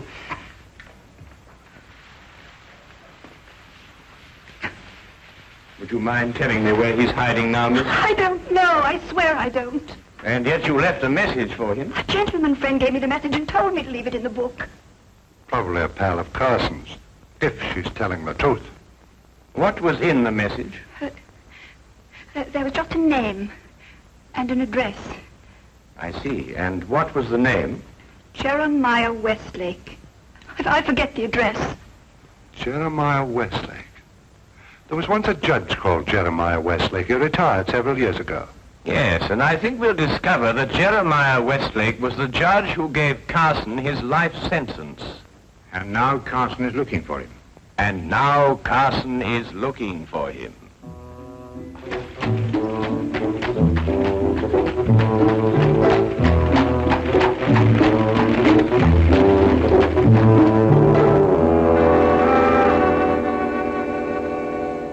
Mr. Holmes, Dr. Watson, and Inspector Lestrade.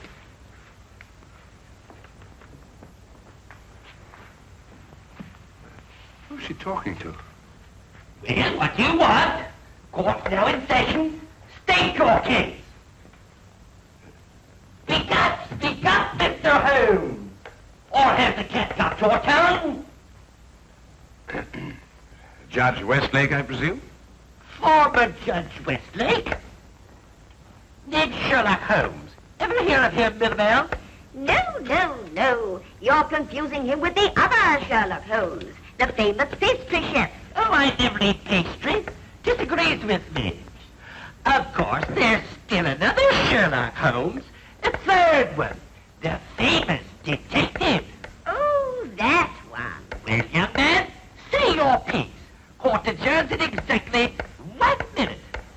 10 years ago, you sentenced a man called John Carson to a term of life imprisonment for murder. Carson? G'day, Mirabelle.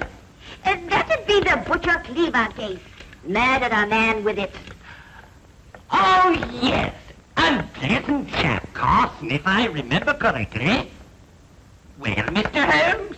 When you sentenced him, he swore to kill you. Did he? Well, what of it? They all do. Routine. Well, he's just escaped from prison and has learned your address. Nonsense. Bluff. Sheer bluff.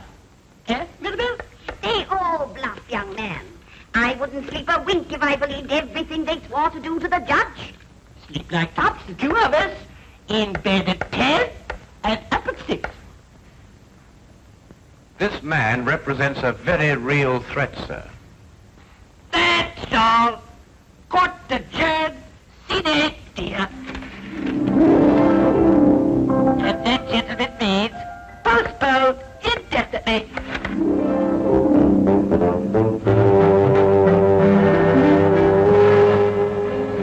Do forgive us our little whimsy, gentlemen.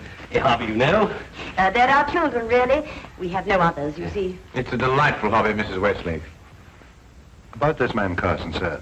With your permission, I'd like to place a guard in the house. Until we apprehend him, of course. Oh, dear me, no. Trampling heaven knows what all over the place. I wouldn't hear of it, Inspector. We appreciate it, though. Speaking as a medical man, sir, knowing this murderer's mentality, I must advise you to... Sorry, Doctor, but we can't give in to idle threats. Why, we wouldn't have any law if we did. Won't you gentlemen join us for tea? Thank you, Mrs. Westlake, but perhaps another time. No, you mustn't take these things so seriously. Good day, Mrs. Westlake, and thank you. Good day, Mr. Holmes. Do come again sometime. You must see our Punch and Judy. With pleasure. All the same, sir, I'm going to station my man outside the house. Well, all right, but tell them not to step on my petunias.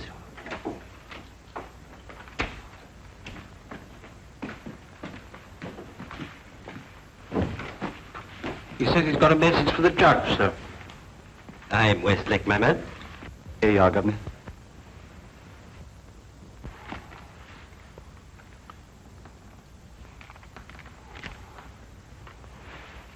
Dear Judge, I'm one of your old court attendants. I'm on me deathbed and I've got to make out me will for me little granddaughter.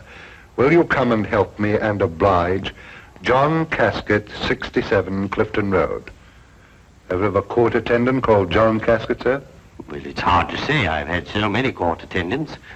Who gave you this note? Bloke on the street, sir. But he said to tell the judge he was in bed dying. What do you look like? How about this eye, sir? Thin face, seedy looking, if you know what I mean. That's Carson, all right. What's he pay you? A couple of bob, sir.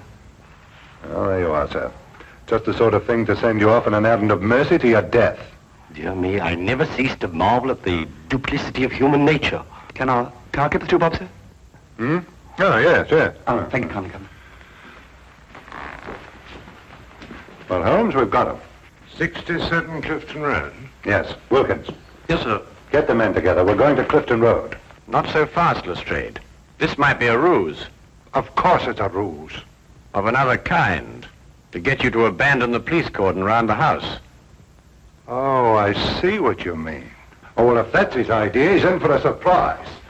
I'm going to keep the cordon here. Good idea, Lestrade. Now, don't you worry, sir. Why, not the least bit alarmed, sir. I'm going to have my tea.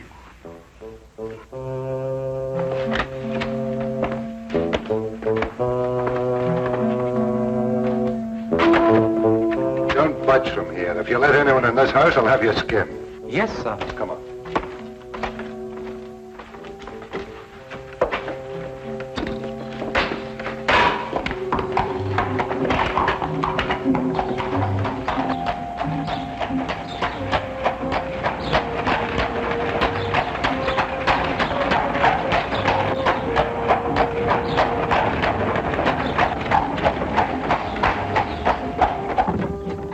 Nab him either way. At Clifton Road or when he tries to break into the judge's house. Lestrade, who did that messenger describe? Carson, of course. And who else? You mean who else? Himself. He described himself, Lestrade. Cabby, turn around and go back to the house at once. As fast as you can. At last, I understood the cause for Holmes' concern. We had gone off and left the killer with the very man he'd sworn to kill. John Carson wasn't the kind of man to miss an opportunity like this. He was there, and we were not.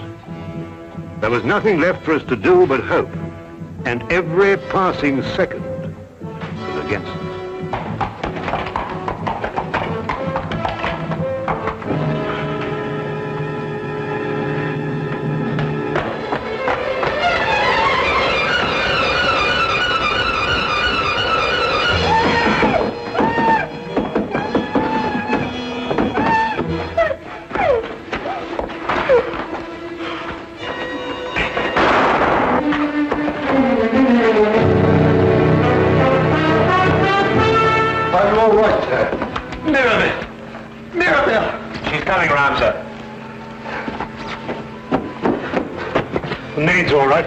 Mrs. Westlake. No, not too serious. Only suffering from shock. It's all right, dear. It's all over now. Jeremiah, are you all right? Yes, dear. Oh, that terrible man. Oh, dear. Our poor children. But I don't think they're damaged, dear. Sometimes I forget they're not real.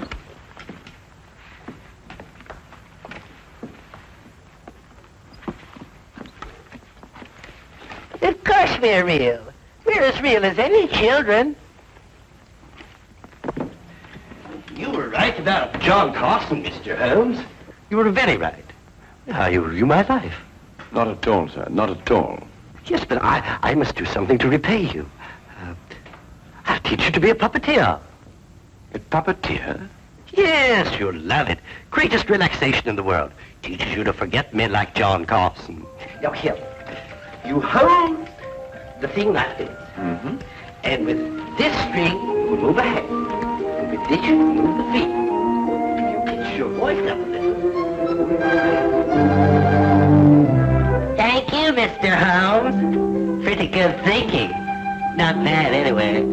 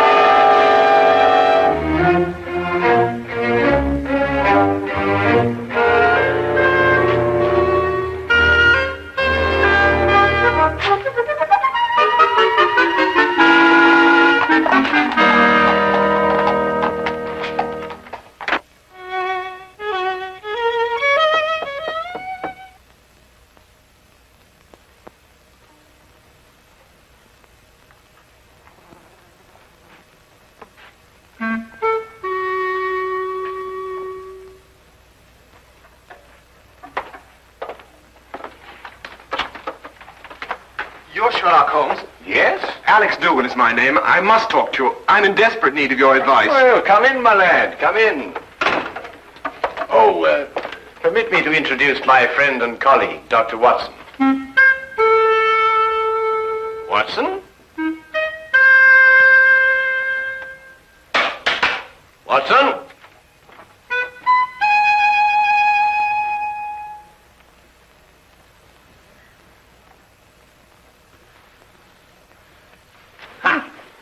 Just as I suspected. Well, Oh, my goodness me, a patient. Oh, I do beg your pardon leaving you standing there like that. Most remiss of me. There, if you'll sit down, I'll be with you in a moment. My dear doctor, Mr. Dougal is not your patient. He's come to see me. Oh? Ah.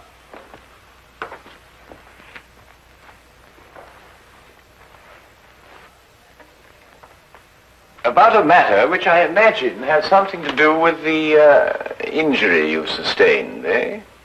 About a matter which might prove even more disastrous to a certain young lady if she's allowed to marry this man without somebody telling her.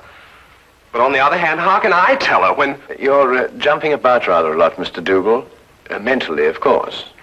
Yes, forgive me. I'd better begin by telling you that I'm known to most people by a name other than Alex Dougal. Yes? Aunt Lottie.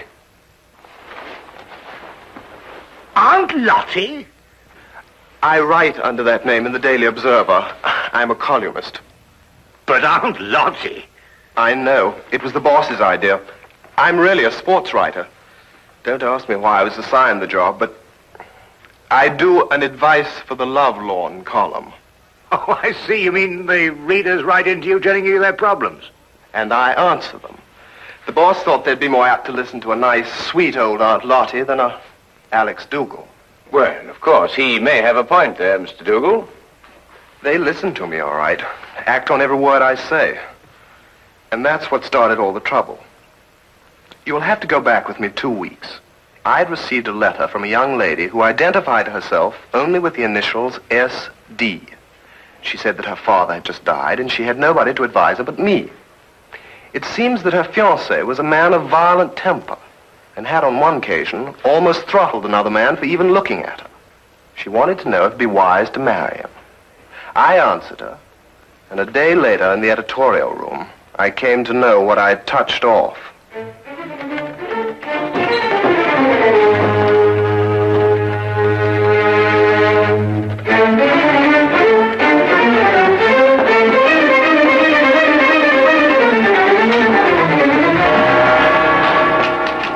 Where can I find Aunt Lottie?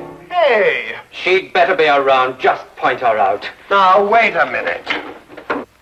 It just so happens that I'm Aunt Lottie, and I want to know how you got in here. You're Aunt Lottie? That's correct. And you can be certain that if you've come with any problem, I shall be most uncooperative.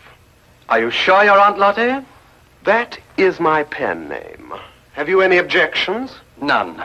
None at all. I'm absolutely delighted to find that Aunt Lottie is a man. Really? Why? Because I would never dream of doing this to a woman.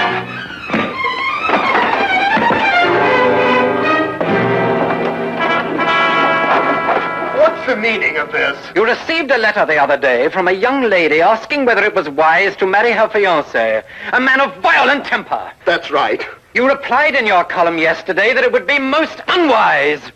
It is, but what's it got to do with you? I know. Don't tell me. You're the fiancé. Aunt Lottie, you have a lot of mending to do. Mending? In your column tomorrow, I want you to take back every word.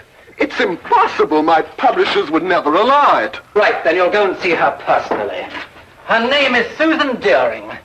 Her address is 116 Chatham Hills Road, Bathampton. When you get back, I shall expect to hear that she has refixed the wedding date. Now, wait a minute.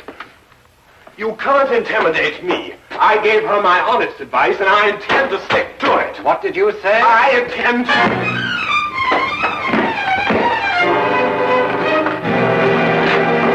You were saying?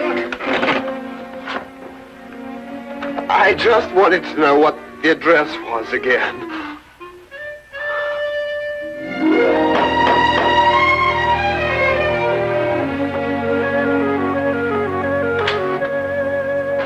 Miss Deering? I'm the housekeeper. Your name, please? Aunt Lottie.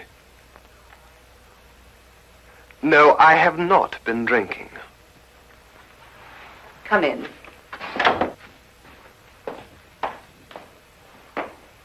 Wait here, please. I'll call her.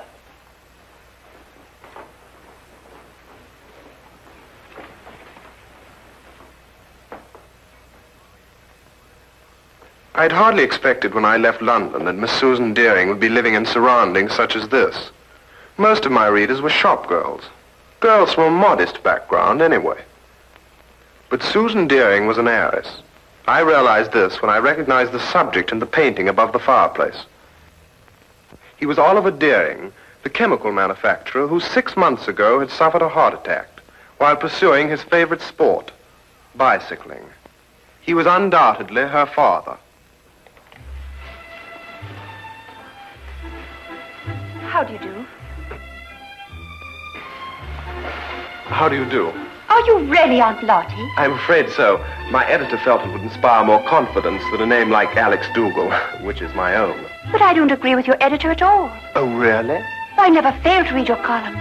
They're always so full of wisdom and understanding. Almost like Father used to talk before he died. Well, thank you. If I didn't think so, I never would have written to you. Never have called off my wedding. Well, as a matter of fact, that's what I came to talk to you about, Miss Deering.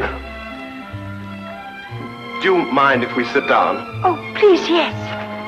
Here you're hurt and I've kept you standing. Just a little accident. Nothing at all. Yet.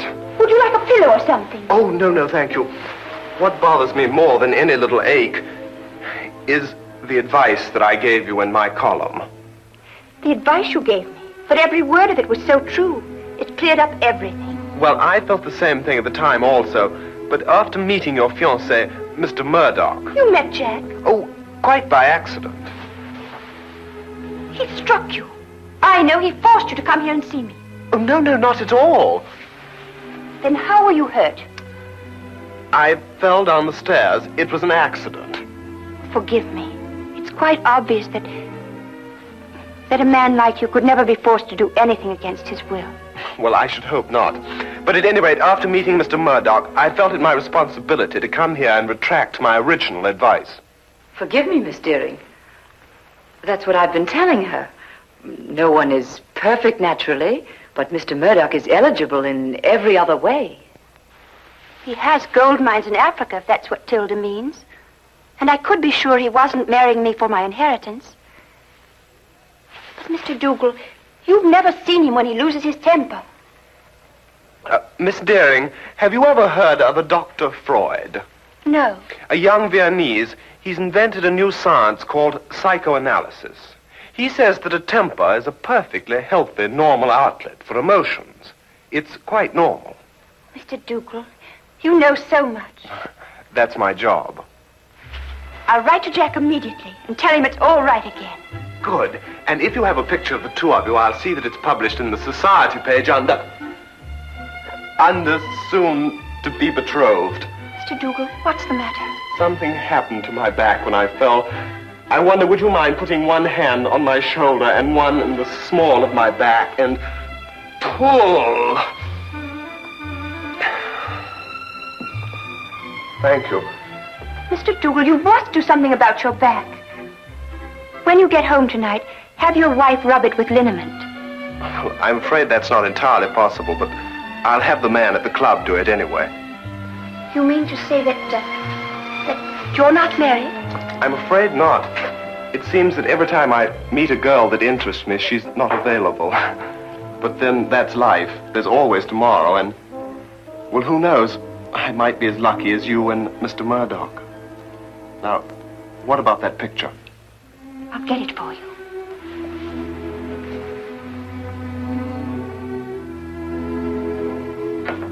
All the way back to London, my eyes kept returning to the snapshot that had been given me, and to Murdoch's face. I really hadn't had time to study him when he first came into my office. Everything had happened so fast. But now I had the clinging feeling that I'd seen him somewhere before. But where? And under what circumstances?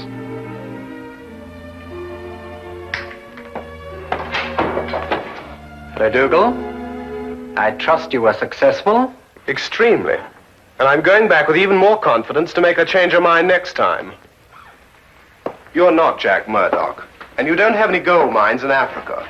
You're Freddie Brill, the racetrack fixer. Now, whatever gave you that idea? I used to be a sports writer, for your information, and I remember you very well. You got flung in jail for nearly killing a jockey that double-crossed you. And if you don't think I can prove it, just come down to the library and I'll show you a back issue with your picture in it. That won't be necessary. I didn't think it would be. So it's her inheritance you're after, is it? That's it. And I don't think you'll be telling her. What are you going to do? First, I'm going to make you best man at my wedding. What? After today, I can't trust you out of my sight. As best man, you have reason for being at my side every minute. But this is insane. Secondly, I make you this promise. If Susan should learn of my true identity before we're married, I won't make inquiries as to who told her. I'll assume it was you. And if it's the last thing I do, I'll kill you.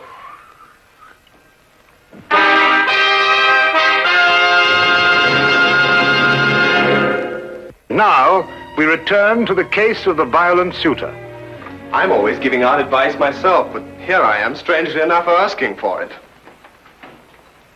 What shall I do?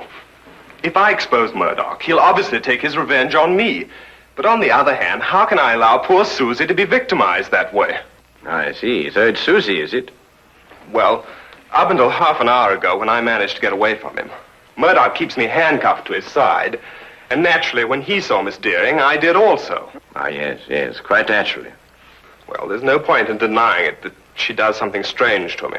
And I found myself wanting to be the groom instead of the best man. That may very well happen yet, Mr. Dougal. But how, with Murdoch still in the picture? We'll remove him from the picture. Well, it's simply stated, Holmes. But surely you don't mean to expose Murdoch and risk Mr. Dougal's life. No, Watson. If any lives are going to be risked, they'll be yours and mine. Oh. My plans aren't crystallized yet, Mr. Dougal, but my advice to you is to go back to Mr. Murdoch and continue to be his best man. You'll hear from me very soon. I'll do anything you say, Mr. Holmes. Thank you, Mr. Holmes. Not at all. Oh, wait.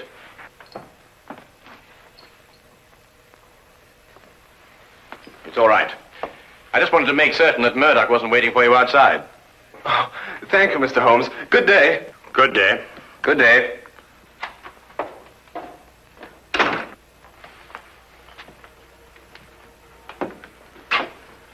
And how do you propose to help Mr. Dougal? By removing Murdoch from the picture. But how? By proving that he killed Miss Deering's father. What? Safely behind bars, Murdoch could neither marry Miss Deering or harm Dougal. But Miss Deering's father died of a heart attack. He was cycling. You heard it yourself. My dear Watson, it was made to appear as if he had been bicycling. Well, now, really, Holmes, you haven't even left the room. How can you say such a thing? Ah, here it is. I thought I'd kept it. Have a look. When that picture was published in the papers, I showed it to Inspector Lestrade as proof that Oliver Deering was murdered. But the good old inspector, with his usual dim-wittedness, refused to pay any attention to it. Well, I must say I can't see any signs of murder here. Notice Deering's coat. Yes, well? It's buttoned on the left side. So? Have a look at your own. Well, yes, I see that, but... It's my theory that Deering was at home in his shirt sleeves when Murdoch struck him a blow on the back of the head that killed him. Then, in an effort to disguise his crime, Murdoch, with the aid of a woman, dressed Deering and deposited him and his bicycle on a lonely stretch of country road. But the mistake had been made of buttoning his coat on the wrong side. Yes, but look here, just a minute. You've just talked about a woman. What woman? Well, his accomplice, of course. A woman would be more apt to button Deering's coat on the left side, since it was customary for her to button hers in that way. And talking of coats, I think you'd better take yours. It's going to be chilly in the country tonight. Well, assuming everything you say is true, what's the motive in killing Deering? Well, my guess is that Deering found out Murdoch's true identity and prevented him marrying his daughter. And Murdoch, seeing himself losing a fortune, lost his temper again. Come on, Watson. We'll pick up Lestrade on the way. Right. Take my coat.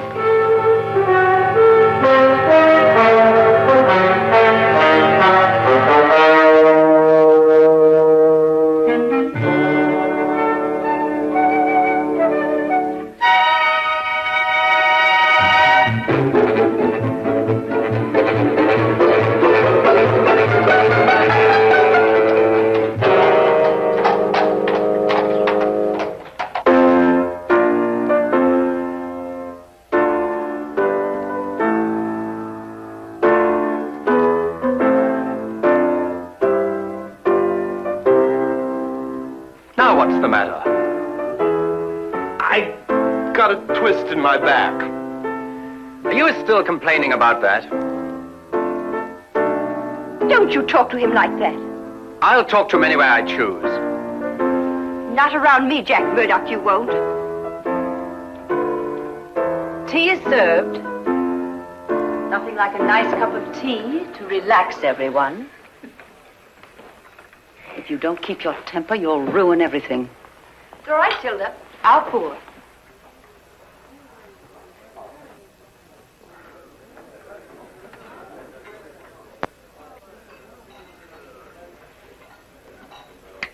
Why didn't I think of it? Of course. Of course what? The accomplice. It's Tilda. The housekeeper? Yes. It would have to be someone normally attached to the house to have been present at the murder. Tilda fits the part perfectly. She would also have to know Murdoch. And from the manner in which she's just been talking to him, that's obvious, too. Your theory sounds as wild now as it did when you first told it to me. Lestrade, give me your gun, will you? What for? Well, I'm just going to put my theory to the test. Wait a minute. Oh, don't worry. I shan't hurt anyone.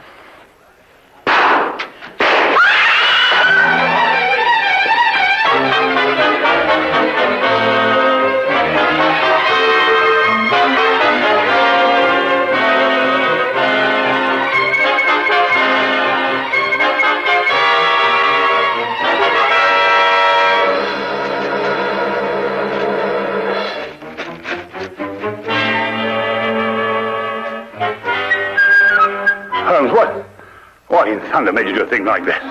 No time to explain now. They'll have the staff out, search the grounds. If they find us, the whole plan's ruined. Well, now, where's Lestrade? Lestrade! Shh! Oh, Lestrade! He was behind us when I last looked. Oh, confound him. If they find him, everything will be ruined. Here, we'd better go and find him ourselves. Lestrade. Lestrade. Oh, no, Holmes, look. Well, well, well. Only the good inspector could have managed that.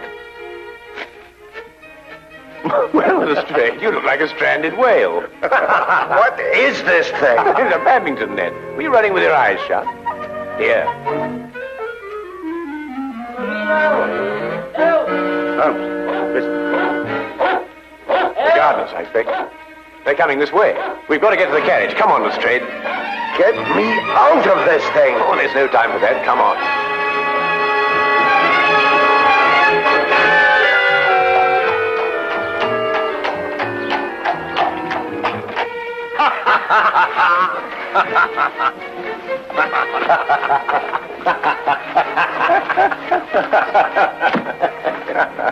I see no item in the entire evening, Mr. Sherlock Holmes, that would prompt laughter.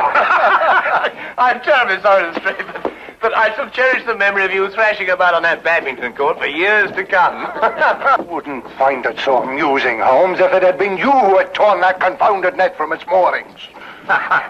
Lestrade, it was simply a question of going under it after all. And I haven't forgotten that it was your insane behavior tonight that made it necessary for us to be running at all. Yes, what were you up to, Holmes? Those shots, I mean. Yes, I assume there was a purpose. Oh, a very definite purpose, Lestrade. Those 3 bullets were bait for a trap. Odd bait, I must say. I trust it was the perfect bait for our purpose. I only hope that our delayed departure from the Deerings won't make us too late to see the trap sprung. You mean it wasn't sprung at the Deering? There were too many people there, Watson. You see, if my theory is correct, then Jack Murdoch's flat should be the place. And I wonder if we can entice this driver to go just a little bit faster. Cabby! Cabby, go as quick as you can.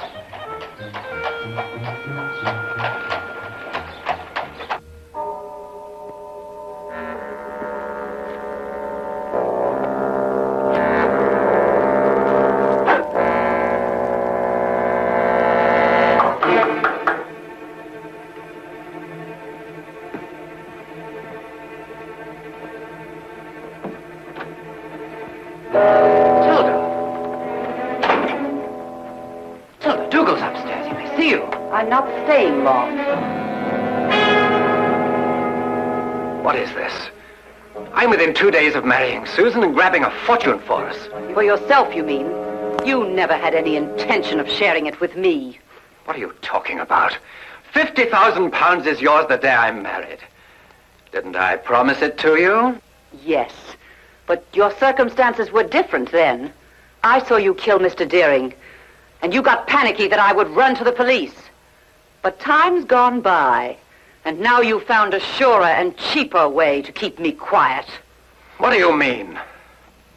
Back at the house before, you had someone try to kill me. Tilda, I told you, I swear I know nothing about those shots. You could never make me believe that. There's only one person in this world who would benefit by my death, and that person is you. I'll never feel safe while you're alive. I wouldn't do that if I were you, miss. Drop that gun. You're under arrest. We heard everything you said. You were tricked, Tilda.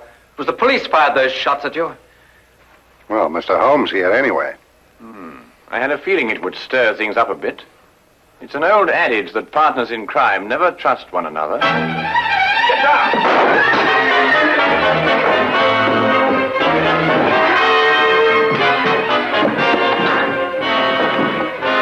Well, I'll be... I've been practicing my ride ever since I met him. Ah, well done, my boy. Well done.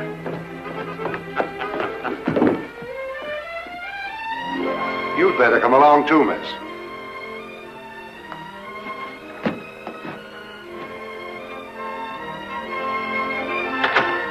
I believe I've outgrown the Aunt Lottie label now. I'm going to ask Susan to marry me. Good for you. First thing tomorrow morning. It's too late tonight. Oh, I don't think it's too late. You don't? No. Definitely not. I'll go right now. Good idea.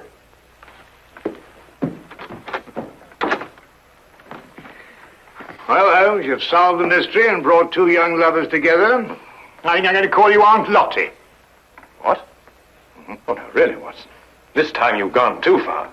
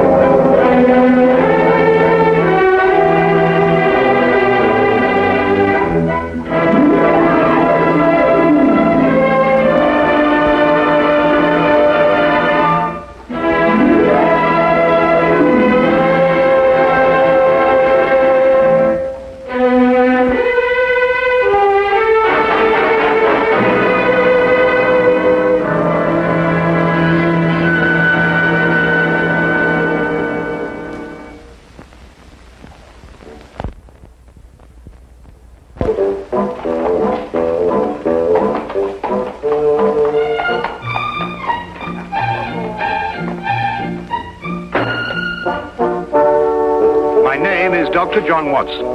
I shared a flat at 221B Baker Street with a young man named Sherlock Holmes. This would normally be a simple statement of simple fact, but I had learned in the first few weeks of our association that the normal process of returning home was in itself an adventure.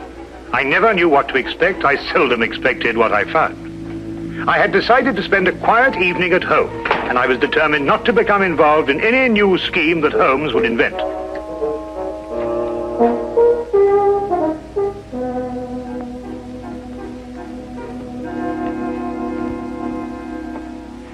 Sulfate gas. Oh? Do you remember the Dietrich case, when the defense tried to prove that no one could produce a deadly poison without a trained chemist? No. Well, I'm going to try it now.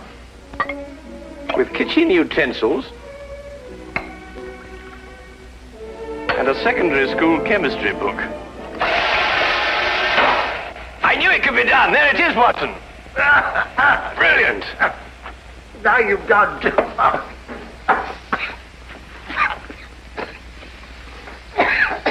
That woman was guilty as a vulture. Clever, too.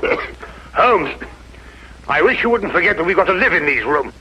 Can't imagine why the prosecution didn't think of this. The gentleman arrived here in a hansom. Appears to be coming up here. What else did you notice about our visitor?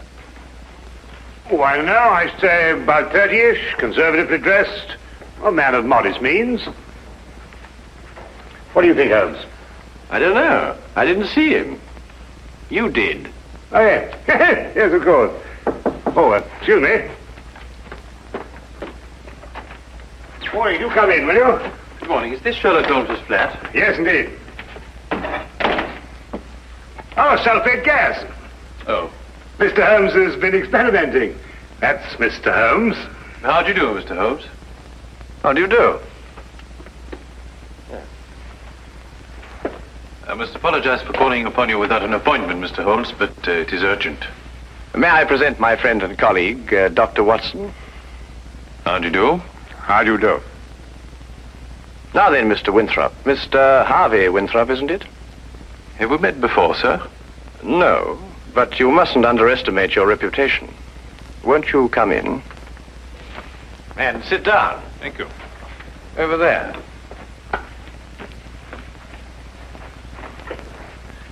I had heard your powers of observation were remarkable, Mr. Holmes. Perhaps you also know the purpose of my visit. I can only say it's a personal matter. How do you know? It is always a personal matter when one consults me rather than the police. Of course. But my reason to see you actually concerns my elder brother, John. It is he who controls the family wealth. In the event of his death, I would be sole heir. Does his death seem imminent? Well, his life has been threatened. In what way? I noticed you didn't ask by whom. You took pains to point out that only you would benefit by your brother's death. If you knew who made the threat, you wouldn't be so concerned with your own innocence. You're right. I do not know who's making these threats. Actually, I don't even know if it is a who. I beg your pardon, sir? Well, it is possibly a what, Dr. Watson. In this case, the heritage of every old family. The family legend. What is the Winthrop legend? Every member of the family, destined for a violent death, finds about his person silver coins. Silver coins? Oh, you mean like those silver coins the pirates use, called pieces of 8? Exactly, Dr. Watson. Pieces of 8 as a warning, and at the time of death, a gold doubloon. Have these coins any special significance? 30 years ago, my father was killed by a fall down the stairs in the main hall of Winthrop Manor. A gold doubloon was found under his body. Was he actually seen to fall downstairs? No. The manor was closed and has remained so ever since. I assume your brother has discovered several silver coins? Each day, for the past 7 days. I see. What has been his reaction? He has decided for the first time in 30 years to reopen Winthrop Manor. In defiance of the legend? Exactly. We are going to be there this weekend. Who is we? My brother, my fiancée, and myself. And I would like you two, Mr. Holmes and Dr. Watson, to be there as well. Well, that's very good of you, sir. Do you have any other evidence to substantiate your belief? I was very young in those days, but I can still remember the sight of my father's body at the bottom of those stairs. Dr. Watson and I will arrive at Winthrop Manor this Friday night. Oh, thank you very much. If there is anything I can do until then, or if there's any question you want to ask me before, please don't hesitate to call upon me at any time. We'll do that. Thank you. Again, thank you, gentlemen. Not at all. Good day, you, sir. Good day. Well, Holmes, what do you think? I think it's amazing the extent to which people will go to obscure the simple facts of murder or threatened murder. You don't believe in the legend? Nonsense. Well, but after all, Holmes, you said yourself that these things very often have a basis of fact. The odor lingers. There was no mention of that in the Dietrich's case.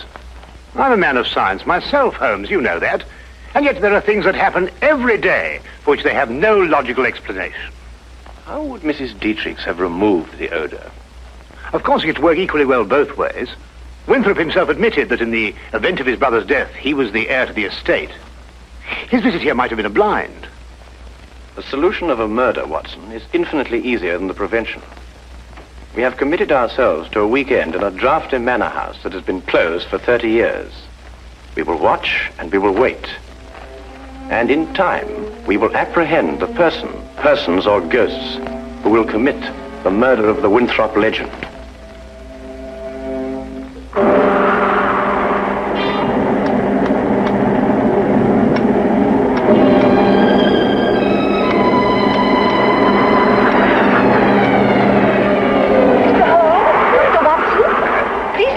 Thank you.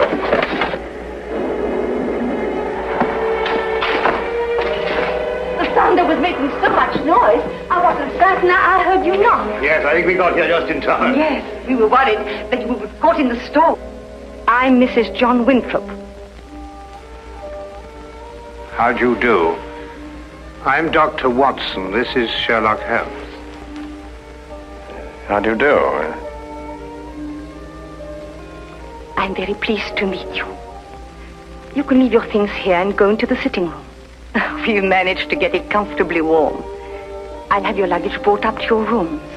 You'll have to excuse the inconveniences of the house. My husband's decision to spend the weekend here was rather sudden. And I'm afraid we're understaffed. Please don't concern yourself with us, Mrs. Winthrop. I'm sure we'll be very comfortable. Oh, there you are. I'm glad you made it before the storm. I see you've already met my sister-in-law. Yes, we have. How do you do? Oh, Harvey, perhaps you can show Dr. Watson and Mr. Holmes to their rooms. Yes, sir, you probably want to freshen up. Good evening, gentlemen. This is my brother, John Winthrop. Dr. Watson. How do you do? How do you do? How do you do? How do you do, sir? I hope you'll be comfortable. Or as comfortable as possible in a house that's been closed for 30 years. I feel I should apologize. Not at all, sir. I'm sure everything will be fine. I hope so. Come down to the sitting room when you're ready. It's a bit more cheerful there. Let me show you to your rooms, gentlemen.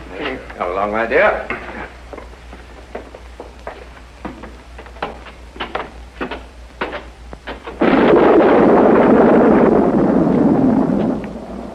You didn't mention your brother was married. Didn't I? I thought I had. Then surely she would be the heir to the estate if anything should happen to your brother. No, the estate upon his death goes to the next male member of the family. Oh, I see. How did Mrs. Winthrop lose her sight? It was a riding accident, shortly after they were married. My sister-in-law is a remarkable woman, Mr. Holmes. She took to her new way of living with cheerfulness and thoroughness. Yes, it's always encouraging to hear of such cases. And it reflects great credit on those surrounding the patient. Oh, Peg, I want you to meet... Dr. Watson. And you must be Sherlock Holmes. Harvey has told me so much about you. Gentlemen, my fiancée, Miss Margaret Hall. How do you do? How do you do, Miss Hall? John and Alice are in the drawing room, darling. We'll be down shortly. All right, darling. I think we're going to have a wonderful weekend, in spite of this old house. Don't keep yourselves from us too long, gentlemen. You're a very lucky man, Mr. Winthrop. She's a lovely girl. As a matter of fact, you know, there's some very good hunting country around here. Do you go in for that sort of thing, Mr. Holmes? On occasion, sir. Not very often, thank you. My wife thinks I'm a bit reckless. She worries about my neck. A glass, my dear. Thank you. That appears to be a preoccupation with more than one member of your family, sir. You mean my brother, too? And the reason for your being here? Nonsense. I said the same thing. And you agree with me? You, too, think it's a lot of rubbish? I don't think we're referring to the same thing, sir. I'm talking about the legend, of course. Ah, I see. May I ask, sir, what precautions you've taken against it? What would one do? How does one fight a myth? Well, what's your opinion, Mr. Holmes? Should I take this matter seriously? You are obviously taking it seriously by defying it.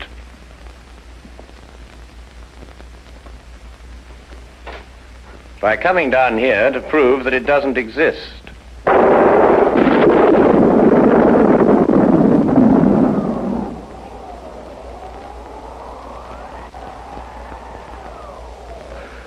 Jove, I hadn't thought of it like that.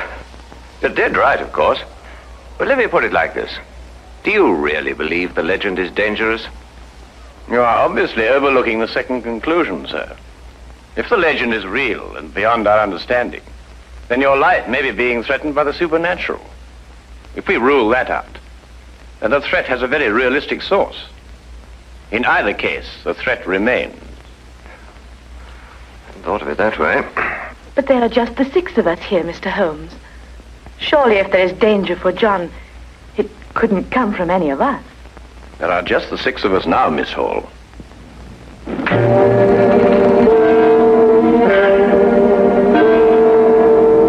But now there are 7.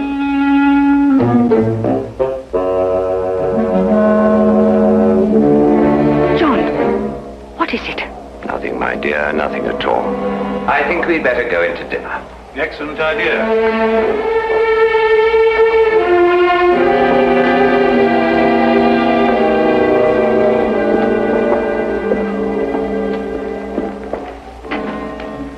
I don't like it, Holmes. Neither do I, Watson. Neither do I.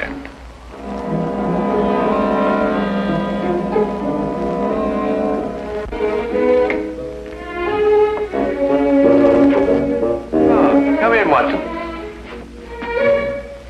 Oh, don't be alarmed, old chap. I don't think this contraption has been fired for centuries.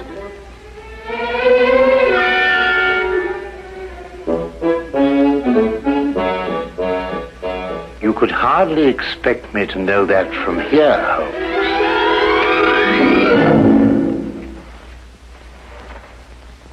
Seems it's working after all.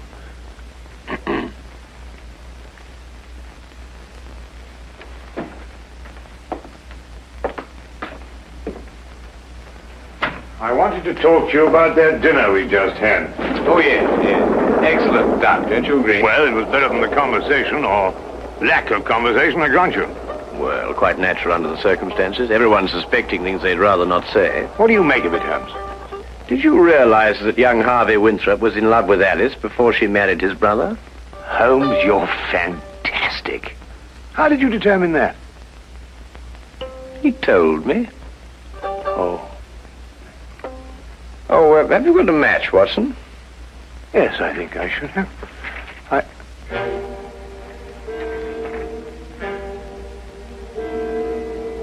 Holmes, look.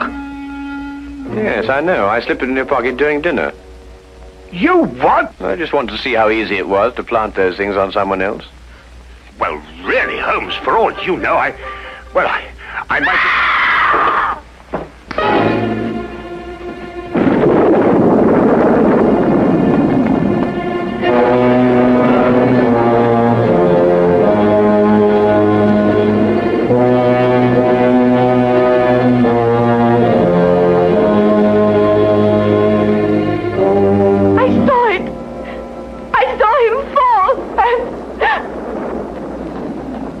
He's dead. Neck broken.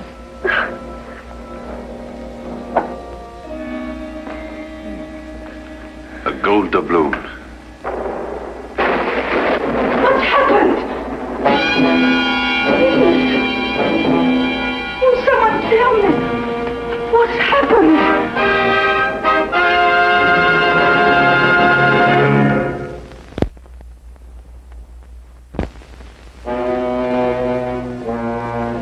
And now, we return to the case of the Winthrop legend.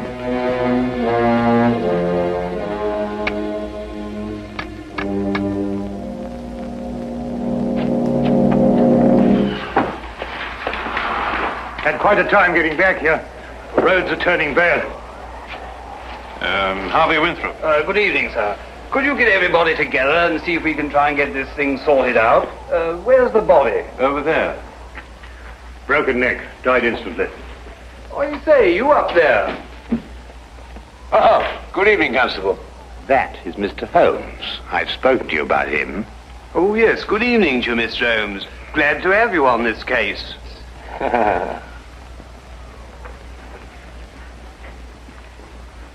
His wife. Been a terrible shock for her. Oh, Mr. Holmes, I'd like to discuss this case with you. I've got several theories. Dr. Watson was telling me coming down in the carriage. I think it would be better if she retired for a while. These will help. Thank you, Doctor. Dr. Watson summarized the legend for me on the way down, but quite frankly, Mr. Holmes, I would say we're opposed to a devilish mind here. Holmes, really? I don't know. What on earth do you think you're doing? A button. At the very least. Observe, Watson, I've almost torn a button loose. Oh, so I should think after all those acrobatics. Are you going to sit like that all evening? And yet the late Mr. John Winthrop fell down a long flight of exceptionally sharp stone stairs without damaging his clothing. What's that? I'd better check. Yes, I think you had. He may not have torn a button, but he suffered some very severe damage to his neck, I'd like to remind you. An indisputable fact, my dear Watson. Well, what are you getting at, Holmes? That's right. Now we're getting somewhere. Come on, Watson, let's examine the situation more thoroughly. The killing blow was struck at the back of the neck, is that right?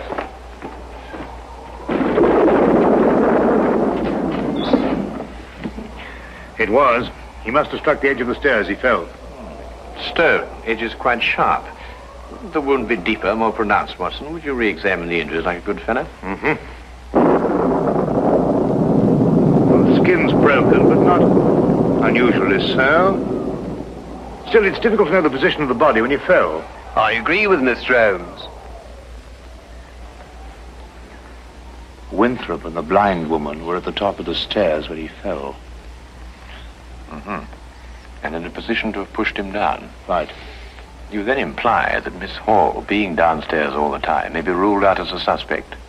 Well, I should take that as a prima facie proof of her innocence. You really think so, Watson? Mm-hmm. What's that?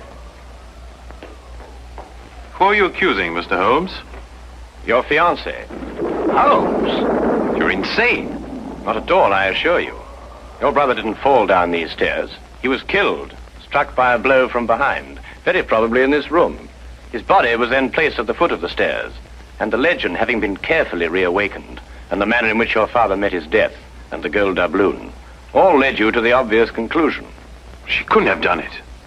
I assure you she could. But Holmes, she had no motive. The estate now passes to Harvey Winthrop. Well, yes, I'm the only one who had a motive. I would say you and the lady you are going to marry. Are you going to report her to the police? Less than useless, I'm afraid. No court in this world would ever convict her on the evidence we have. Well, assuming you're right, and mind you, to me it's only an assumption, there's nothing we can do. Yes, there is. We can at least remove the assumption. Come with me, gentlemen, into the drawing room.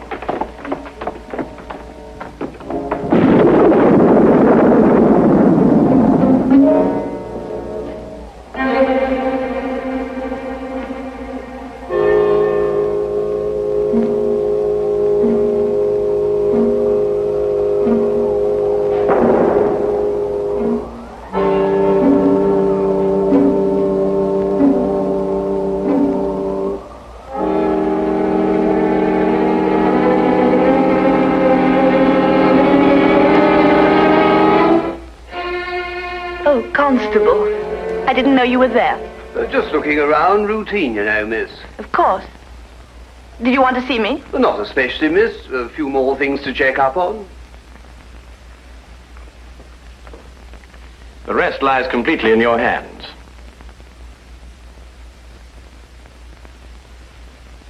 Alice is resting now. Not sleeping, but... Oh, this whole thing is horrible. If you'll forgive us, Dr. Watson has a medical certificate to fill out. Yes, I should attend to that.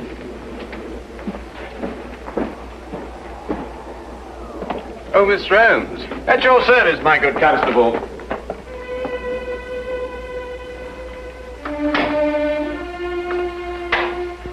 That Holmes. What a peculiar man. What? Oh, Holmes, yes, he is, isn't he? Peg, Yes? Well, this is difficult to say. What is, darling? In light of what's happened, I think it's best we break off our engagement. Break off? But why? Well, there's certain to be a mess in the papers about all this.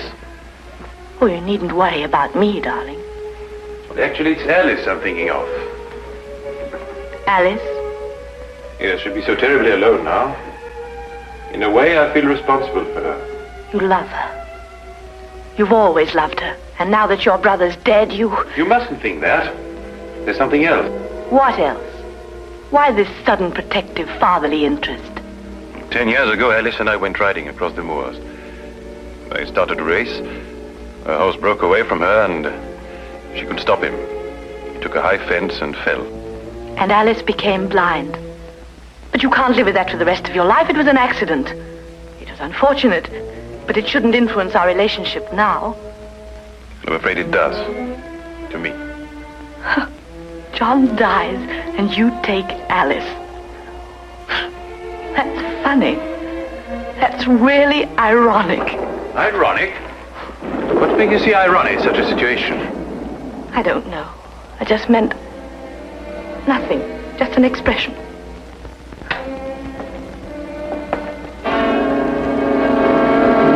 Very interesting choice of words, I might add.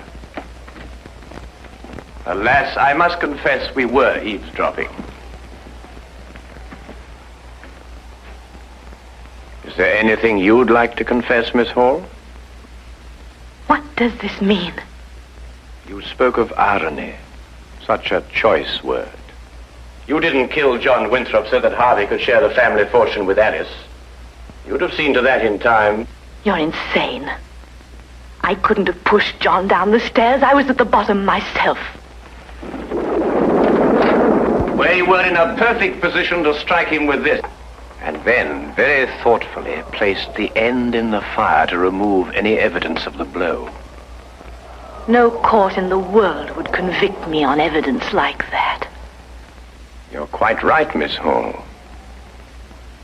But you know the facts. And we know the facts.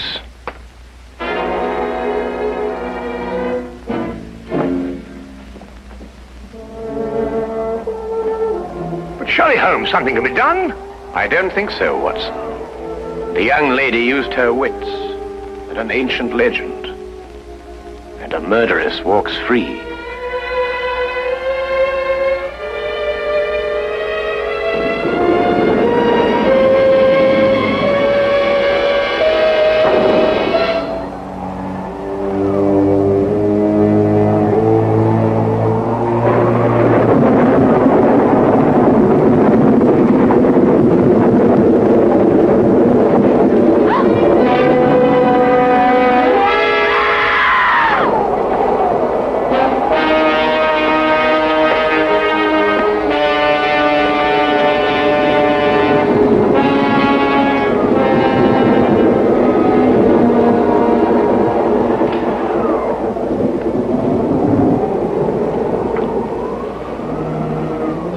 It's a gold doubloon.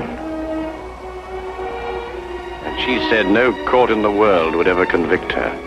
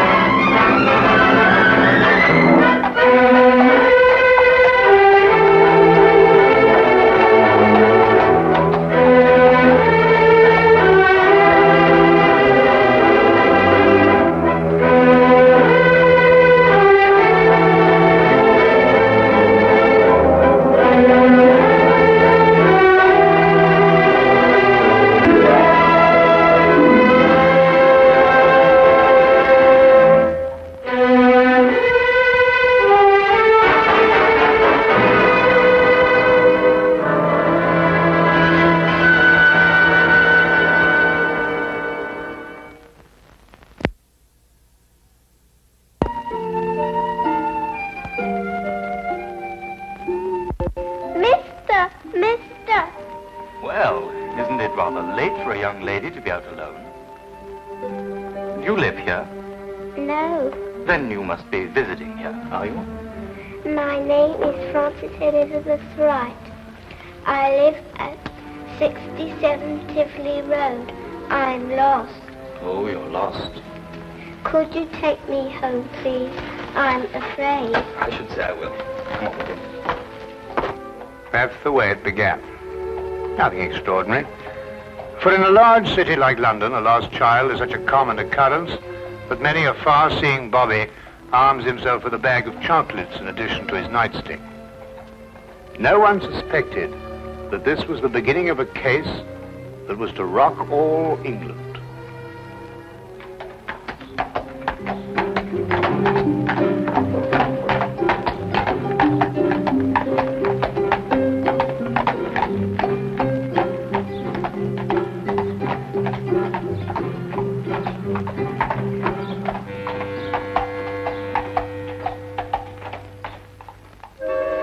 All right, if you insist. I know this man isn't going to do us any good. But what's the use of talking to you? Just as stubborn as your mother. I suspect we're having visitors. Oh, really? 23 and 27.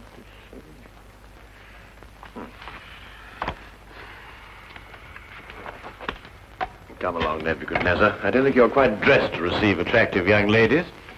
There, in you go.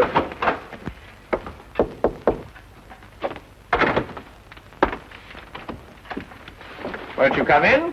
Mr. Holmes, Sherlock Holmes. At your service, sir. Martini. George Martini is my name. This is my daughter, Margaret, who is of the stubborn opinion that you can help her. It will be a privilege, sir.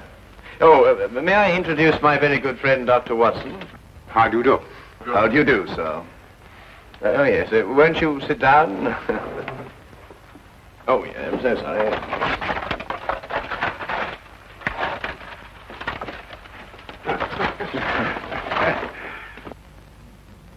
How can I be of any assistance to you? This is rather a confidential matter. Oh, yes, yes. Dr. Watson is both the soul of discretion and my invaluable colleague in all my cases, especially the more delicate ones. I see. Well, there's this fellow, Richard Trevor is his name, who's been courting Margaret here. A sly one, if I ever saw one. I could tell by the shape of his ears, and the fact that he belonged to that upstart Shield and Castle club. There was nothing wrong with his ears. They were beautiful, both of them. Nevertheless, he gave her the impression that he was going to see me last night and ask for her hand in marriage. Instead, the scoundrel sent me some fantastic note about being detained and then never appeared at all. I want you to find out what happened to him. What did Mr. Trevor say in his note? That he would be detained because he had run into a little girl who was lost and was taking her home.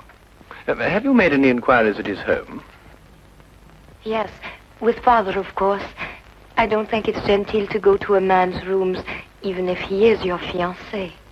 Quite right. Quite right. There was no sign of him, but his clothes were all there. He wouldn't run off without his clothes, would he? No, hardly. The pure guess. A deduction. Just as I deduced that you have a scar on the left side of your head, which you received in a naval battle. I'll be bound. How did you know that? Well, a right-handed man normally parts his hair on the left. Your parting is on the right, thereby indicating that you've changed it at some time or another to hide a mark. As to how you got it, that's obvious to me by the fact that you carry on your watch chain the insignia of His Majesty's ship Assault, which everyone remembers distinguished herself heroically off the coast of Africa. Well done, Holmes. I declare, well done. Will you investigate, Mr. Holmes? We'll look into the case immediately, Miss Martini. And as soon as we have any information for you, we'll let you know. I shall be forever in your debt. Mm-hmm. Or I will be after I see his bill. Here's our address. That won't be necessary, sir. I saw it marked on your hatband when you came in. If you'll forgive me, sir, a rather extraordinary precaution against the loss of a bowler only worth 2 guineas. Come, dear.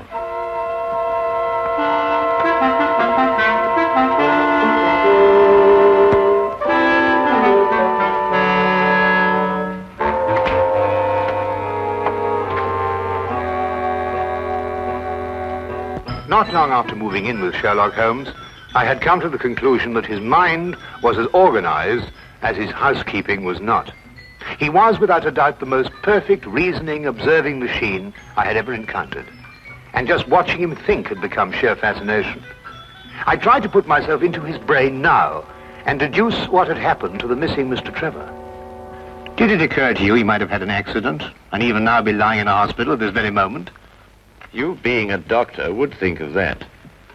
But if that were the case, surely the hospital would have informed someone by now. Maybe he skipped off and left her then. There's no guarantee he won't come back for his clothes or have them sent on to him. I'd grant that if he hadn't sent that note. A man deserting a girl isn't likely to send a note at all. And if he did, he couldn't conceive, as Mr. Martini put it, of such a fantastic one. The case is more than complex, Watson. And when we solve it, we shall also know what became of the others. What others? Oh, Watson, would you pass me my tobacco pouch? Well, where is it? It's in the toe of the Persian slipper, under your chair. All right. There you are. Oh. Thank you, Watson. Now, what others? Well, it's come to my attention during the past 2 weeks that 7 men have disappeared, totally evaporated from the face of London. They had no reason to run away, every reason to stay. Trevor fits perfectly into this fabric. You mean then that there's more in this than just the disappearance of that young lady's fiancé? Unless you accept 8 consecutive coincidences. Could you accompany me this afternoon? Where? To the last place where Trevor must have been before he met the little girl. But you don't even know where that was. I'd say it was the upstart Sheldon Castle Club. Why there? Well, if you were about to confront a man like Mr. Martini to ask for the hand of his daughter in marriage, what would you do first? I'd probably have a couple of stiff drinks first. And if you were a member? At the Sheldon Castle Club, eh? By Jove, Holmes, of course. That's just what I would do. You see, Watson? You've been of invaluable assistance to me already.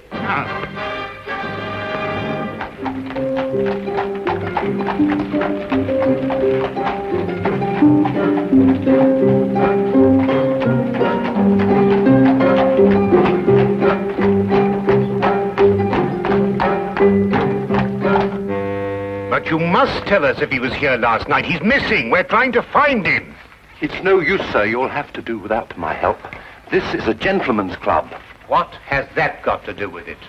He may not want to be found, if you know what I mean, sir. Now, look here. That's the way it is, sir. I'm sworn to preserve the privacy of our members. And having 2 little tots to feed, I'm not one to invite getting the sack.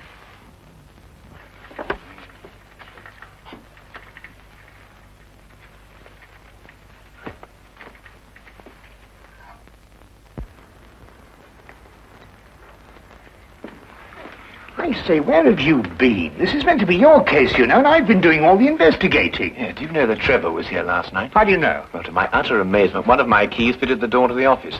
I went through all the chits and found one signed by him. It's just as you thought. He boasted his courage with the aid of stimulants from the bar. Do you mean you've broken into the office? You want to have us arrested? Us? Yes, by keeping the barman occupied, you served as my accomplice. Now, really, Holmes, you've gone too far. Now, the thing to do is to find the carriage that both Trevor and the little girl took. How do you know they didn't walk? Well, if she lived near enough to walk home, is it likely that Trevor would have sent a message saying he was going to be detained? What extraordinary reasoning. Not extraordinary at all, my dear fellow. Really quite ordinary. Oh, what on earth do you think you're doing, mate?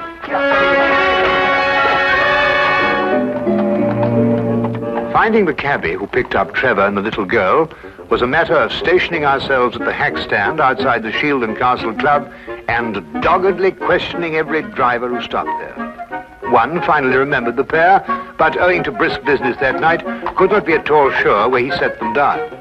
The address he brought us to was a guess, and from the looks of it, a very bad one. Well, I think we're on a wild goose chase. Doesn't look as if anyone's lived here for a long time. Do you realize these papers are at least a week old? Well, then the cabby made a mistake. He's brought us to the wrong address. You know, without very much difficulty, I think I might be able to... Holmes, please, not again. You good fellow, and keep a good lookout, will you? Look, Holmes, this is housebreaking. We can go to prison for years for this. You can't just go opening doors all over London just because... Holmes, no, there's somebody coming. Just stand in front of me and behave quite normally, eh?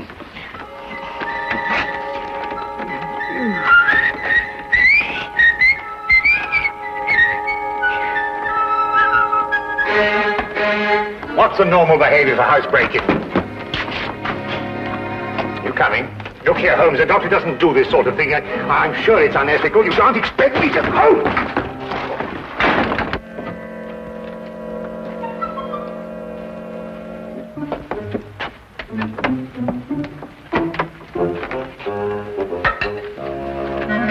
What are we looking for?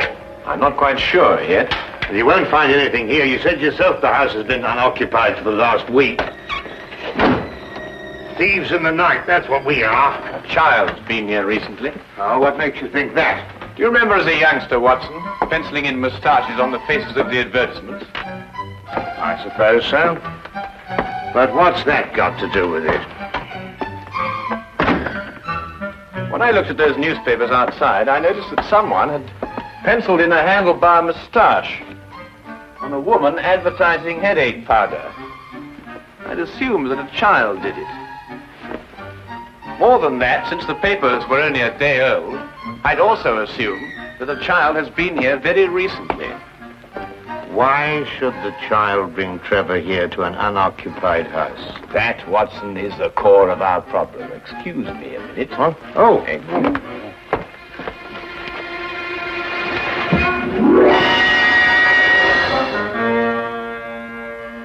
Good heavens!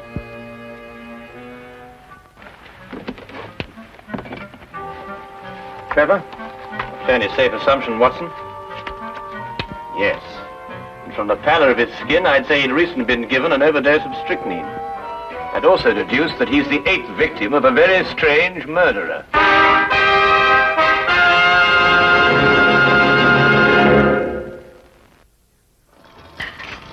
Dash the tea, Holmes. I'm waiting for some word from you. About what? Well, about the murder. Ever since we got back here, you've behaved as if nothing had occurred. And yet I'd wager anything that you're hot with some theory as to who's done it and why. I'm afraid we've run out of Indian. I think we've got some china, if I can find it. My guess is it's a cream passionel. Are you ruling out the robbery motive? Trevor was left without a shilling.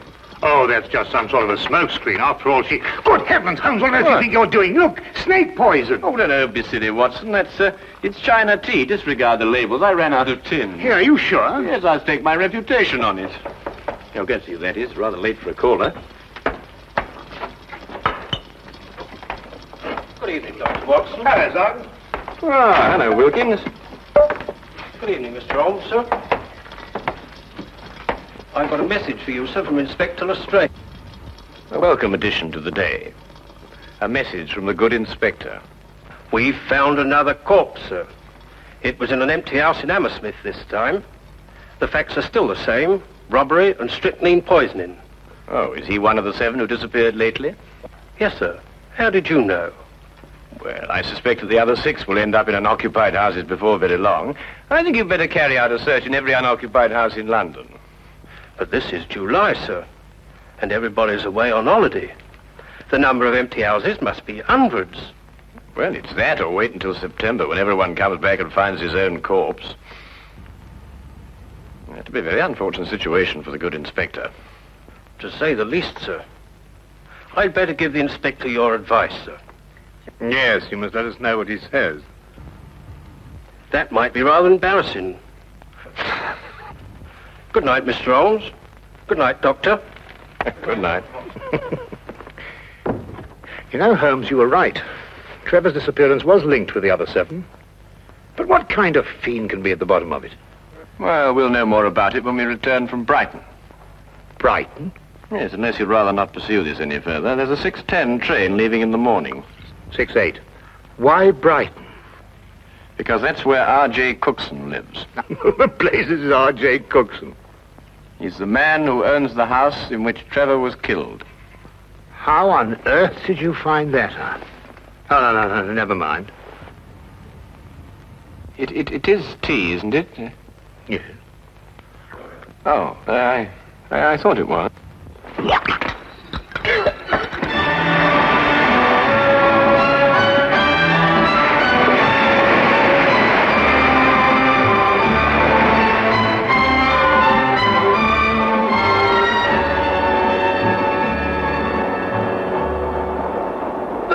Have you ever heard anything so incredible? A corpse in my fireplace.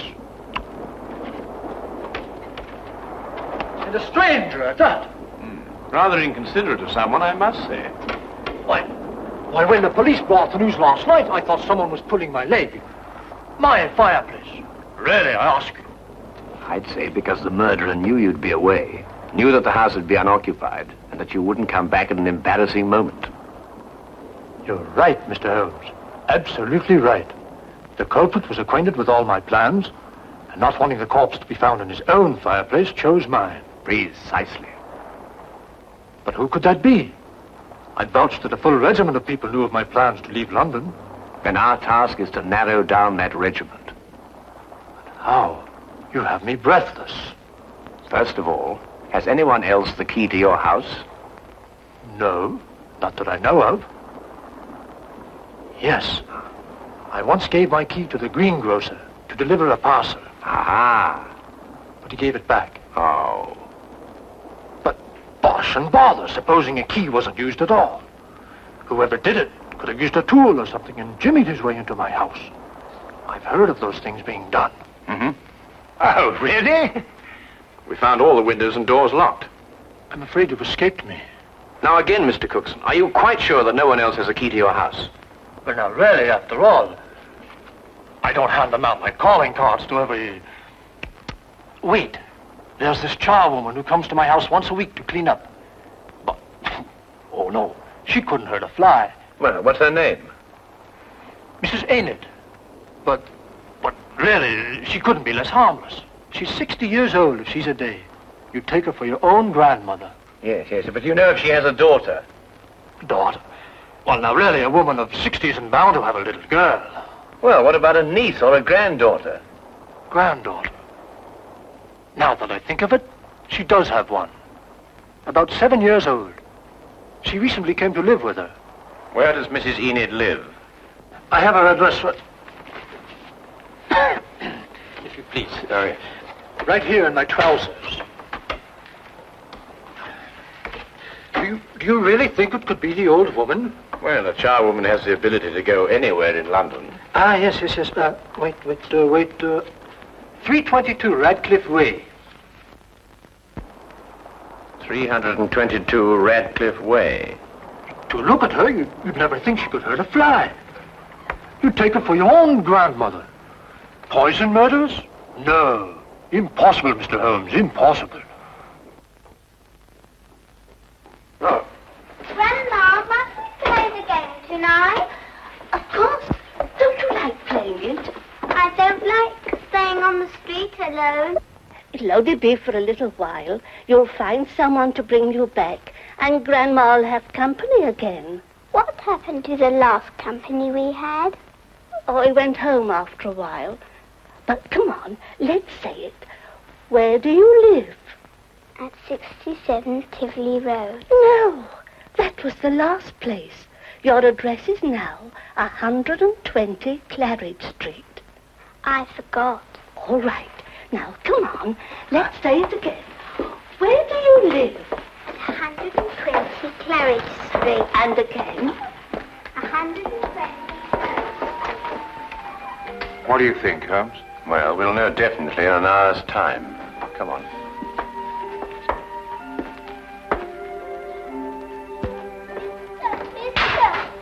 Oh, hello. Oh, well, it's pretty late for a little girl like you to be out on her own. What's your name? My name is Frances Elizabeth Wright. I see. And where do you live? I live at 120 Claridge Street. I'm lost. Oh, dear. That would mistake you home. Come along, then. You must come in and try some of my divinity fudge. It's the least I can offer you for your kindness in bringing Francis home. Well, that's very kind of you, but really I ought to be getting along. It's just been made. Delicious. You'll make an old woman very happy if you'll try the first slice. Oh, very well then. I am rather partial to divinity fudge. Francis. Thank you.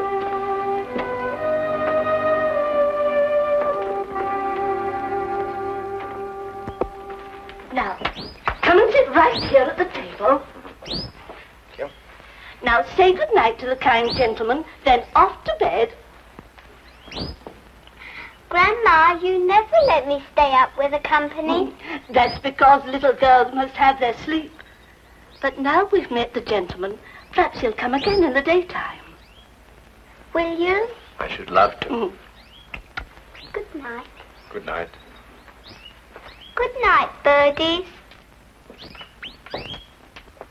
Isn't she a lovely girl? And she'll grow up into a beautiful woman and have a life of ease. Yes, that's the important thing. A life of ease. Time to enjoy the world and... Here, you're waiting for some fudge, and I'm prattling away.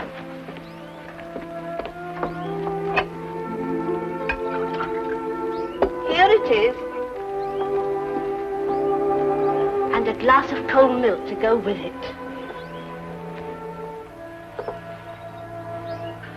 Won't you join me?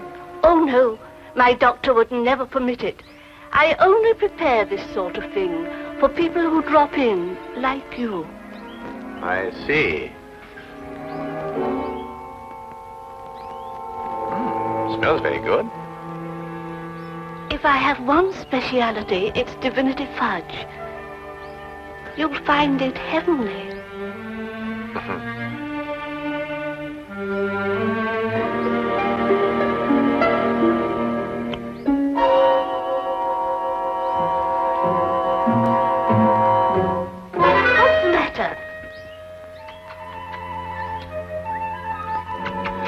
Nothing. I just wanted to give the birds a bit first. Don't! Birds don't eat fudge. Oh, yes, they do. They love it. Come on, old chap. Have a... No, you can't. Who are you?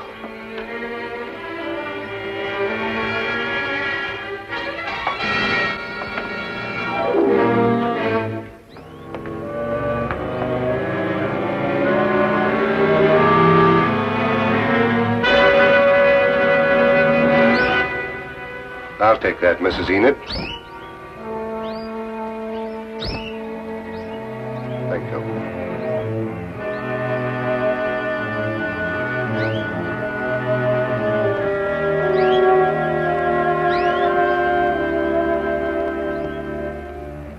I needed money for the child.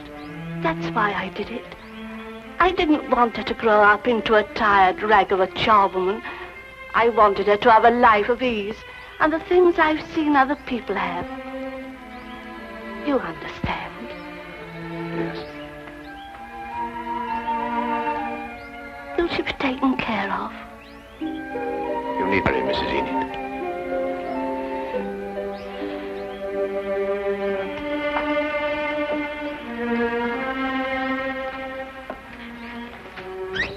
I wish now I hadn't tried to poison you. You might have visited us again as you promised, and we'd have been such good friends.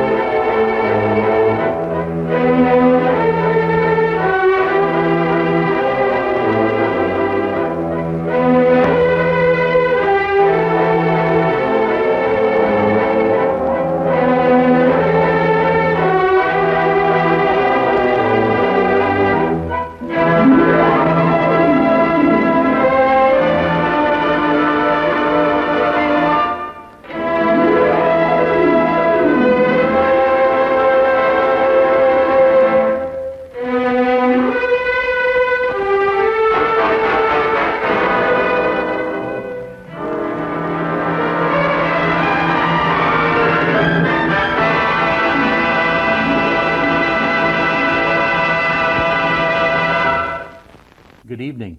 I'm your host and Mystery Master, Randall Schaefer. We want you, the viewing audience, to be the Mystery Masters.